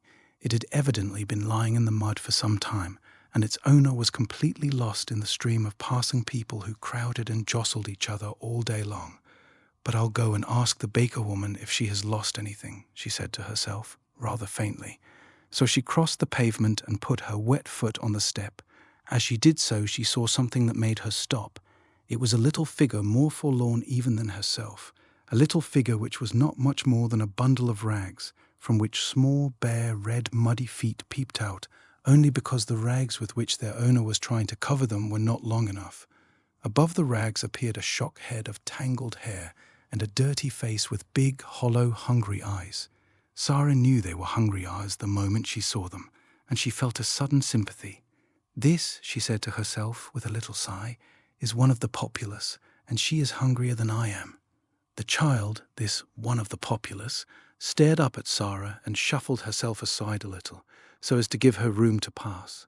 She was used to being made to give room to everybody. She knew that if a policeman chanced to see her, he would tell her to move on. Sara clutched her little 4-penny piece and hesitated for a few seconds. Then she spoke to her. "Are you hungry?" she asked. The child shuffled herself in her rags a little more. "Ain't I just?" she said in a hoarse voice. "Just ain't I?" "Haven't you had any dinner?" said Sara. "No dinner," more hoarsely still and with more shuffling. "Nor yet no breakfast, nor yet no supper, no nothing." "Since when?" asked Sara. "Dunno. Never got nothing today, nowhere. I've axed and axed." Just to look at her made Sara more hungry and faint. But those queer little thoughts were at work in her brain, and she was talking to herself, though she was sick at heart. "If I'm a princess," she was saying, "if I'm a princess, when they were poor and driven from their thrones, they always shared with the populace. If they met one poorer and hungrier than themselves, they always shared. Buns are a penny each. If it had been 6pence, I could have eaten 6. It won't be enough for either of us, but it will be better than nothing." "Wait a minute," she said to the beggar child. She went into the shop. It was warm and smelled deliciously. The woman was just going to put some more hot buns into the window. "If you please," said Sara, "have you lost 4pence, a silver 4pence?" And she held the forlorn little piece of money out to her. The woman looked at it and then at her intense little face and draggled, once fine clothes. "Bless us, no," she answered. "Did you find it?" "Yes," said Sara, "in the gutter." "Keep it then," said the woman. It may have been there for a week, and goodness knows who lost it. You could never find out." "I know that," said Sara, "but I thought I would ask you." "Not many would," said the woman, looking puzzled and interested and good-natured all at once. "Do you want to buy something?" she added, as she saw Sara glance at the buns. "4 buns, if you please," said Sara. "Those at a penny each." The woman went to the window and put some in a paper bag. Sara noticed that she put in 6. "I said 4, if you please," she explained. "I have only 4 pence." "I'll throw in 2 for make weight," said the woman with her good-natured look. "I dare say you can eat them sometime. Aren't you hungry?" A mist rose before Sara's eyes. "Yes," she answered, "I am very hungry, and I am much obliged to you for your kindness. And," she was going to add, "there is a child outside who is hungrier than I am." But just at that moment 2 or 3 customers came in at once, and each one seemed in a hurry, so she could only thank the woman again and go out. The beggar girl was still huddled up in the corner of the step. She looked frightful in her wet and dirty rags. She was staring straight before her with a stupid look of suffering, and Sara saw her suddenly draw the back of her roughened black hand across her eyes to rub away the tears which seemed to have surprised her by forcing their way from under her lids. She was muttering to herself.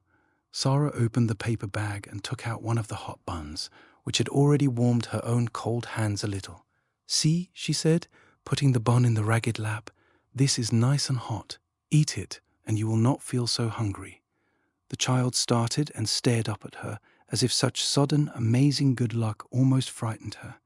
Then she snatched up the bun and began to cram it into her mouth with great wolfish bites.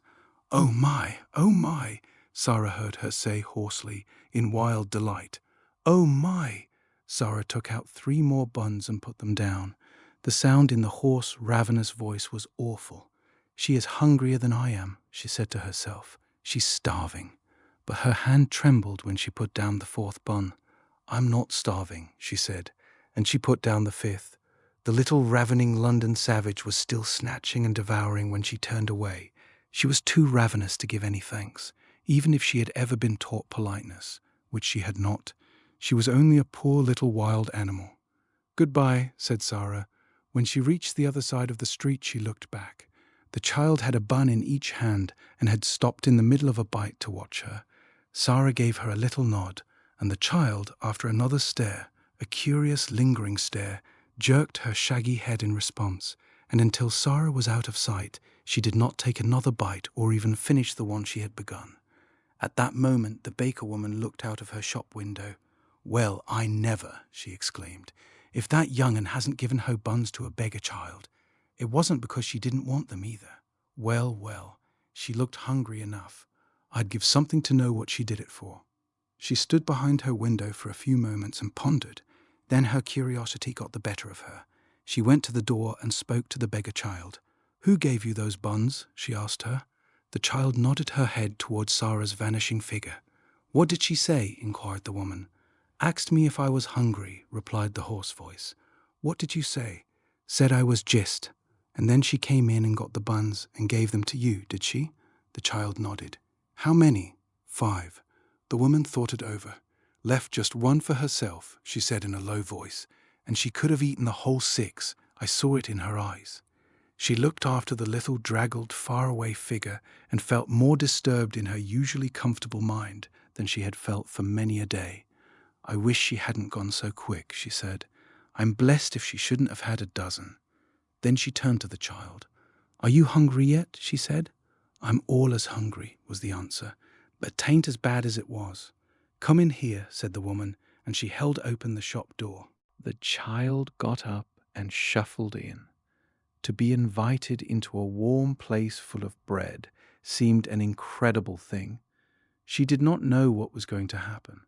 She did not care even. "Get yourself warm," said the woman, pointing to a fire in the tiny back room. "And look here, when you are hard up for a bit of bread, you can come in here and ask for it. I'm blessed if I won't give it to you for that young one's sake." Sara found some comfort in her remaining bun. At all events, it was very hot, and it was better than nothing. As she walked along, she broke off small pieces and ate them slowly to make them last longer. "Suppose it was a magic bun," she said, "and a bite was as much as a whole dinner. I should be overeating myself if I went on like this." It was dark when she reached the square where the select seminary was situated. The lights in the houses were all lighted. The blinds were not yet drawn in the windows of the room where she nearly always caught glimpses of members of the Lardith family. Frequently at this hour she could see the gentleman she called Mr. Montmorency sitting in a big chair, with a small swarm round him, talking, laughing, perching on the arms of his seat or on his knees or leaning against them. This evening the swarm was about him, but he was not seated. On the contrary, there was a good deal of excitement going on. It was evident that a journey was to be taken, and it was Mr. Montmorency who was to take it. A brougham stood before the door, and a big portmanteau had been strapped upon it. The children were dancing about, chattering and hanging on to their father. The pretty rosy mother was standing near him, talking as if she was asking final questions. Sara paused a moment to see the little ones lifted up and kissed, and the bigger ones bent over and kissed also. "I wonder if he will stay away long," she thought. "The portmanteau is rather big. Oh dear, how they will miss him. I shall miss him myself, even though he doesn't know I am alive." When the door opened, she moved away, remembering the sixpence, but she saw the traveller come out and stand against the background of the warmly lighted hall, the older children still hovering about him. "Will Moscow be covered with snow?" said the little girl Janet. "Will there be ice everywhere? Shall you drive in a drosky?" cried another. "Shall you see the Tsar?" "I will write and tell you all about it," he answered, laughing. "And I will send you pictures of moujiks and things. Run into the house. It is a hideous damp night. I would rather stay with you than go to Moscow. Good night, duckies, God bless you." And he ran down the steps and jumped into the brougham. "If you find the little girl, give her our love," shouted Guy Clarence, jumping up and down on the doormat. Then they went in and shut the door. "Did you see," said Janet to Nora as they went back to the room, "the little girl who is not a beggar was passing. She looked all cold and wet, and I saw her turn her head over her shoulder and look at us. Mamma says her clothes always look as if they had been given her by someone who was quite rich, someone who only let her have them because they were too shabby to wear. The people at the school always send her out on errands on the horridest days and nights there are." Sara crossed the square to Miss Minchin's area steps, feeling faint and shaky. "I wonder who the little girl is," she thought, "the little girl he is going to look for." And she went down the area steps, lugging her basket and finding it very heavy indeed, as the father of the large family drove quickly on his way to the station to take the train which was to carry him to Moscow, where he was to make his best efforts to search for the lost little daughter of Captain Crewe. 14. What Melchizedek heard and saw. On this very afternoon, while Sara was out, a strange thing happened in the attic. Only Melchizedek saw and heard it, and he was so much alarmed and mystified that he scuttled back to his hole and hid there, and really quaked and trembled as he peeped out furtively and with great caution to watch what was going on. The attic had been very still all the day after Sara had left it in the early morning.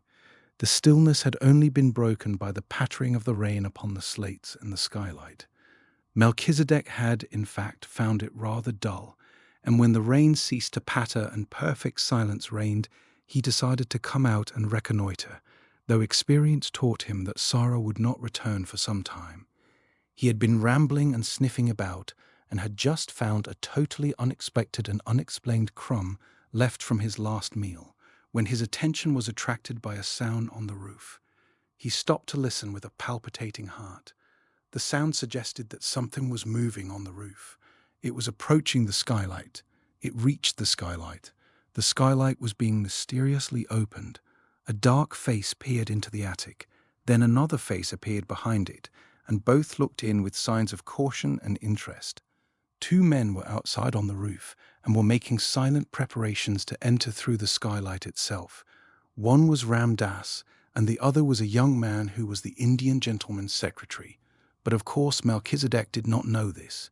He only knew that the men were invading the silence and privacy of the attic, and as the one with the dark face let himself down through the aperture with such lightness and dexterity that he did not make the slightest sound, Melchizedek turned tail and fled precipitately back to his hole. He was frightened to death.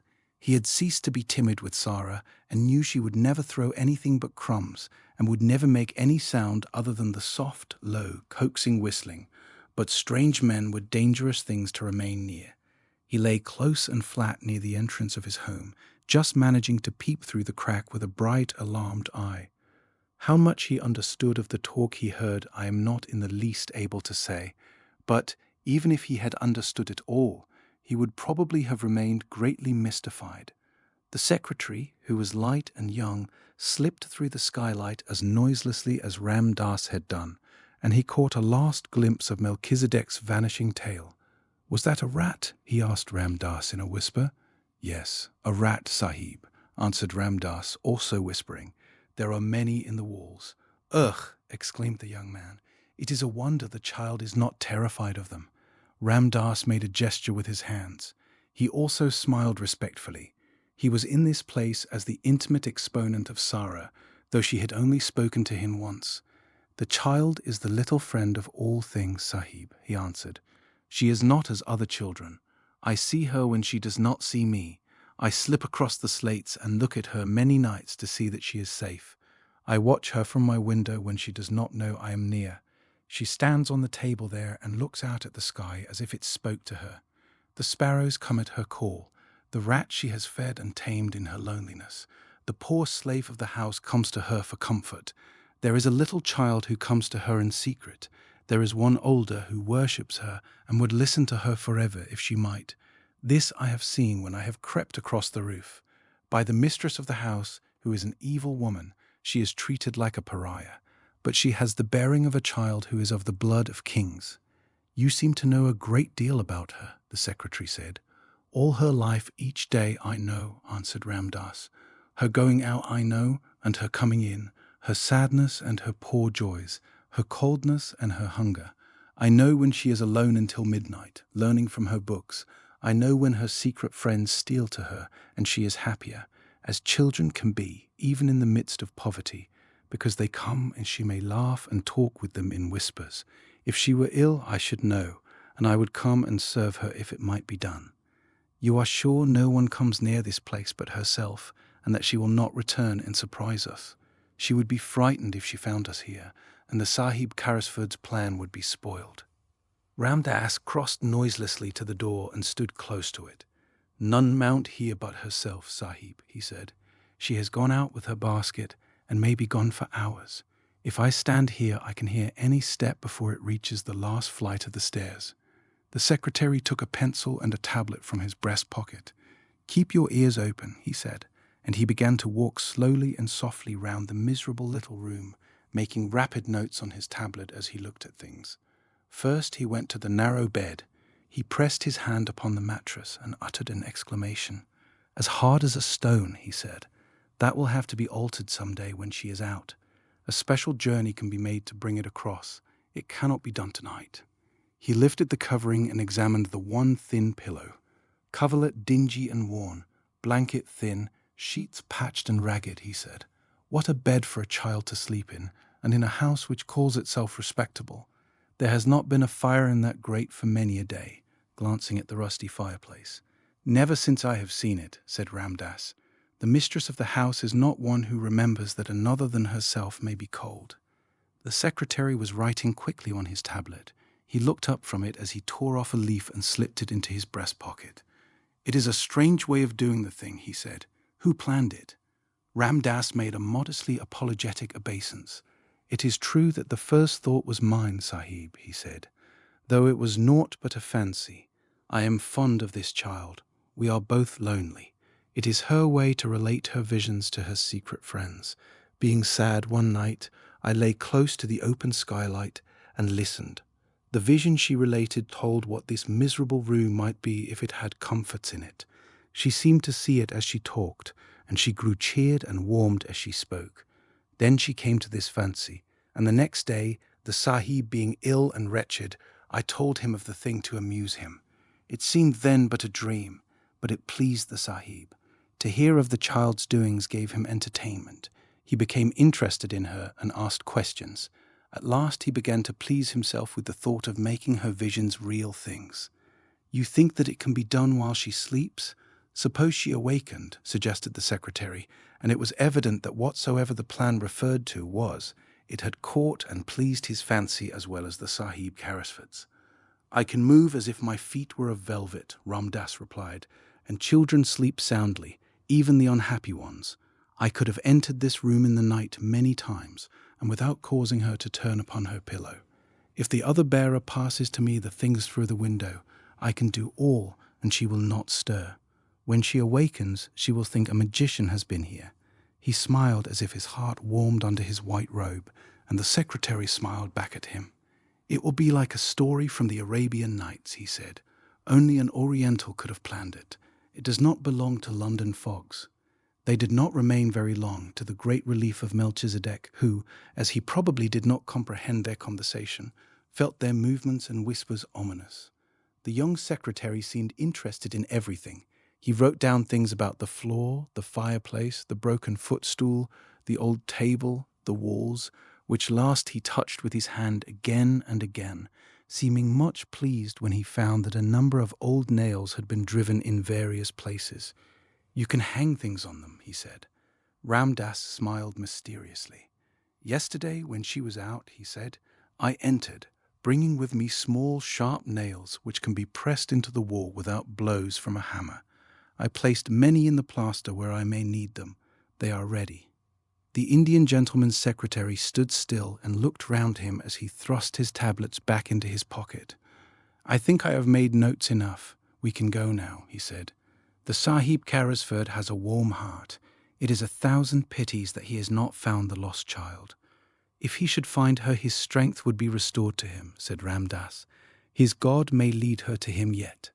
Then they slipped through the skylight as noiselessly as they had entered it, and, after he was quite sure they had gone, Melchizedek was greatly relieved, and in the course of a few minutes felt it safe to emerge from his hole again and scuffle about in the hope that even such alarming human beings as these might have chanced to carry crumbs in their pockets and drop one or two of them. "It is a long time since I saw a nice place from the inside," was the thought which crossed her mind. There was the usual bright fire glowing in the grate, and the Indian gentleman was sitting before it. His head was resting in his hand, and he looked as lonely and unhappy as ever.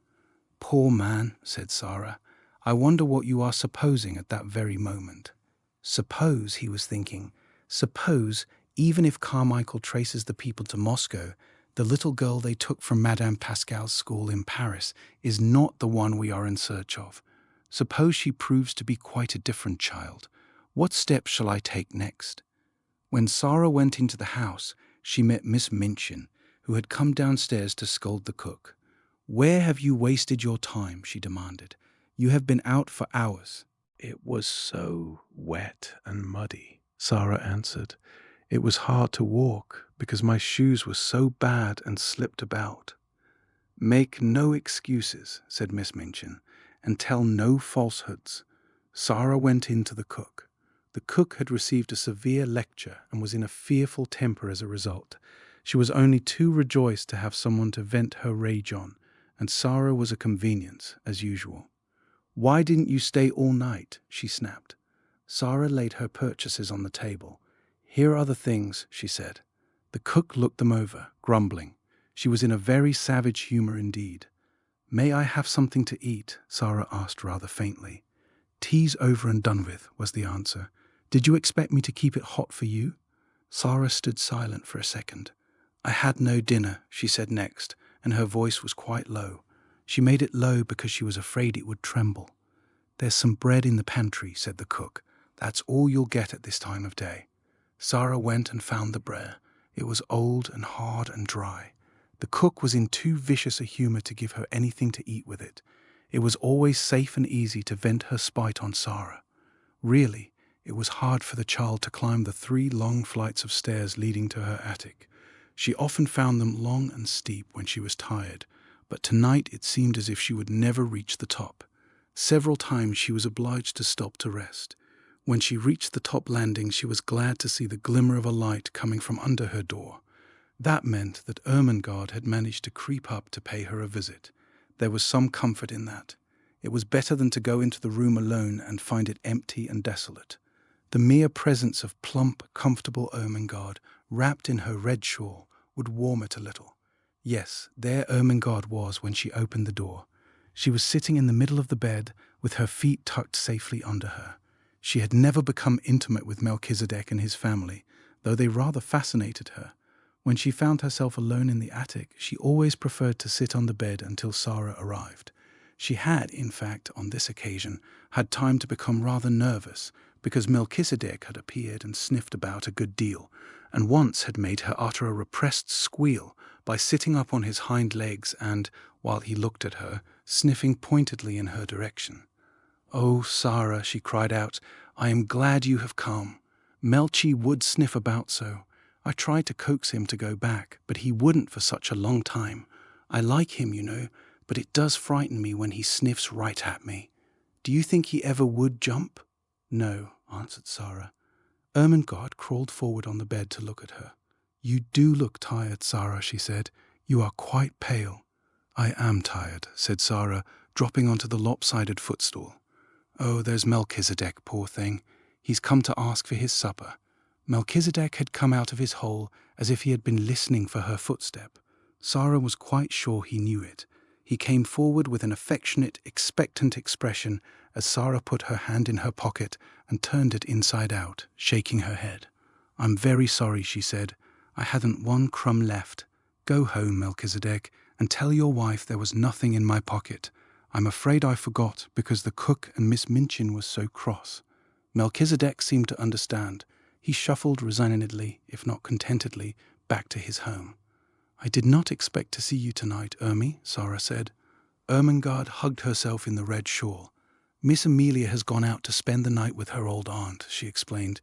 "No one else ever comes and looks into the bedrooms after we are in bed. I could stay here until morning if I wanted to." She pointed toward the table under the skylight. Sara had not looked toward it as she came in. A number of books were piled upon it. Ermengarde's gesture was a dejected one. "Papa has sent me some more books, Sara," she said. "There they are." Sara looked round and got up at once. She ran to the table and, picking up the top volume, turned over its leaves quickly. For the moment she forgot her discomforts. "Ah," she cried out, "how beautiful! Carlyle's French Revolution. I have so wanted to read that." "I haven't," said Ermengarde, "and Papa will be so cross if I don't. He'll expect me to know all about it when I go home for the holidays. What shall I do?" Sara stopped turning over the leaves and looked at her with an excited flush on her cheeks. "Look here," she cried.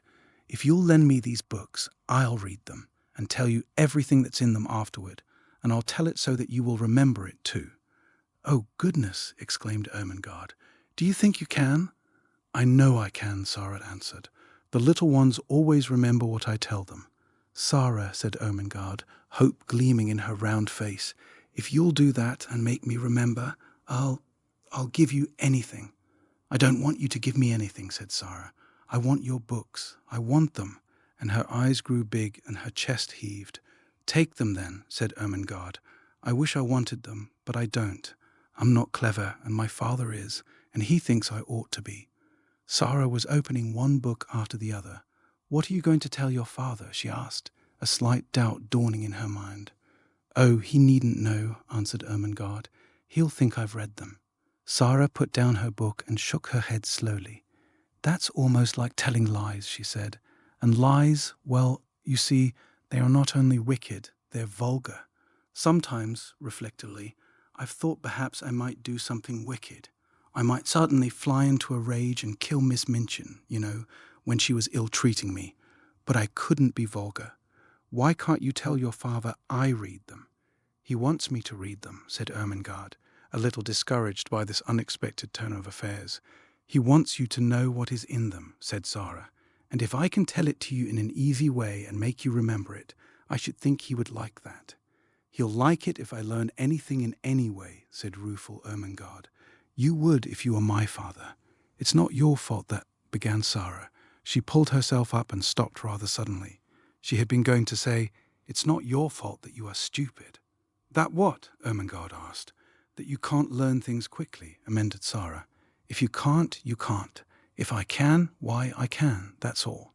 She always felt very tender of Ermengarde and tried not to let her feel too strongly the difference between being able to learn anything at once and not being able to learn anything at all. As she looked at her plump face, one of her wise, old-fashioned thoughts came to her. Perhaps, she said, to be able to learn things quickly isn't everything. To be kind is worth a great deal to other people. If Miss Minchin knew everything on earth and was like what she is now, she'd still be a detestable thing and everybody would hate her. Lots of clever people have done harm and have been wicked. Look at Robespierre. She stopped and examined Ermengarde's countenance, which was beginning to look bewildered. "Don't you remember?" she demanded. "I told you about him not long ago. I believe you've forgotten." "Well, I don't remember all of it," admitted Ermengarde. "Well, you wait a minute," said Sara, "and I'll take off my wet things and wrap myself in the coverlet and tell you over again." She took off her hat and coat and hung them on a nail against the wall, and she changed her wet shoes for an old pair of slippers. Then she jumped on the bed and, drawing the coverlet about her shoulders, sat with her arms round her knees. "Now, listen," she said. She plunged into the gory records of the French Revolution and told such stories of it that Ermengarde's eyes grew round with alarm and she held her breath. That though she was rather terrified, there was a delightful thrill in listening, and she was not likely to forget Robespierre again or to have any doubts about the Princesse de Lamballe. "You know they put her head on a pike and danced round it," Sara explained, "and she had beautiful floating blonde hair, and when I think of her, I never see her head on her body, but always on a pike, with those furious people dancing and howling." It was agreed that Mr. St. John was to be told the plan they had made, and for the present the books were to be left in the attic. "Now, let's tell each other things," said Sara. "How are you getting on with your French lessons?" "Ever so much better since the last time I came up here and you explained the conjugations. Miss Minchin could not understand why I did my exercises so well that first morning." Sara laughed a little and hugged her knees. "She doesn't understand why Lottie is doing her sums so well," she said, "but it is because she creeps up here too, and I help her." She glanced round the room. "The attic would be rather nice if it wasn't so dreadful," she said, laughing again. "It's a good place to pretend in." The truth was that Ermengarde did not know anything of the sometimes almost unbearable sight of life in the attic, and she had not a sufficiently vivid imagination to depict it for herself. On the rare occasions that she could reach Sara's room, she only saw the side of it which was made exciting by things which were pretended and stories which were told. Her visits partook of the character of adventures, and though sometimes Sara looked rather pale, and it was not to be denied that she had grown very thin, her proud little spirit would not admit of complaints. She had never confessed that at times she was almost ravenous with hunger, as she was tonight. She was growing rapidly, and her constant walking and running about would have given her a keen appetite, even if she had had abundant and regular meals of a much more nourishing nature than the unappetizing, inferior food snatched at such odd times as suited the kitchen convenience. She was growing used to a certain gnawing feeling in her young stomach. "I suppose soldiers feel like this when they are on a long and weary march," she often said to herself. She liked the sound of the phrase, long and weary march. It made her feel rather like a soldier. She had also a quaint sense of being a hostess in the attic. If I lived in a castle, she argued, and Ermengarde was the lady of another castle, and came to see me, with knights and squires and vassals riding with her, and pennons flying, when I heard the clarions sounding outside the drawbridge, I should go down to receive her, and I should spread feasts in the banquet hall, and call in minstrels to sing and play and relate romances. When she comes into the attic, I can't spread feasts, but I can tell stories and not let her know disagreeable things. I dare say poor chatelaines had to do that in time of famine, when their lands had been pillaged. She was a proud, brave little chatelaine, and dispensed generously the one hospitality she could offer, the dreams she dreamed, the vision she saw, the imaginings which were her joy and comfort. So, as they sat together, Ermengarde did not know that she was faint as well as ravenous, and that while she talked, she now and then wondered if her hunger would let her sleep when she was left alone. She felt as if she had never been quite so hungry before. "I wish I was as thin as you, Sara," Ermengarde said suddenly. "I believe you are thinner than you used to be. Your eyes look so big, and look at the sharp little bones sticking out of your elbow." Sara pulled down her sleeve, which had pushed itself up. "I always was a thin child," she said bravely, "and I always had big green eyes." "I love your queer eyes," said Ermengarde, looking into them with affectionate admiration. "They always look as if they saw such a long way. I love them, and I love them to be green, though they look black generally." "They are cat's eyes," laughed Sara, "but I can't see in the dark with them because I have tried, and I couldn't. I wish I could." It was just at this minute that something happened at the skylight which neither of them saw. If either of them had chanced to turn and look, she would have been startled by the sight of a dark face which peered cautiously into the room and disappeared as quickly and almost as silently as it had appeared. Not quite as silently, however. Sara, who had keen ears, suddenly turned a little and looked up at the roof. "That didn't sound like Melchizedek," she said. "It wasn't scratchy enough." "What?" said Ermengarde, a little startled. "Didn't you think you heard something?" asked Sara.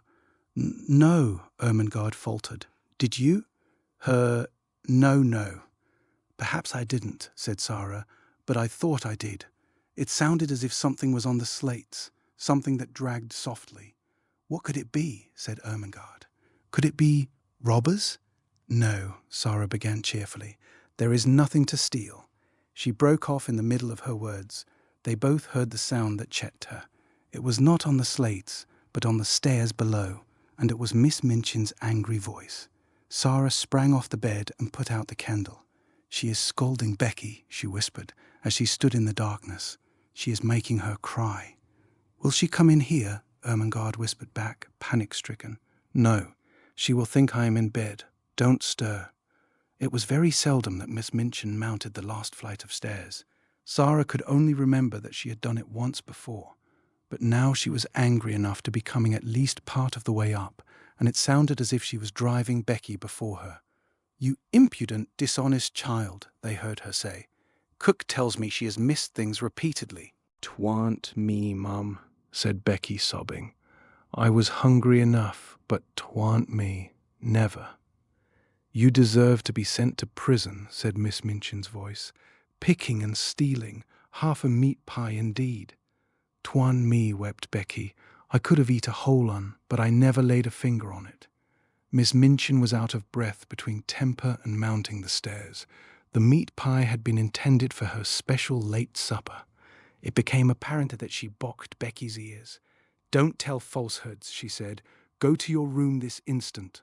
Both Sara and Ermengarde heard the slap, and then heard Becky run in her slipshod shoes up the stairs and into her attic. They heard her door shut, and knew that she threw herself upon her bed. "I could have eat 2 of 'em," they heard her cry into her pillow, "and I never took a bite. 'Twas cook give it to her policeman." Sara stood in the middle of the room in the darkness. She was clenching her little teeth and opening and shutting fiercely her outstretched hands. She could scarcely stand still, but she dared not move until Miss Minchin had gone down the stairs and all was still. "The wicked, cruel thing," she burst forth. "The cook takes things herself and then says Becky steals them. She doesn't. She's so hungry sometimes that she eats crusts out of the ash barrel." She pressed her hands hard against her face and burst into passionate little sobs, and Ermengarde, hearing this unusual thing, was overawed by it. Sara was crying, the unconquerable Sara. It seemed to denote something new, some mood she had never known. Suppose, a new dread possibility presented itself to her kind, slow little mind all at once. She crept off the bed in the dark and found her way to the table where the candle stood. She struck a match and lit the candle. When she had lighted it, she bent forward and looked at Sara, with her new thought growing to definite fear in her eyes. "Sara," she said in a timid, almost awe-stricken voice, you never told me. I don't want to be rude, but are you ever hungry?" It was too much just at that moment. The barrier broke down. Sara lifted her face from her hands. "Yes," she said in a new, passionate way. "Yes, I am. I'm so hungry now that I could almost eat you. And it makes it worse to hear poor Becky. She's hungrier than I am." Ermengarde gasped. Oh, she cried woefully, "and I never knew." "I didn't want you to know," Sara said. "It would have made me feel like a street beggar. I know I look like a street beggar." "No, you don't, Ermengarde broke in. "Your clothes are a little queer, but you couldn't look like a street beggar. You haven't a street beggar face." "A little boy once gave me a sixpence for charity," said Sara, with a short little laugh in spite of herself. "Here it is," and she pulled out the thin ribbon from her neck. "He wouldn't have given me his Christmas sixpence if I hadn't looked as if I needed it." Somehow the sight of the dear little sixpence was good for both of them. It made them laugh a little, though they both had tears in their eyes. "Who was he?" asked Ermengarde, looking at it quite as if it had not been a mere ordinary silver sixpence. "He was a darling little thing going to a party," said Sara. "He was one of the large family, the little one with the round legs, the one I call Guy Clarence. I suppose his nursery was crammed with Christmas presents and hampers full of cakes and things, and he could see I had nothing." Ermengarde gave a little jump backward. The last sentences had recalled something to her troubled mind and given her a sudden inspiration. "Oh, Sara," she cried, "what a silly thing I am not to have thought of it." "Of what?" "Something splendid," said Ermengarde in an excited hurry. "This very afternoon my nicest aunt sent me a box. It is full of good things. I never touched it. I had so much pudding at dinner, and I was so bothered about Papa's books." Her words began to tumble over each other. "It's got cake in it, and little meat pies, and jam tarts, and buns, and oranges, and red currant wine, and figs, and chocolate. I'll creep back to my room and get it this minute, and we'll eat it now." Sara almost reeled. When one is faint with hunger, the mention of food has sometimes a curious effect. She clutched Ermengarde's arm. "Do you think you could?" she ejaculated. "I know I could," answered Ermengarde, and she ran to the door, opened it softly, put her head out into the darkness and listened. Then she went back to Sara. "The lights are out. Everybody's in bed. I can creep and no one will hear." It was so delightful that they caught each other's hands, and a sudden light sprang into Sara's eyes. "Ermy," she said, let us pretend it's a party, and oh, won't you invite the prisoner in the next cell? Yes, let us knock on the wall now. The jailer won't hear." Sara went to the wall. Through it she could hear poor Becky crying more softly. She knocked 4 times. "That means, 'Come to me through the secret passage under the wall,'" she explained. "I have something to communicate." 5 quick knocks answered her. "She is coming," she said. Almost immediately the door of the attic opened and Becky appeared. Her eyes were red and her cap was sliding off, and when she caught sight of Ermengarde she began to rub her face nervously with her apron. "Don't mind me a bit, Becky," cried Ermengarde. "Miss Ermengarde has asked you to come in," said Sara, "because she is going to bring a box of good things up here to us." Becky's cap almost fell off entirely. She broke in with such excitement. "To eat, miss," she said. "Things that's good to eat?" "Yes," answered Sara, "and we are going to pretend a party. And you shall have as much as you want to eat," put in Ermengarde. "I'll go this minute." She was in such haste that as she tiptoed out of the attic, she dropped her red shawl and did not know it had fallen. No one saw it for a minute or so. Becky was too much overpowered by the good luck which had befallen her. Oh, miss," she gasped. "I know it was you that asked her to let me come. It makes me cry to think of it."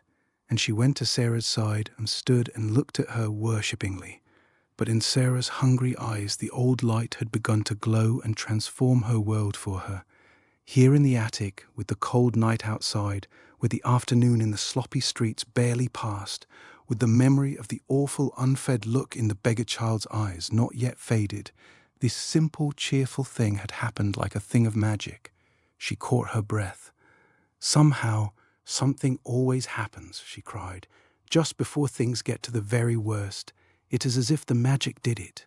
If I could only just remember that always, the worst thing never quite comes." She gave Becky a little cheerful shake. No, you mustn't cry," she said. "We must make haste and set the table." "Set the table, miss," said Becky, gazing round the room. "What'll we set it with?" Sara looked round the attic too. "There doesn't seem to be much," she answered, half laughing. That moment she saw something and pounced upon it. It was Ermengarde's red shawl which lay upon the floor. "Here's the shawl," she cried. "I know she won't mind it. It will make such a nice red tablecloth." They pulled the old table forward and threw the shawl over it. Red is a wonderfully kind and comfortable color. It began to make the room look furnished directly. "How nice a red rug would look on the floor," exclaimed Sara. "We must pretend there is one." Her eye swept the bare boards with a swift glance of admiration. The rug was laid down already. "How soft and thick it is," she said, with the little laugh which Becky knew the meaning of, and she raised and set her foot down again delicately, as if she felt something under it. "Yes, miss," answered Becky, watching her with serious rapture. She was always quite serious. "What next now?" said Sara, and she stood still and put her hands over her eyes. "Something will come if I think and wait a little," in a soft, expectant voice. "The magic will tell me." One of her favorite fancies was that on the outside, as she called it, thoughts were waiting for people to call them. Becky had seen her stand and wait many a time before, and knew that in a few seconds she would uncover an enlightened, laughing face. In a moment she did. "There," she cried, "it has come. I know now. I must look among the things in the old trunk I had when I was a princess." She flew to its corner and kneeled down. It had not been put in the attic for her benefit, but because there was no room for it elsewhere. Nothing had been left in it but rubbish, but she knew she should find something. The magic always arranged that kind of thing in one way or another. In a corner lay a package so insignificant-looking that it had been overlooked, and when she herself had found it, she had kept it as a relic. It contained a dozen small white handkerchiefs. She seized them joyfully and ran to the table. She began to arrange them upon the red table cover, patting and coaxing them into shape with the narrow lace edge curling outward, her magic working its spells for her as she did it. "These are the plates," she said. "They are golden plates. These are the richly embroidered napkins. Nuns worked them in convents in Spain." "Did they, miss?" breathed Becky, her very soul uplifted by the information. "You must pretend it," said Sara. "If you pretend it enough, you will see them." "Yes, miss," said Becky, and as Sara returned to the trunk, she devoted herself to the effort of accomplishing an end so much to be desired. Sara turned suddenly to find her standing by the table, looking very queer indeed. She had shut her eyes and was twisting her face in strange, convulsive contortions, her hands hanging stiffly clenched at her sides. She looked as if she was trying to lift some enormous weight. "What is the matter, Becky?" Sara cried. "What are you doing?" Becky opened her eyes with a start. "I was pretendin', miss," she answered a little sheepishly. "I was trying to see it like you do." "I almost did," with a hopeful grin, "but it takes a lot of strength." "Perhaps it does if you are not used to it," said Sara with friendly sympathy, "but you don't know how easy it is when you've done it often. I wouldn't try so hard just at first. It will come to you after a while. I'll just tell you what things are. Look at these." She held an old summer hat in her hand, which she had fished out of the bottom of the trunk. There was a wreath of flowers on it. She pulled the wreath off. "These are garlands for the feast," she said grandly. "They fill all the air with perfume. There's a mug on the washstand, Becky. Oh, and bring the soap dish for a centerpiece." Becky handed them to her reverently. "What are they now, miss?" she inquired. "You'd think they was made of crockery, but I know they ain't." "This is a carven flagon," said Sara, arranging tendrils of the wreath about the mug. "And this," bending tenderly over the soap dish and heaping it with roses, "is purest alabaster encrusted with gems." She touched the things gently, a happy smile hovering about her lips, which made her look as if she were a creature in a dream. "My, ain't it lovely?" whispered Becky. "If we just had something for bonbon dishes," Sara murmured. "There, darting to the trunk again. I remember I saw something this minute." It was only a bundle of wool wrapped in red and white tissue paper, but the tissue paper was soon twisted into the form of little dishes and was combined with the remaining flowers to ornament the candlestick which was to light the feast. Only the magic could have made it more than an old table covered with a red shawl and set with rubbish from a long unopened trunk. But Sara drew back and gazed at it, seeing wonders, and Becky, after staring in delight, spoke with bated breath. "This ear," she suggested, with a glance round the attic. "Is it the Bastille now, or has it turned into something different?" "Oh, yes, yes," said Sara, "quite different. It is a banquet hall." "My eye, miss," ejaculated Becky, "a blanket hall," and she turned to view the splendours about her with awed bewilderment. "A banquet hall," said Sara, a vast chamber where feasts are given. It has a vaulted roof and a minstrel's gallery and a huge chimney filled with blazing oaken logs, and it is brilliant with waxen tapers twinkling on every side. "My eye, Miss Sara," gasped Becky again. Then the door opened, and Ermengarde came in, rather staggering under the weight of her camper. She started back with an exclamation of joy, to enter from the chill darkness outside and find oneself confronted by a totally unanticipated festal board, draped with red, adorned with white napery, and wreathed with flowers, was to feel that the preparations were brilliant indeed. "Oh, Sara," she cried out, "you are the cleverest girl I ever saw." "Isn't it nice?" said Sara. "There are things out of my old trunk. I asked my magic, and it told me to go and look." "But oh, miss," cried Becky, "wait till she's told you what they are. They ain't just—" "Oh, miss, please tell her," appealing to Sara. So Sara told her, and because her magic helped her, she made her almost see it all. The golden platters, the vaulted spaces, the blazing logs, the twinkling waxen tapers. As the things were taken out of the hamper, the frosted cakes, the fruits, the bonbons and the wine, the feast became a splendid thing. "It's like a real party," cried Ermengarde. "It's like a queen's table," sighed Becky. Then Ermengarde had a sudden brilliant thought. "I'll tell you what, Sara," she said. "Pretend you are a princess now, and this is a royal feast." "But it's your feast," said Sara. "You must be the princess, and we will be your maids of honor." "Oh, I can't," said Ermengarde. "I'm too fat, and I don't know how." "You be her." "Well, if you want me to," said Sara, but suddenly she thought of something else and ran to the rusty grate. "There is a lot of paper and rubbish stuffed in here," she exclaimed. "If we light it, there will be a bright blaze for a few minutes, and we shall feel as if it was a real fire." She struck a match and lighted it up with a great specious glow which illuminated the room. "By the time it stops blazing," Sara said, "we shall forget about its not being real." She stood in the dancing glow and smiled. "Doesn't it look real?" she said. "Now we will begin the party." She led the way to the table. She waved her hand graciously to Ermengarde and Becky. She was in the midst of her dream.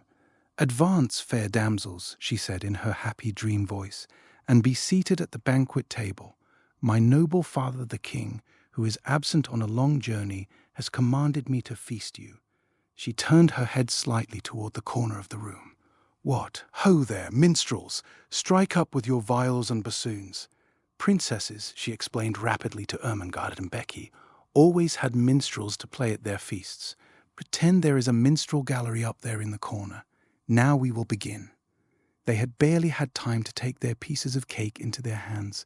Not one of them had time to do more, when they all three sprang to their feet and turned pale faces toward the door, listening, listening. Someone was coming up the stairs. There was no mistake about it. Each of them recognized the angry mounting tread and knew that the end of all things had come. "It's the missus," choked Becky, and dropped her piece of cake upon the floor. "Yes," said Sara, her eyes growing shocked and large in her small white face. "Miss Minchin has found us out." Miss Minchin struck the door open with a blow of her hand. She was pale herself, but it was with rage.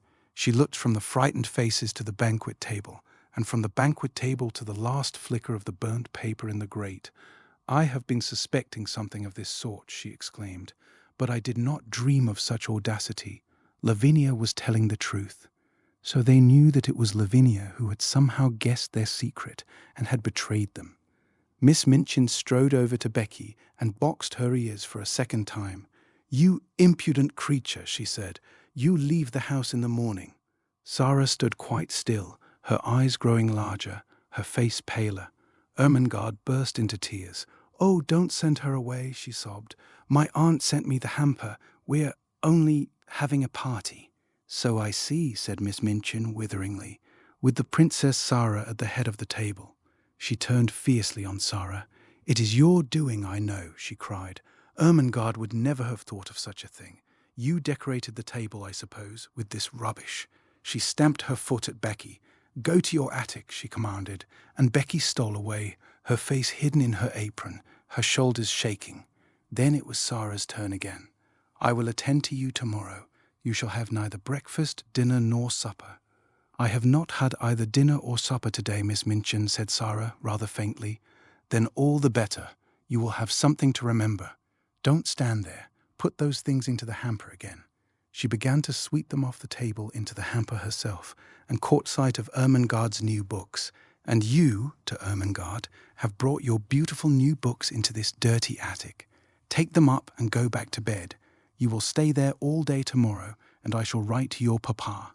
What would he say if he knew where you are tonight?" Something she saw in Sara's grave, fixed gaze at this moment made her turn on her fiercely. "What are you thinking of?" she demanded. "Why do you look at me like that?" "I was wondering," answered Sara, as she had answered that notable day in the schoolroom. "What were you wondering?" It was very like the scene in the schoolroom. There was no pertness in Sara's manner. It was only sad and quiet. "I was wondering," she said in a low voice, "what my papa would say if he knew where I am tonight." Miss Minchin was infuriated just as she had been before, and her anger expressed itself, as before, in an intemperate fashion. She flew at her and shook her. "You insolent, unmanageable child," she cried. "How dare you? How dare you?" She picked up the books, swept the rest of the feast back into the hamper in a jumbled heap, thrust it into Ermengarde's arms, and pushed her before her toward the door. "I will leave you to wonder," she said. "Go to bed this instant." And she shut the door behind herself and poor stumbling Ermengarde, and left Sara standing quite alone. The dream was quite at an end. The last spark had died out of the paper in the grate and left only black tinder. The table was left bare. The golden plates and richly embroidered napkins and the garlands were transformed again into old handkerchiefs, scraps of red and white paper, and discarded artificial flowers all scattered on the floor. The minstrels in the minstrel gallery had stolen away, and the viols and bassoons were still. Emily was sitting with her back against the wall, staring very hard. Sara saw her, and went and picked her up with trembling hands. "There isn't any banquet left, Emily," she said, "and there isn't any princess. There is nothing left but the prisoners in the Bastille." And she sat down and hid her face. What would have happened if she had not hidden it just then, and if she had chanced to look up at the skylight at the wrong moment? I do not know. Perhaps the end of this chapter might have been quite different, because if she had glanced at the skylight, she would certainly have been startled by what she would have seen. She would have seen exactly the same face pressed against the glass and peering in at her, as it had peered in earlier in the evening when she had been talking to Ermengarde. But she did not look up. She sat with her little black head in her arms for some time.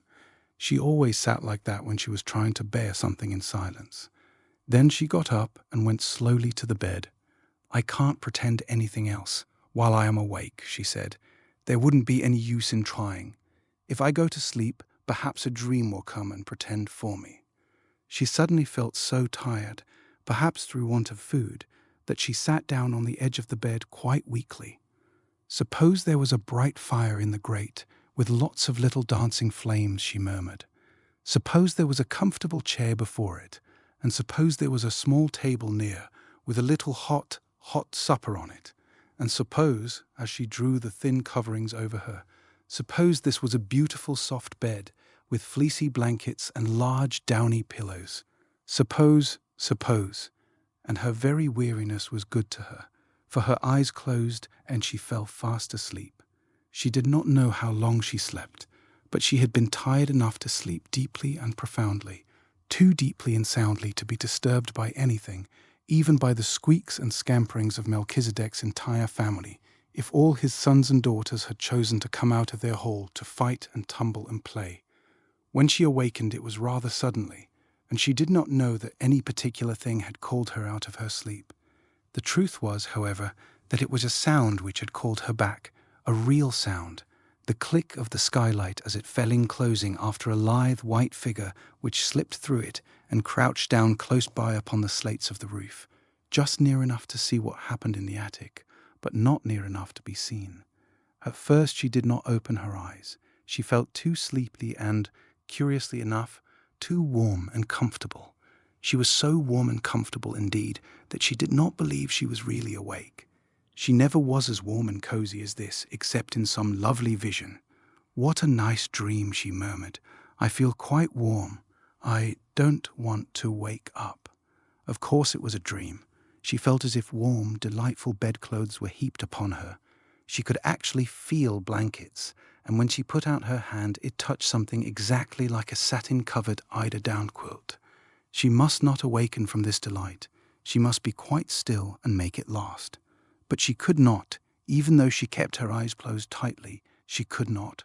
Something was forcing her to awaken, something in the room.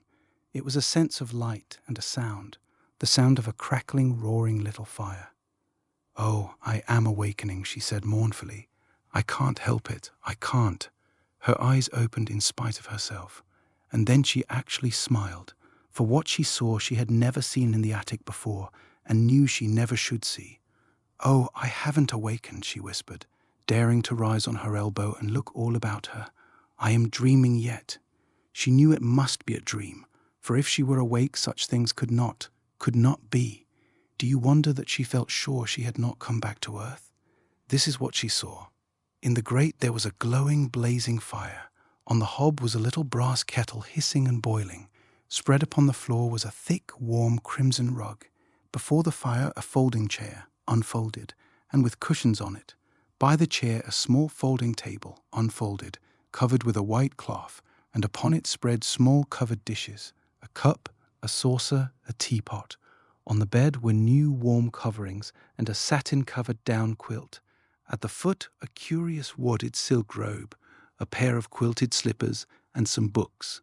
The room of her dream seemed changed into fairyland, and it was flooded with warm light, for a bright lamp stood on the table covered with a rosy shade. She sat up, resting on her elbow, and her breathing came short and fast. "It does not melt away," she panted. "Oh, I never had such a dream before." She scarcely dared to stir, but at last she pushed the bedclothes aside and put her feet on the floor with a rapturous smile. "I am dreaming. I am getting out of bed," she heard her own voice say, and then, as she stood up in the midst of it all, turning slowly from side to side, "I am dreaming it stays, real. I'm dreaming it feels real. It's bewitched, or I'm bewitched. I only think I see it all." Her words began to hurry themselves. "If I can only keep on thinking it," she cried. "I don't care. I don't care." She stood panting a moment longer and then cried out again. "Oh, it isn't true," she said. "It can't be true. But oh, how true it seems." The blazing fire drew her to it, and she knelt down and held out her hands close to it, so close that the heat made her start back. "A fire I only dreamed wouldn't be hot," she cried. She sprang up, touched the table, the dishes, the rug. She went to the bed and touched the blankets. She took up the soft wadded dressing gown and suddenly clutched it to her breast and held it to her cheek. "It's warm. It's soft," she almost sobbed. "It's real. It must be." She threw it over her shoulders and put her feet into the slippers. "They are real too. It's all real," she cried. I am not dreaming." She almost staggered to the books and opened the one which lay upon the top. Something was written on the flyleaf, just a few words, and they were these: "To the little girl in the attic, from a friend."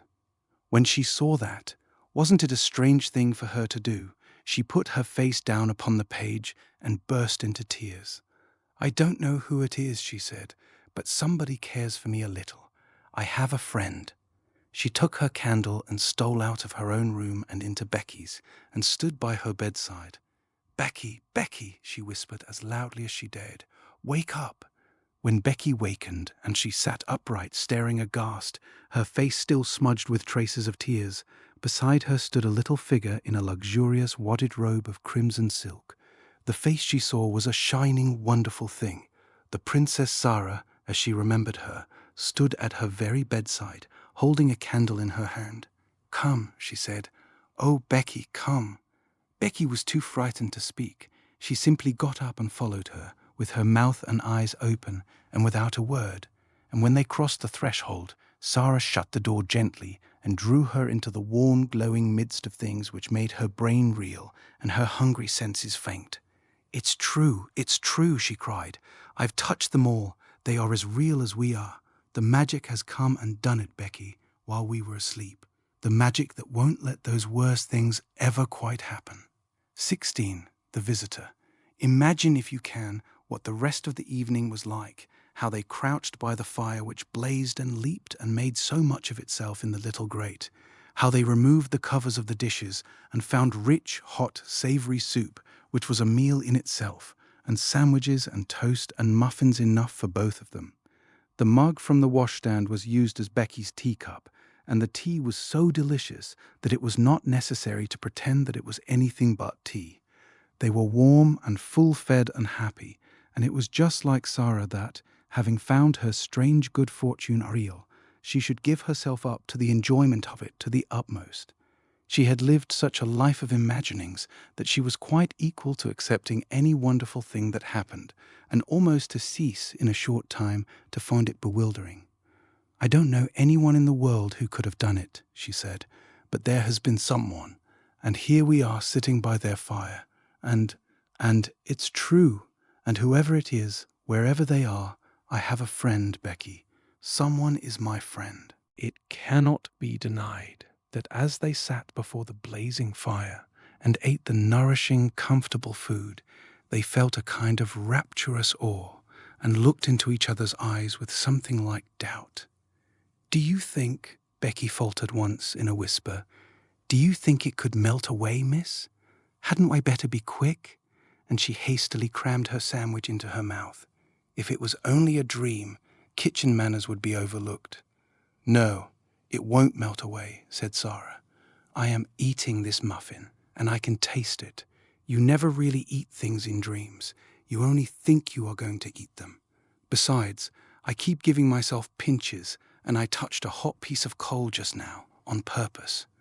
The sleepy comfort which at length almost overpowered them was a heavenly thing. It was the drowsiness of happy, well-fed childhood, and they sat in the fire glow and luxuriated in it until Sara found herself turning to look at her transformed bed. There were even blankets enough to share with Becky. The narrow couch in the next attic was more comfortable that night than its occupant had ever dreamed that it could be. As she went out of the room, Becky turned upon the threshold and looked about her with devouring eyes. "If it ain't here in the morning, miss," she said, "it's been here tonight anyways, and I shan't never forget it." She looked at each particular thing as if to commit it to memory. The fire was there, pointing with her finger, and the table was before it, and the lamp was there, and the light looked rosy red, and there was a satin cover on your bed and a warm rug on the floor, and everything looked beautiful. And she paused a second and laid her hand on her stomach tenderly. There was soup and sandwiches and muffins, there was. And with this conviction a reality at least, she went away. Through the mysterious agency which works in schools and among servants, it was quite well known in the morning that Sara Crewe was in horrible disgrace, that Ermengarde was under punishment, and that Becky would have been packed out of the house before breakfast, but that a scullery maid could not be dispensed with at once. The servants knew that she was allowed to stay because Miss Minchin could not easily find another creature helpless and humble enough to work like a bounden slave for so few shillings a week. The elder girls in the schoolroom knew that if Miss Minchin did not send Sara away, it was for practical reasons of her own. "She's growing so fast and learning such a lot somehow," said Jessie to Lavinia, "that she will be given classes soon, and Miss Minchin knows she will have to work for nothing. It was rather nasty of you, Lavy, to tell about her having fun in the garret. How did you find it out?" "I got it out of Lottie. She's such a baby she didn't know she was telling me. There was nothing nasty at all in speaking to Miss Minchin. I felt it my duty, priggishly. She was being deceitful, and it's ridiculous that she should look so grand and be made so much of in her rags and tatters." "What were they doing when Miss Minchin caught them?" "Pretending some silly thing. Ermengarde had taken up her hamper to share with Sara and Becky. She never invites us to share things. Not that I care, but it's rather vulgar of her to share with servant girls in attics. I wonder Miss Minchin didn't turn Sara out, even if she does want her for a teacher." "If she was turned out, where would she go?" inquired Jessie, a trifle anxiously. "How do I know?" snapped Lavinia. "She'll look rather queer when she comes into the schoolroom this morning, I should think, after what's happened. She had no dinner yesterday, and she's not to have any today." Jessie was not as ill-natured as she was silly. She picked up her book with a little jerk. "Well, I think it's horrid," she said. "They've no right to starve her to death." When Sara went into the kitchen that morning, the cook looked askance at her, and so did the housemaids, but she passed them hurriedly. She had, in fact, overslept herself a little, and as Becky had done the same, neither had had time to see the other, and each had come downstairs in haste. Sara went into the scullery. Becky was violently scrubbing a kettle and was actually gurgling a little song in her throat. She looked up with a wildly elated face. "It was there when I wakened, miss. The blanket," she whispered excitedly. "It was as real as it was last night." "So was mine," said Sara. "It is all there now, all of it. While I was dressing, I ate some of the cold things we left." "Oh, laws, oh, laws!" Becky uttered the exclamation in a sort of rapturous groan and ducked her head over her kettle just in time as the cook came in from the kitchen. Miss Minchin had expected to see in Sara, when she appeared in the schoolroom, very much what Lavinia had expected to see. Sara had always been an annoying puzzle to her because severity never made her cry or look frightened. When she was scolded, she stood still and listened politely with a grave face. When she was punished, she performed her extra tasks or went without her meals, making no complaint or outward sign of rebellion. The very fact that she never made an impudent answer seemed to Miss Minchin a kind of impudence in itself. But after yesterday's deprivation of meals, the violent scene of last night, the prospect of hunger today, she must surely have broken down. It would be strange indeed if she did not come downstairs with pale cheeks and red eyes and an unhappy, humbled face. Miss Minchin saw her for the first time when she entered the schoolroom to hear the little French class recite its lessons and superintend its exercises, and she came in with a springing step, colour in her cheeks, and a smile hovering about the corners of her mouth. It was the most astonishing thing Miss Minchin had ever known. It gave her quite a shock. What was the child made of? What could such a thing mean? She called her at once to her desk. "You do not look as if you realize that you are in disgrace," she said. "Are you absolutely hardened? The truth is that when one is still a child, or even if one is grown up and has been well fed and has slept long and softly and warm, when one has gone to sleep in the midst of a fairy story and has wakened to find it real, one cannot be unhappy or even look as if one were, and one could not, if one tried, keep a glow of joy out of one's eyes." Miss Minchin was almost struck dumb by the look of Sara's eyes when she made her perfectly respectful answer. "I beg your pardon, Miss Minchin," she said. "I know that I am in disgrace. Be good enough not to forget it and look as if you had come into a fortune. It is an impertinence, and remember you are to have no food today." "Yes, Miss Minchin," Sara answered, but as she turned away her heart leaped with the memory of what yesterday had been. If the magic had not saved me just in time, she thought, how horrible it would have been. "She can't be very hungry," whispered Lavinia. "Just look at her. Perhaps she is pretending she has had a good breakfast," with a spiteful laugh. "She's different from other people," said Jessie, watching Sara with her class. "Sometimes I'm a bit frightened of her." "Ridiculous thing," ejaculated Lavinia. All through the day the light was in Sara's face and the colour in her cheek. The servants cast puzzled glances at her and whispered to each other, and Miss Amelia's small blue eyes wore an expression of bewilderment.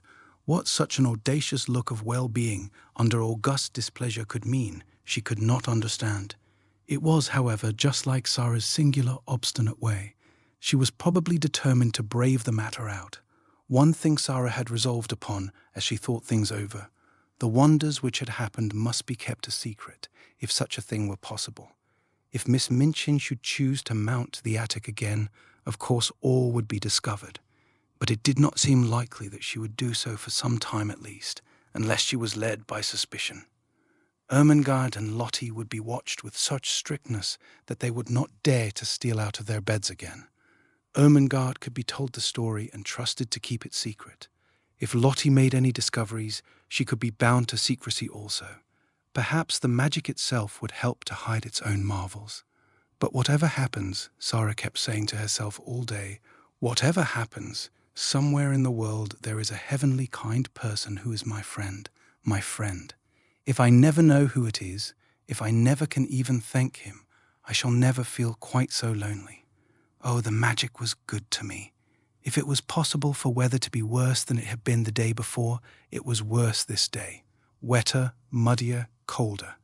There were more errands to be done, the cook was more irritable, and, knowing that Sara was in disgrace, she was more savage. But what does anything matter when one's magic has just proved itself one's friend? Sara's supper of the night before had given her strength. She knew that she should sleep well and warmly, and even though she had naturally begun to be hungry again before evening, she felt that she could bear it until breakfast time on the following day, when her meals would surely be given to her again. It was quite late when she was at last allowed to go upstairs. She had been told to go into the schoolroom and study until 10 o'clock, and she had become interested in her work and remained over her books later. When she reached the top flight of stairs and stood before the attic door, it must be confessed that her heart beat rather fast. Of course it might all have been taken away, she whispered, trying to be brave. It might only have been lent to me for just that one awful night. But it was lent to me. I had it. It was real. She pushed the door open and went in. Once inside, she gasped slightly, shut the door, and stood with her back against it, looking from side to side. The magic had been there again. It actually had, and it had done even more than before.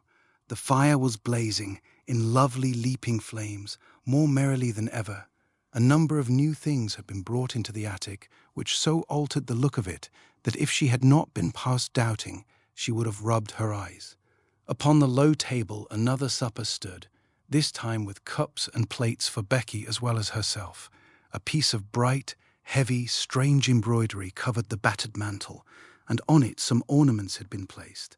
All the bare, ugly things which could be covered with draperies had been concealed and made to look quite pretty. Some odd materials of rich colours had been fastened against the wall with fine, sharp tacks, so sharp that they could be pressed into the wood and plaster without hammering. Some brilliant fans were pinned up, and there were several large cushions, big and substantial enough to use as seats. A wooden box was covered with a rug, and some cushions lay on it, so that it wore quite the air of a sofa. Sara slowly moved away from the door and simply sat down and looked again. "It is exactly like something fairy come true," she said. "There isn't the least difference. I feel as if I might wish for anything, diamonds or bags of gold, and they would appear. That wouldn't be any stranger than this. Is this my garret? Am I the same cold, ragged, damp Sara? And to think I used to pretend and wish there were fairies. The one thing I always wanted was to see a fairy story come true. I am living in a fairy story. I feel as if I might be a fairy myself and able to turn things into anything else." She rose and knocked upon the wall for the prisoner in the next cell, and the prisoner came. When she entered, she almost dropped in a heap upon the floor. For a few seconds she quite lost her breath. "Oh, laws," she gasped. "Oh, laws, miss." "You see," said Sara, "on this night Becky sat on a cushion upon the hearthrug and had a cup and saucer of her own. When Sara went to bed, she found that she had a new thick mattress and big downy pillows. Her old mattress and pillow had been removed to Becky's bedstead, and, consequently, with these additions Becky had been supplied with unheard-of comfort. "Where does it all come from?" Becky broke forth once. "Laws, who does it, miss?" "Don't let us even ask," said Sara. "If it were not that I want to say, 'Oh, thank you,' I would rather not know. It makes it more beautiful." From that time, life became more wonderful day by day. The fairy story continued. Almost every day something new was done, some new comfort or ornament appeared, each time Sara opened the door at night, until in a short time the attic was a beautiful little room full of all sorts of odd and luxurious things. The ugly walls were gradually entirely covered with pictures and draperies. Ingenious pieces of folding furniture appeared. A bookshelf was hung up and filled with books. New comforts and conveniences appeared one by one, until there seemed nothing left to be desired. When Sara went downstairs in the morning, the remains of the supper were on the table, and when she returned to the attic in the evening, the magician had removed them and left another nice little meal. Miss Minchin was as harsh and insulting as ever, Miss Amelia as peevish, and the servants were as vulgar and rude. Sara was sent on errands in all weathers, and scolded and driven hither and thither. She was scarcely allowed to speak to Ermengarde and Lottie. Lavinia sneered at the increasing shabbiness of her clothes, and the other girls stared curiously at her when she appeared in the schoolroom. But what did it all matter while she was living in this wonderful, mysterious story? It was more romantic and delightful than anything she had ever invented to comfort her starved young soul and save herself from despair. Sometimes, when she was scolded, she could scarcely keep from smiling. "If you only knew," she was saying to herself, "if you only knew." The comfort and happiness she enjoyed were making her stronger, and she had them always to look forward to. If she came home from her errands wet and tired and hungry, she knew she would soon be warm and well fed after she had climbed the stairs. During the hardest days, she could occupy herself blissfully by thinking of what she should see when she opened the attic door, and wondering what new delight had been prepared for her. In a very short time, she began to look less thin. Color came into her cheeks, and her eyes did not seem so much too big for her face. "Sara Crewe looks wonderfully well," Miss Minchin remarked disapprovingly to her sister. "Yes," answered poor silly Miss Amelia. "She is absolutely fattening. She was beginning to look like a little starved crow." "Starved?" exclaimed Miss Minchin angrily. "There was no reason why she should look starved. She always had plenty to eat." Of course," agreed Miss Amelia humbly, alarmed to find that she had, as usual, said the wrong thing. "There is something very disagreeable in seeing that sort of thing in a child of her age," said Miss Minchin, with haughty vagueness. "What sort of thing?" Miss Amelia ventured.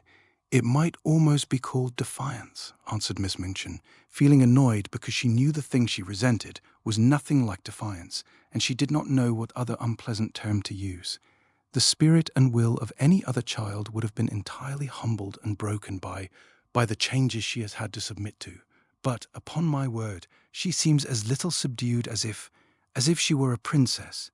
"Do you remember," put in the unwise Miss Amelia, "what she said to you that day in the schoolroom about what you would do if you found out that she was—" "No, I don't," said Miss Minchin. "Don't talk nonsense."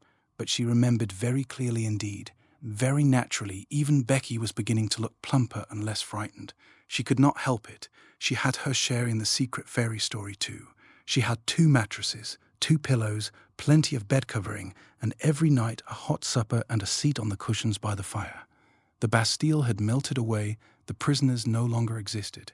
2 comforted children sat in the midst of delights. Sometimes Sara read aloud from her books, sometimes she learned her own lessons, sometimes she sat and looked into the fire and tried to imagine who her friend could be, and wished she could say to him some of the things in her heart. Then it came about that another wonderful thing happened. A man came to the door and left several parcels. All were addressed in large letters, "To the little girl in the right-hand attic."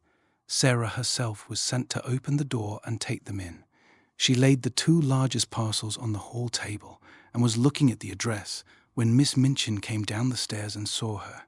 "Take the things to the young lady to whom they belong," she said severely. "Don't stand there staring at them." "They belong to me," answered Sara quietly. "To you?" exclaimed Miss Minchin. "What do you mean?" "I don't know where they come from," said Sara, "but they are addressed to me. I sleep in the right-hand attic. Becky has the other one." Miss Minchin came to her side and looked at the parcels with an excited expression. "What is in them?" she demanded. "I don't know," replied Sara. "Open them," she ordered. Sara did as she was told. When the packages were unfolded, Miss Minchin's countenance wore suddenly a singular expression. What she saw was pretty and comfortable clothing of different kinds, shoes, stockings, and gloves, and a warm and beautiful coat. There were even a nice hat and an umbrella. They were all good and expensive things, and on the pocket of the coat was pinned a paper on which were written these words: "To be worn every day, will be replaced by others when necessary." Miss Minchin was quite agitated. This was an incident which suggested strange things to her sordid mind. Could it be that she had made a mistake after all, and that the neglected child had some powerful though eccentric friend in the background, perhaps some previously unknown relation who had suddenly traced her whereabouts and chose to provide for her in this mysterious and fantastic way? Relations were sometimes very odd, particularly rich old bachelor uncles who did not care for having children near them. A man of that sort might prefer to overlook his young relation's welfare at a distance. Such a person, however, would be sure to be crotchety and hot-tempered enough to be easily offended. It would not be very pleasant if there were such a one, and he should learn all the truth about the thin, shabby clothes, the scant food, and the hard work. She felt very queer indeed, and very uncertain, and she gave a side glance at Sara.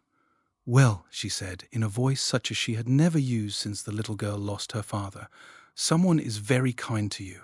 As the things have been sent, and you are to have new ones when they are worn out, you may as well go and put them on and look respectable.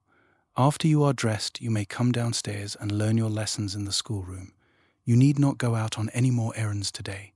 About half an hour afterward, when the schoolroom door opened and Sara walked in, the entire seminary was struck dumb. "My word," ejaculated Jessie, jogging Lavinia's elbow. "Look at the Princess Sara." Everybody was looking, and when Lavinia looked, she turned quite red. It was the Princess Sara indeed. At least, since the days when she had been a princess, Sara had never looked as she did now. She did not seem the Sara they had seen come down the back stairs a few hours ago. She was dressed in the kind of frock Lavinia had been used to envying her the possession of. It was deep and warm in colour and beautifully made. Her slender feet looked as they had done when Jessie had admired them, and the hair, whose heavy locks had made her look rather like a Shetland pony when it fell loose about her small, odd face, was tied back with a ribbon. "Perhaps someone has left her a fortune," Jessie whispered. "I always thought something would happen to her. She's so queer." "Perhaps the diamond mines have suddenly appeared again," said Lavinia scathingly. "Don't please her by staring at her in that way, you silly thing." "Sara," broke in Miss Minchin's deep voice, "come and sit here." And while the whole schoolroom stared and pushed with elbows and scarcely made any effort to conceal its excited curiosity, Sara went to her old seat of honor and bent her head over her books. That night, when she went to her room, after she and Becky had eaten their supper, she sat and looked at the fire seriously for a long time. "Are you making something up in your head, miss?" Becky inquired with respectful softness. When Sara sat in silence and looked into the coals with dreaming eyes, it generally meant that she was making a new story. But this time she was not, and she shook her head. "No," she answered. "I am wondering what I ought to do." Becky stared, still respectfully. She was filled with something approaching reverence for everything Sara did and said. "I can't help thinking about my friend," Sara explained. "If he wants to keep himself a secret, it would be rude to try and find out who he is. But I do so want him to know how thankful I am to him and how happy he has made me. Anyone who is kind wants to know when people have been made happy. They care for that more than for being thanked. I do wish." She stopped short because her eyes at that instant fell upon something standing on a table in a corner. It was something she had found in the room when she came up to it only 2 days before. It was a little writing case fitted with paper and envelopes and pens and ink. "Oh," she exclaimed, "why did I not think of that before?" She rose and went to the corner and brought the case back to the fire. "I can write to him," she said joyfully, "and leave it on the table. Then perhaps the person who takes the things away will take it too. I won't ask him anything. He won't mind my thanking him, I feel sure." So she wrote a note. This is what she said. "I hope you will not think it is impolite that I should write this note to you when you wish to keep yourself a secret. Please believe I do not mean to be impolite or try to find out anything at all. Only I want to thank you for being so kind to me, so heavenly kind, and making everything like a fairy story. I am so grateful to you, and I am so happy, and so is Becky. Becky feels just as thankful as I do. It is all just as beautiful and wonderful to her as it is to me.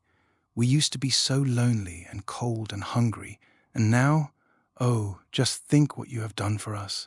Please let me say just these words. It seems as if I ought to say them. Thank you, thank you, thank you, the little girl in the attic." The next morning she left this on the little table, and in the evening it had been taken away with the other things, so she knew the magician had received it, and she was happier for the thought. She was reading one of her new books to Becky just before they went to their respective beds, when her attention was attracted by a sound at the skylight. When she looked up from her page, she saw that Becky had heard the sound also, as she had turned her head to look and was listening rather nervously. "Something's there, miss," she whispered. "Yes," said Sara slowly. It sounds rather like a cat trying to get in. She left her chair and went to the skylight. It was a queer little sound she heard, like a soft scratching. She suddenly remembered something and laughed. She remembered a quaint little intruder who had made his way into the attic once before. She had seen him that very afternoon, sitting disconsolately on a table before a window in the Indian gentleman's house. Suppose, she whispered in pleased excitement, just suppose it was the monkey who got away again. Oh, I wish it was. She climbed on a chair, very cautiously raised the skylight, and peeped out. It had been snowing all day, and on the snow, quite near her, crouched a tiny, shivering figure, whose small black face wrinkled itself piteously at sight of her. "It is the monkey," she cried out. "He has crept out of the Lascar's attic, and he saw the light." Becky ran to her side. "Are you going to let him in, miss?" she said. "Yes," Sara answered joyfully. "It's too cold for monkeys to be out. They're delicate. I'll coax him in." She put a hand out delicately, speaking in a coaxing voice as she spoke to the sparrows and to Melchizedek, as if she was some friendly little animal herself. "Come along, monkey darling," she said. "I won't hurt you." He knew she would not hurt him.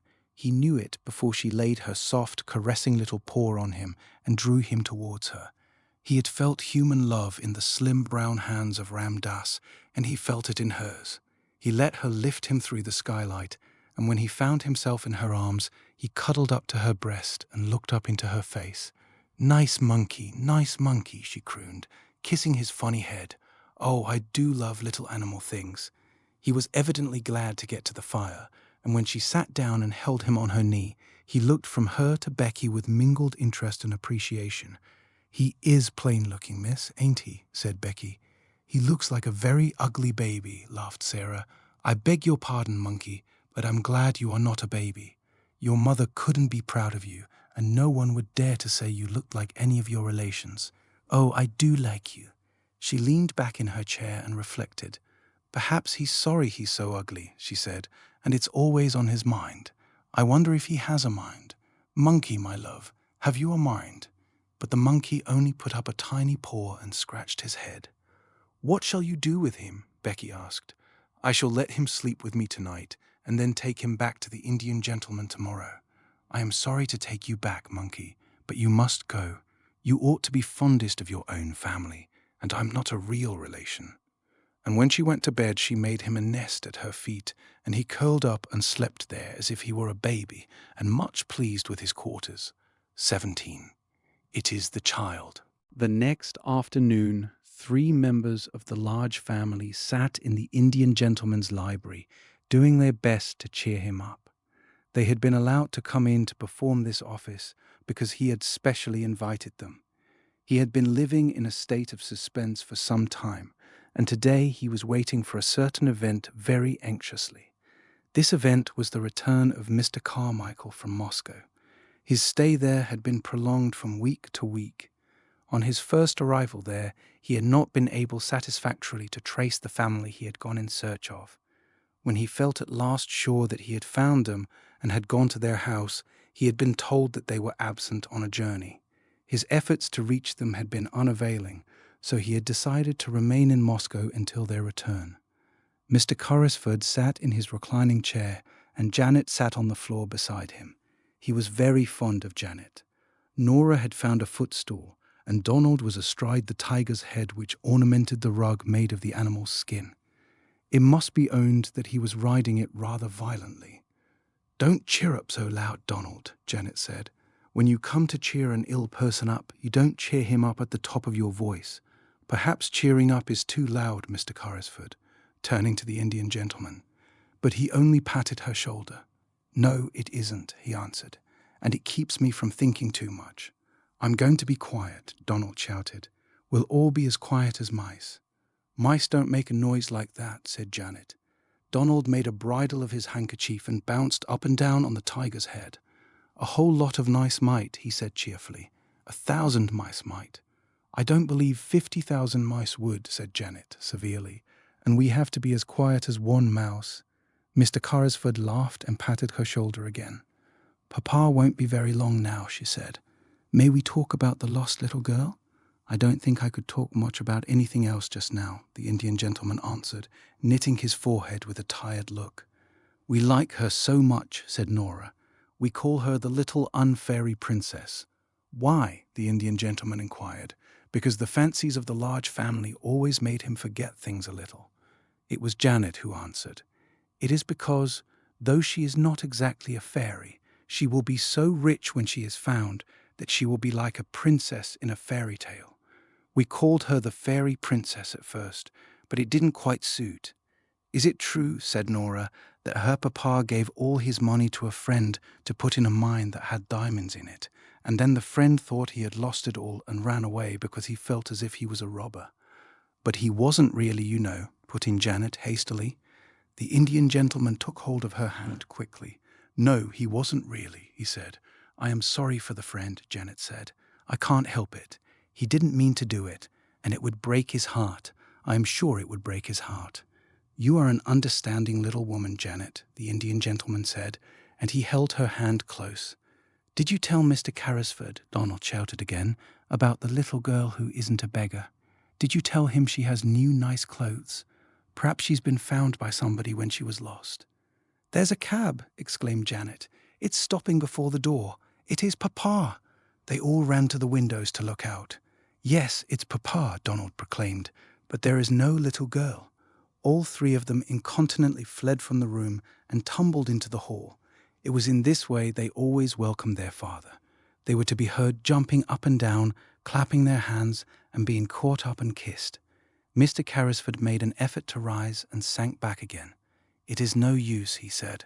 What a wreck I am. Mr. Carmichael's voice approached the door. No, children, he was saying. You may come in after I have talked to Mr. Carrisford. Go and play with Ramdas.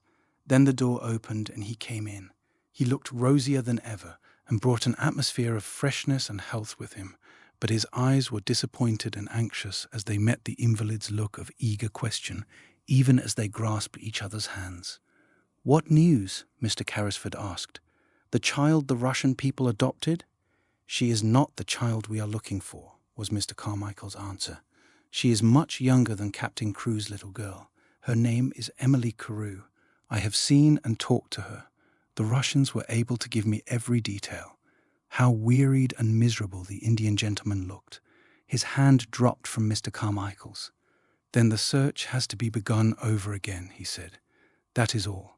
Please sit down. Mr. Carmichael took a seat. Somehow he had gradually grown fond of this unhappy man. He was himself so well and happy, and so surrounded by cheerfulness and love, that desolation and broken health seemed pitifully unbearable things. If there had been the sound of just one gay little high-pitched voice in the house, it would have been so much less forlorn, and that a man should be compelled to carry about in his breast the thought that he had seemed to wrong and desert a child was not a thing one could face. Come, come, he said in his cheery voice. We'll find her yet. We must begin at once. No time must be lost, Mr. Carrisford fretted. Have you any new suggestion to make, any whatsoever?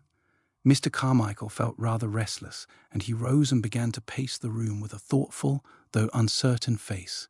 Well, perhaps, he said. I don't know what it may be worth. The fact is, an idea occurred to me as I was thinking the thing over in the train on the journey from Dover. What was it? If she is alive, she is somewhere. Yes, she is somewhere. We have searched the schools in Paris. Let us give up Paris and begin in London. That was my idea, to search London. There are schools enough in London, said Mr. Carrisford.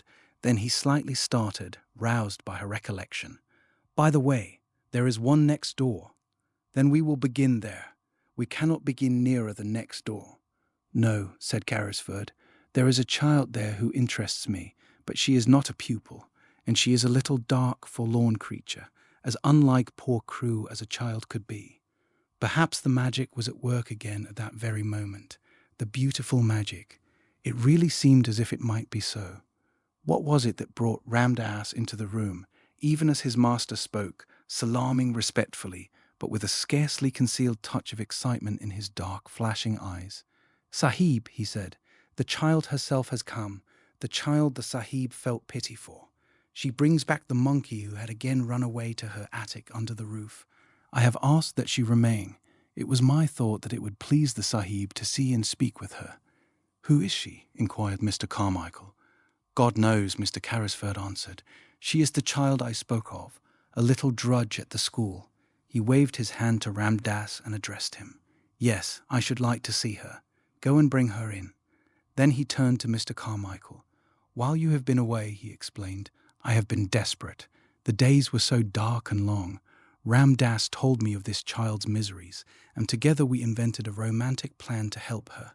I suppose it was a childish thing to do, but it gave me something to plan and think of.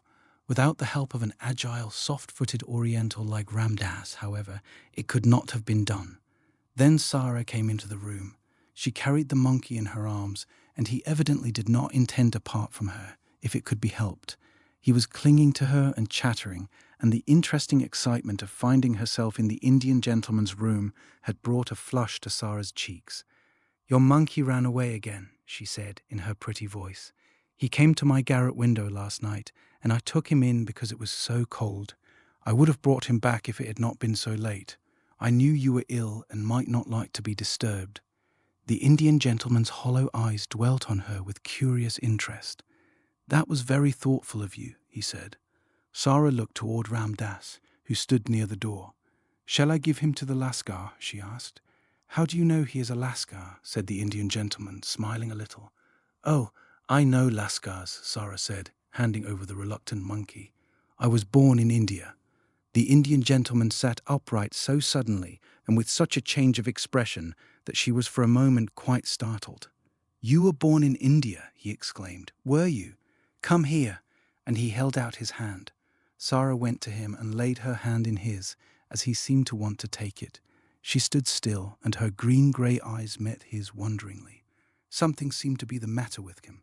"You live next door?" he demanded. "Yes, I live at Miss Minchin's seminary. But you are not one of her pupils." A strange little smile hovered about Sara's mouth. She hesitated a moment. "I don't think I know exactly what I am," she replied. "Why not? At first I was a pupil and a parlour boarder, but now—" "You were a pupil. What are you now?" The queer little sad smile was on Sara's lips again. "I sleep in the attic next to the scullery maid," she said. "I run errands for the cook, I do anything she tells me, and I teach the little ones their lessons." "Question her, Carmichael," said Mr. Carrisford, sinking back as if he had lost his strength. "Question her. I cannot." The big, kind father of the large family knew how to question little girls. Sara realized how much practice he had had when he spoke to her in his nice, encouraging voice. "What do you mean by 'at first,' my child?" he inquired. "When I was first taken there by my papa." "Where is your papa?" "He died," said Sara very quietly. "He lost all his money and there was none left for me. There was no one to take care of me or to pay Miss Minchin." "Carmichael!" the Indian gentleman cried out loudly. "Carmichael!" "We must not frighten her," Mr. Carmichael said aside to him in a quick, low voice, and he added aloud to Sara, "So you were sent up into the attic and made into a little drudge. That was about it, wasn't it?" "There was no one to take care of me," said Sara. "There was no money. I belonged to nobody." "How did your father lose his money?" the Indian gentleman broke in breathlessly. "He did not lose it himself," Sara answered, wondering still more each moment. "He had a friend he was very fond of. He was very fond of him. It was his friend who took his money. He trusted his friend too much." The Indian gentleman's breath came more quickly. "The friend might have meant to do no harm," he said. "It might have happened through a mistake." Sara did not know how unrelenting her quiet young voice sounded as she answered. If she had known, she would surely have tried to soften it for the Indian gentleman's sake. "The suffering was just as bad for my papa," she said. "It killed him." "What was your father's name?" the Indian gentleman said. "Tell me." "His name was Ralph Crewe," Sara answered, feeling startled. "Captain Crewe. He died in India." The haggard face contracted, and Ram Das sprang to his master's side. "Carmichael," the invalid gasped. "It is the child, the child." For a moment Sara thought he was going to die. Ram Das poured out drops from a bottle and held them to his lips. Sara stood near, trembling a little. She looked in a bewildered way at Mr. Carmichael. "What child am I?" she faltered. "He was your father's friend," Mr. Carmichael answered her. "Don't be frightened. We have been looking for you for 2 years." Sara put her hand up to her forehead, and her mouth trembled. She spoke as if she were in a dream. "And I was at Miss Minchin's all the while," she half whispered, "just on the other side of the wall. 18. I tried not to be." It was pretty, comfortable Mrs. Carmichael who explained everything. She was sent for at once and came across the square to take Sara into her warm arms and make clear to her all that had happened. The excitement of the totally unexpected discovery had been temporarily almost overpowering to Mr. Carrisford in his weak condition. "Upon my word," he said faintly to Mr. Carmichael, when it was suggested that the little girl should go into another room, "I feel as if I do not want to lose sight of her." "I will take care of her," Janet said, "and Mamma will come in a few minutes." And it was Janet who led her away. "We're so glad you are found," she said. "You don't know how glad we are that you are found." Donald stood with his hands in his pockets and gazed at Sara with reflecting and self-reproachful eyes. "If I'd just asked what your name was when I gave you my 6pence, he said, "you would have told me it was Sara Crewe, and then you would have been found in a minute." Then Mrs. Carmichael came in. She looked very much moved and suddenly took Sara in her arms and kissed her. "You look bewildered, poor child," she said, "and it is not to be wondered at." Sara could only think of one thing. Was he, she said, with a glance toward the closed door of the library, was he the wicked friend? "Oh, do tell me." Mrs. Carmichael was crying as she kissed her again. She felt as if she ought to be kissed very often because she had not been kissed for so long. "He was not wicked, my dear," she answered. "He did not really lose your papa's money. He only thought he had lost it, and because he loved him so much, his grief made him so ill that for a time he was not in his right mind. He almost died of brain fever, and long before he began to recover, your poor papa was dead." "And he did not know where to find me," murmured Sara, "and I was so near." Somehow she could not forget that she had been so near. "He believed you were in school in France," Mrs. Carmichael explained, "and he was continually misled by false clues. He has looked for you everywhere. When he saw you pass by, looking so sad and neglected, he did not dream that you were his friend's poor child. But because you were a little girl too, he was sorry for you and wanted to make you happier. And he told Ramdas to climb into your attic window and try to make you comfortable." Sara gave a start of joy. Her whole look changed. "Did Ramdas bring the things?" she cried out. "Did he tell Ramdas to do it? Did he make the dream that came true?" "Yes, my dear, yes. He is kind and good, and he was sorry for you, for little lost Sara Crewe's sake." The library door opened and Mr. Carmichael appeared, calling Sara to him with a gesture. "Mr. Carrisford is better already," he said. "He wants you to come to him." Sara did not wait. When the Indian gentleman looked at her as she entered, he saw that her face was all alight. She went and stood before his chair, with her hands clasped together against her breast. "You sent the things to me," she said, in a joyful, emotional little voice. "The beautiful, beautiful things? You sent them?" "Yes, poor dear child, I did," he answered her. He was weak and broken with long illness and trouble, but he looked at her with the look she remembered in her father's eyes, that look of loving her and wanting to take her in his arms. It made her kneel down by him, just as she used to kneel by her father when they were the dearest friends and lovers in the world. "Then it is you who are my friend," she said. "It is you who are my friend." And she dropped her face on his thin hand and kissed it again and again. "The man will be himself again in 3 weeks," Mr. Carmichael said aside to his wife. "Look at his face already." In fact, he did look changed. Here was the little missus, and he had new things to think of and plan for already. In the first place, there was Miss Minchin. She must be interviewed and told of the change which had taken place in the fortunes of her pupil. Sara was not to return to the seminary at all. The Indian gentleman was very determined upon that point. She must remain where she was, and Mr. Carmichael should go and see Miss Minchin himself. "I am glad I need not go back," said Sara. "She will be very angry. She does not like me, though perhaps it is my fault, because I do not like her." But, oddly enough, Miss Minchin made it unnecessary for Mr. Carmichael to go to her by actually coming in search of her pupil herself. She had wanted Sara for something, and on inquiry had heard an astonishing thing. One of the housemates had seen her steal out of the area with something hidden under her cloak, and had also seen her go up the steps of the next door and enter the house. "What does she mean?" cried Miss Minchin to Miss Amelia. "I don't know, I'm sure, sister," answered Miss Amelia, "unless she has made friends with him because he has lived in India. It would be just like her to thrust herself upon him and try to gain his sympathies in some such impertinent fashion," said Miss Minchin. "She must have been in the house for 2 hours. I will not allow such presumption. I shall go and inquire into the matter and apologize for her intrusion." Sara was sitting on a footstool close to Mr. Carrisford's knee and listening to some of the many things he felt it necessary to try to explain to her when Ram Dass announced the visitor's arrival. Sara rose involuntarily and became rather pale, but Mr. Carrisford saw that she stood quietly and showed none of the ordinary signs of child terror. Miss Minchin entered the room with a sternly dignified manner. She was correctly and well dressed and rigidly polite. "I am sorry to disturb Mr. Carrisford," she said, "but I have explanations to make. I am Miss Minchin, the proprietress of the young ladies' seminary next door." The Indian gentleman looked at her for a moment in silent scrutiny. He was a man who had naturally a rather hot temper, and he did not wish it to get too much the better of him. "So you are Miss Minchin," he said. "I am, sir." "In that case," the Indian gentleman replied, "you have arrived at the right time. My solicitor, Mr. Carmichael, was just on the point of going to see you." Mr. Carmichael bowed slightly, and Miss Minchin looked from him to Mr. Carrisford in amazement. "Your solicitor," she said. "I do not understand. I have come here as a matter of duty.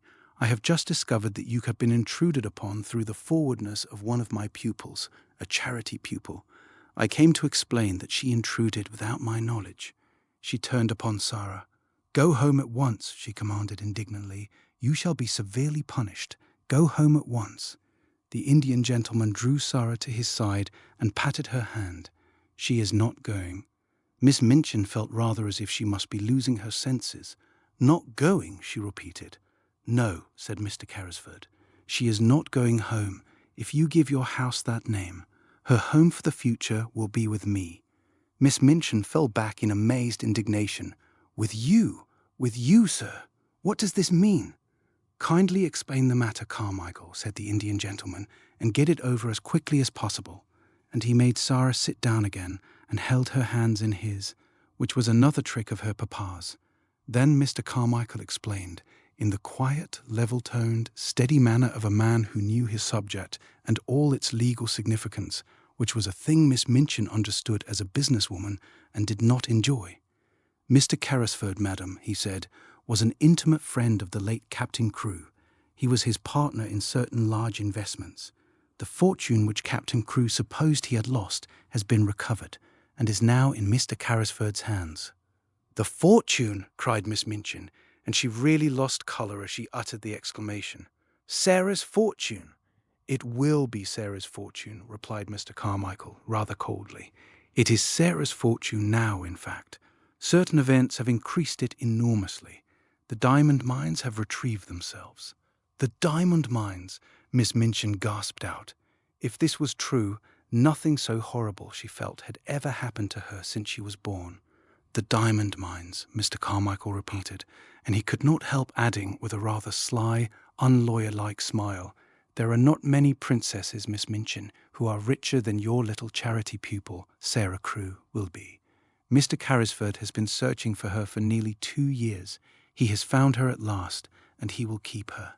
After which he asked Miss Minchin to sit down while he explained matters to her fully, and went into such detail as was necessary to make it quite clear to her that Sarah's future was an assured one, and that what had seemed to be lost was to be restored to her tenfold. Also, that she had in Mr. Carrisford a guardian as well as a friend. Miss Minchin was not a clever woman, and in her excitement she was silly enough to make one desperate effort to regain what she could not help seeing she had lost through her worldly folly. "He found her under my care," she protested. "I have done everything for her. But for me, she should have starved in the streets." Here the Indian gentleman lost his temper. "As to starving in the streets," he said, She might have starved more comfortably there than in your attic." "Captain Crewe left her in my charge," Miss Minchin argued. "She must return to it until she is of age. She can be a parlour boarder again. She must finish her education. The law will interfere in my behalf." Come, Miss Minchin," Mr. Carmichael interposed. "The law will do nothing of the sort. If Sara herself wishes to return to you, I dare say Mr. Carrisford might not refuse to allow it, but that rests with Sara." "Then," said Miss Minchin, "I appeal to Sara. I have not spoiled you, perhaps," she said awkwardly to the little girl, "but you know that your papa was pleased with your progress, and I have always been fond of you." Sara's green-grey eyes fixed themselves on her with the quiet, clear look Miss Minchin particularly disliked. "Have you, Miss Minchin?" she said. "I did not know that."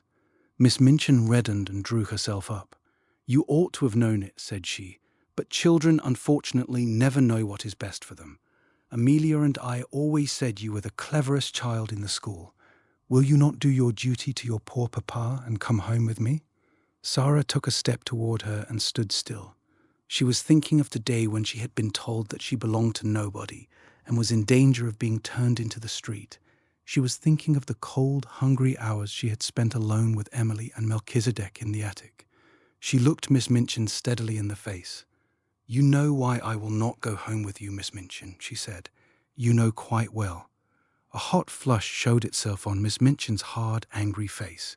"You will never see your companions again," she began. "I will see that Ermengarde and Lottie are kept away." Mr. Carmichael stopped her with polite firmness. "Excuse me," he said. "She will see anyone she wishes to see. The parents of Miss Crewe's fellow pupils are not likely to refuse her invitations to visit her at her guardian's house. Mr. Carrisford will attend to that."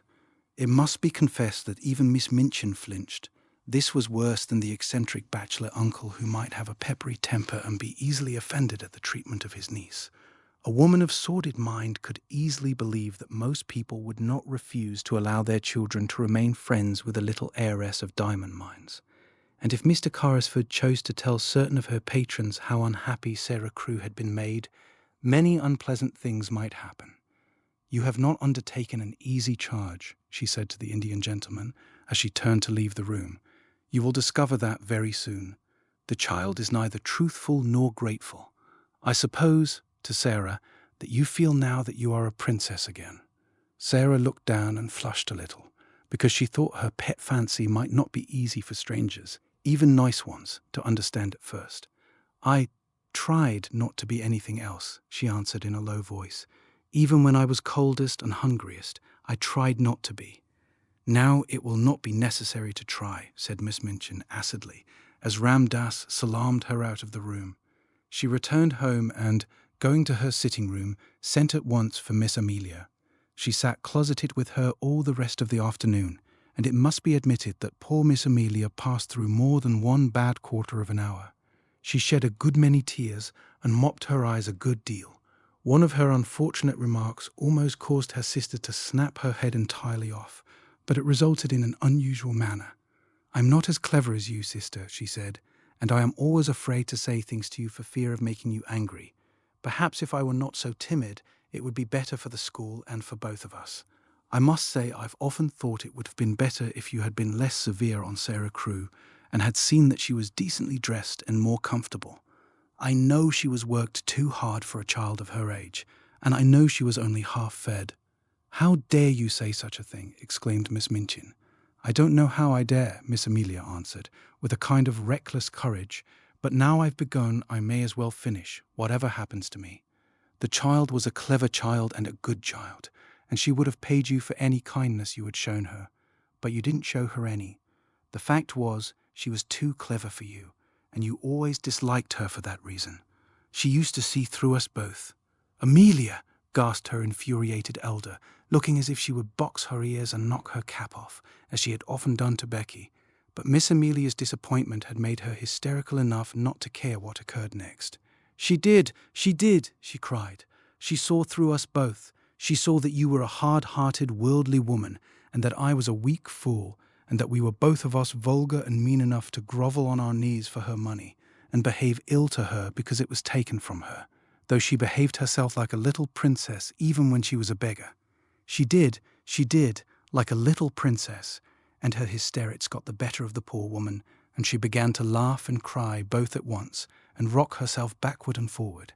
"And now you've lost her," she cried wildly, "and some other school will get her and her money, and if she were like any other child, she'd tell how she's been treated, and all our pupils would be taken away, and we should be ruined. And it serves us right, but it serves you right more than it does me, for you are a hard woman, Maria Minchin. You're a hard, selfish, worldly woman."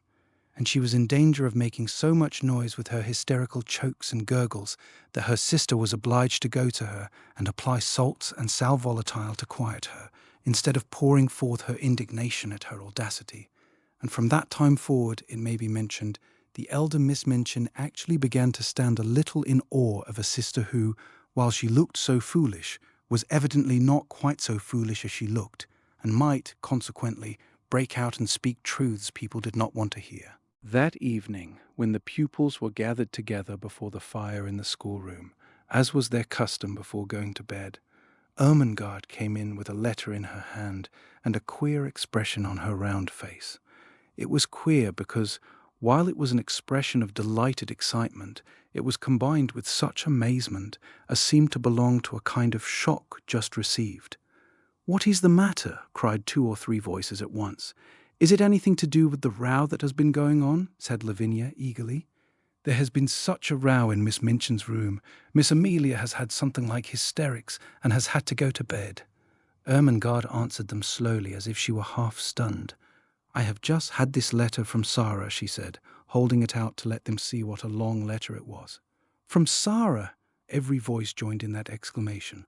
"Where is she?" almost shrieked Jessie. "Next door," said Ermengarde, "with the Indian gentleman." Where? Has she been sent away? Does Miss Minchin know? Was the row about that? Why did she write? Tell us! There was a perfect babble, and Lottie began to cry plaintively. Ermengarde answered them slowly as if she were half plunged out into what, at the moment, seemed the most important and self-explaining thing. "There were diamond mines," she said stoutly. "There were." Open mouths and open eyes confronted her. "They were real," she hurried on. "It was all a mistake about them. Something happened for a time, and Mr. Corrisford thought they were ruined." "Who is Mr. Corrisford?" shouted Jessie. "The Indian gentleman. And Captain Crewe thought so too, and he died, and Mr. Corrisford had brain fever and ran away, and he almost died, and he did not know where Sara was, and it turned out that there were millions and millions of diamonds in the mines, and half of them belonged to Sara, and they belonged to her when she was living in the attic with no one but Melchizedek for a friend, and the cook ordering her about. And Mr. Corrisford found her this afternoon, and he has got her in his home, and she will never come back, and she will be more a princess than she ever was, 150,000 times more, and I am going to see her tomorrow afternoon. There." Even Miss Minchin herself could scarcely have controlled the uproar after this, and though she heard the noise, she did not try. She was not in the mood to face anything more than she was facing in her room, while Miss Amelia was weeping in bed. She knew that the news had penetrated the walls in some mysterious manner, and that every servant and every child would go to bed talking about it. So until almost midnight, the entire seminary, realizing somehow that all rules were laid aside, crowded round Ermengarde in the schoolroom and heard read and reread the letter containing a story which was quite as wonderful as any Sara herself had ever invented, and which had the amazing charm of having happened to Sara herself and the mystic Indian gentleman in the very next house. Becky, who had heard it also, managed to creep upstairs earlier than usual. She wanted to get away from people and go and look at the little magic room once more. She did not know what would happen to it. It was not likely that it would be left to Miss Minchin. It would be taken away, and the attic would be bare and empty again. Glad as she was for Sara's sake, she went up the last flight of stairs with a lump in her throat and tears blurring her sight. There would be no fire tonight, and no rosy lamp, no supper, and no princess sitting in the glow reading or telling stories. No princess. She choked down a sob as she pushed the attic door open, and then she broke into a low cry. The lamp was flushing the room, the fire was blazing, the supper was waiting, and Ram Das was standing smiling into her startled face. "Missy Sahib remembered," he said. She told the Sahib all. She wished you to know the good fortune which has befallen her. Behold a letter on the tray. She has written. She did not wish that you should go to sleep unhappy. The Sahib commands you to come to him tomorrow. You are to be the attendant of Missy Sahib. Tonight I take these things back over the roof."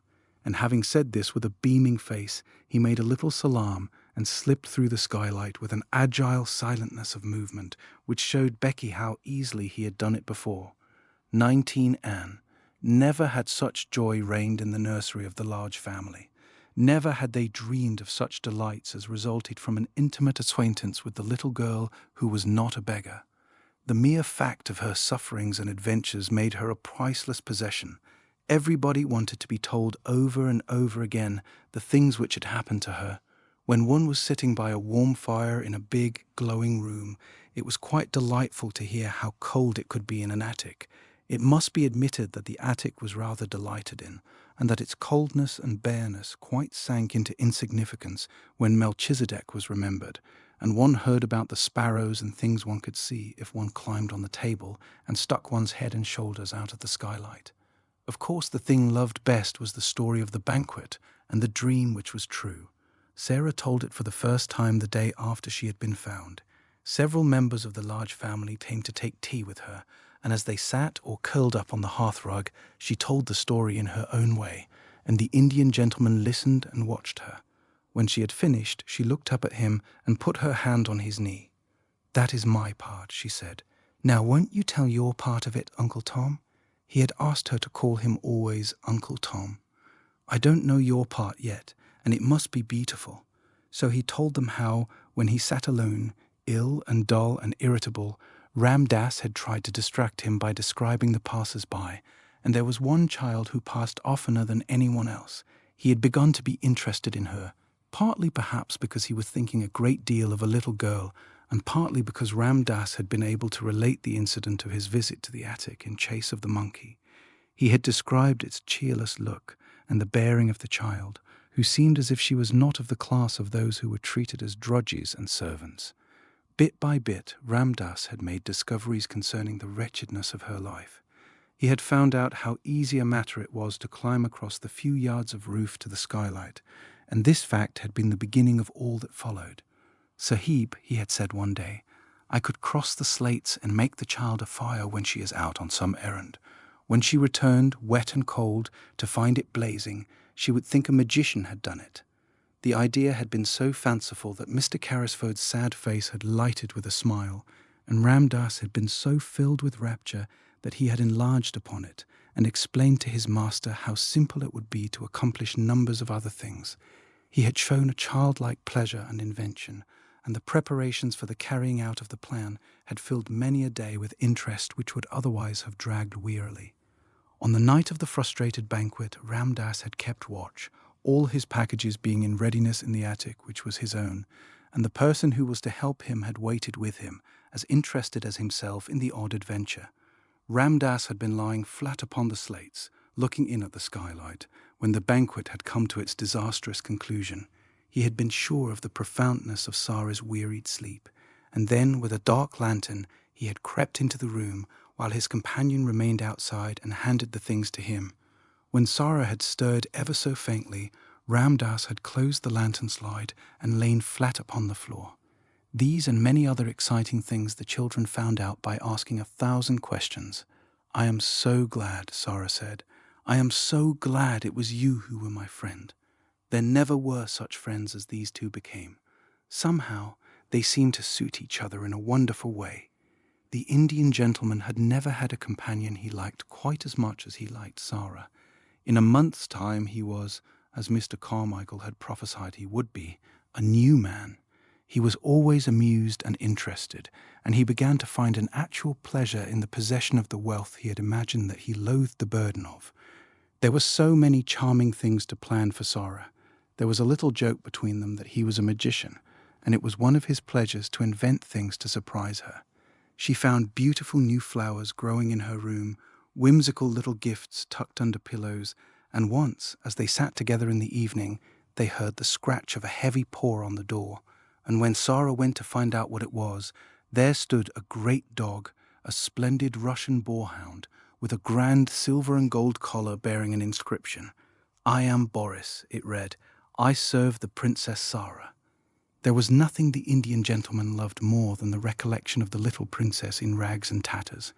The afternoons in which the large family or Ermengarde Lottie gathered to rejoice together were very delightful, but the hours when Sara and the Indian gentleman sat alone and read or talked had a special charm of their own. During their passing, many interesting things occurred. One evening, Mr. Carrisford, looking up from his book, noticed that his companion had not stirred for some time, but sat gazing into the fire. "What are you supposing, Sara?" I asked. Sara looked up with a bright colour on her cheek. "I was supposing," she said. "I was remembering that hungry day and a child I saw." "But there were a great many hungry days," said the Indian gentleman, with rather a sad tone in his voice. "Which hungry day was it?" "I forgot you didn't know," said Sara. "It was the day the dream came true." Then she told him the story of the bun shop, and the 4 pence she picked up out of the sloppy mud, and the child who was hungrier than herself. She told it quite simply, and in as few words as possible, but somehow the Indian gentleman found it necessary to shade his eyes with his hand and look down at the carpet. "And I was supposing a kind of plan," she said when she had finished. "I was thinking I should like to do something." "What was it?" said Mr. Carrisford in a low tone. "You may do anything you like to do, Princess." "I was wondering," rather hesitated Sara. You say I have so much money. I was wondering if I could go to see the bun woman and tell her that if, when hungry children, particularly on those dreadful days, come and sit on the steps or look in at the window, she would just call them in and give them something to eat. She might send the bills to me. Could I do that?" "You shall do it tomorrow morning," said the Indian gentleman. "Thank you," said Sara. "You see, I know what it is to be hungry, and it is very hard when one cannot even pretend it away." "Yes, yes, my dear," said the Indian gentleman. "Yes, yes, it must be. Try to forget it. Come and sit on this footstool near my knee, and only remember you are a princess." "Yes," said Sara, smiling, "and I can give buns and bread to the populace."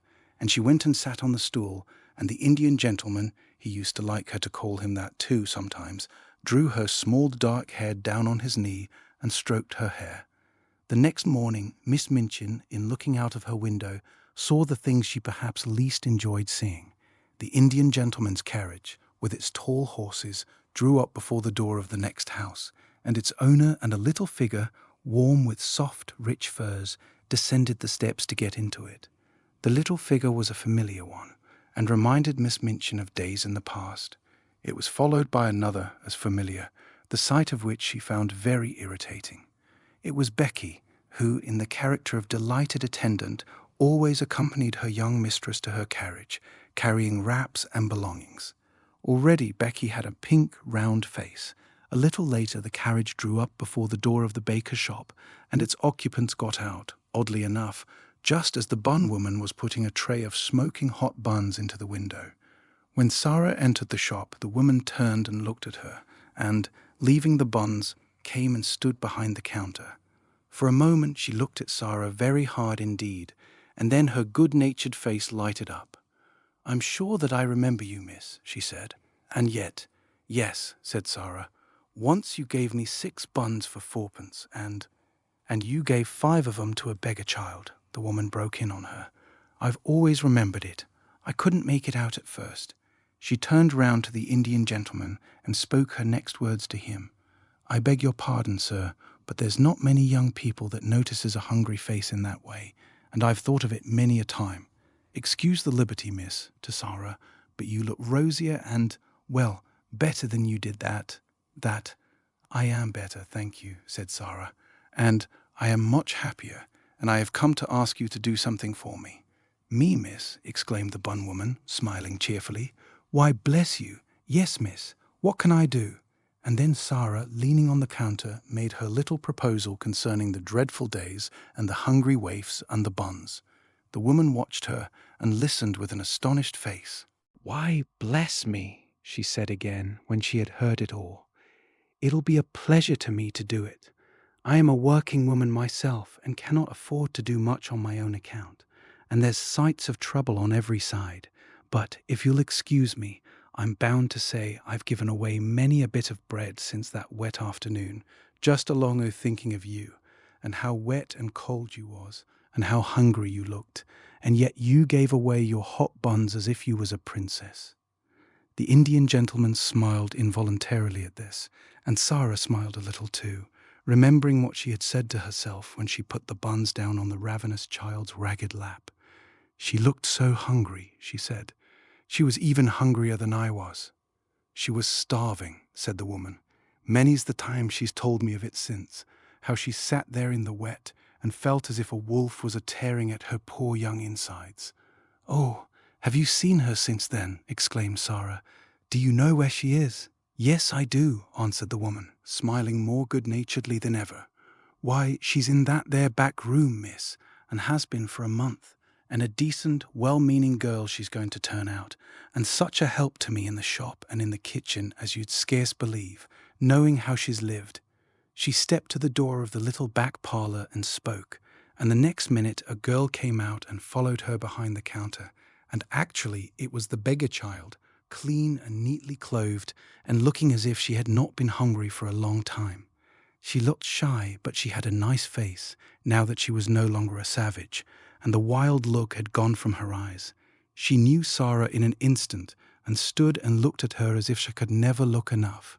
"You see," said the woman, "I told her to come when she was hungry, and when she'd come I'd give her odd jobs to do, and I found she was willing, and somehow I got to like her, and the end of it was I've given her a place and a home, and she helps me and behaves well and is as thankful as a girl can be.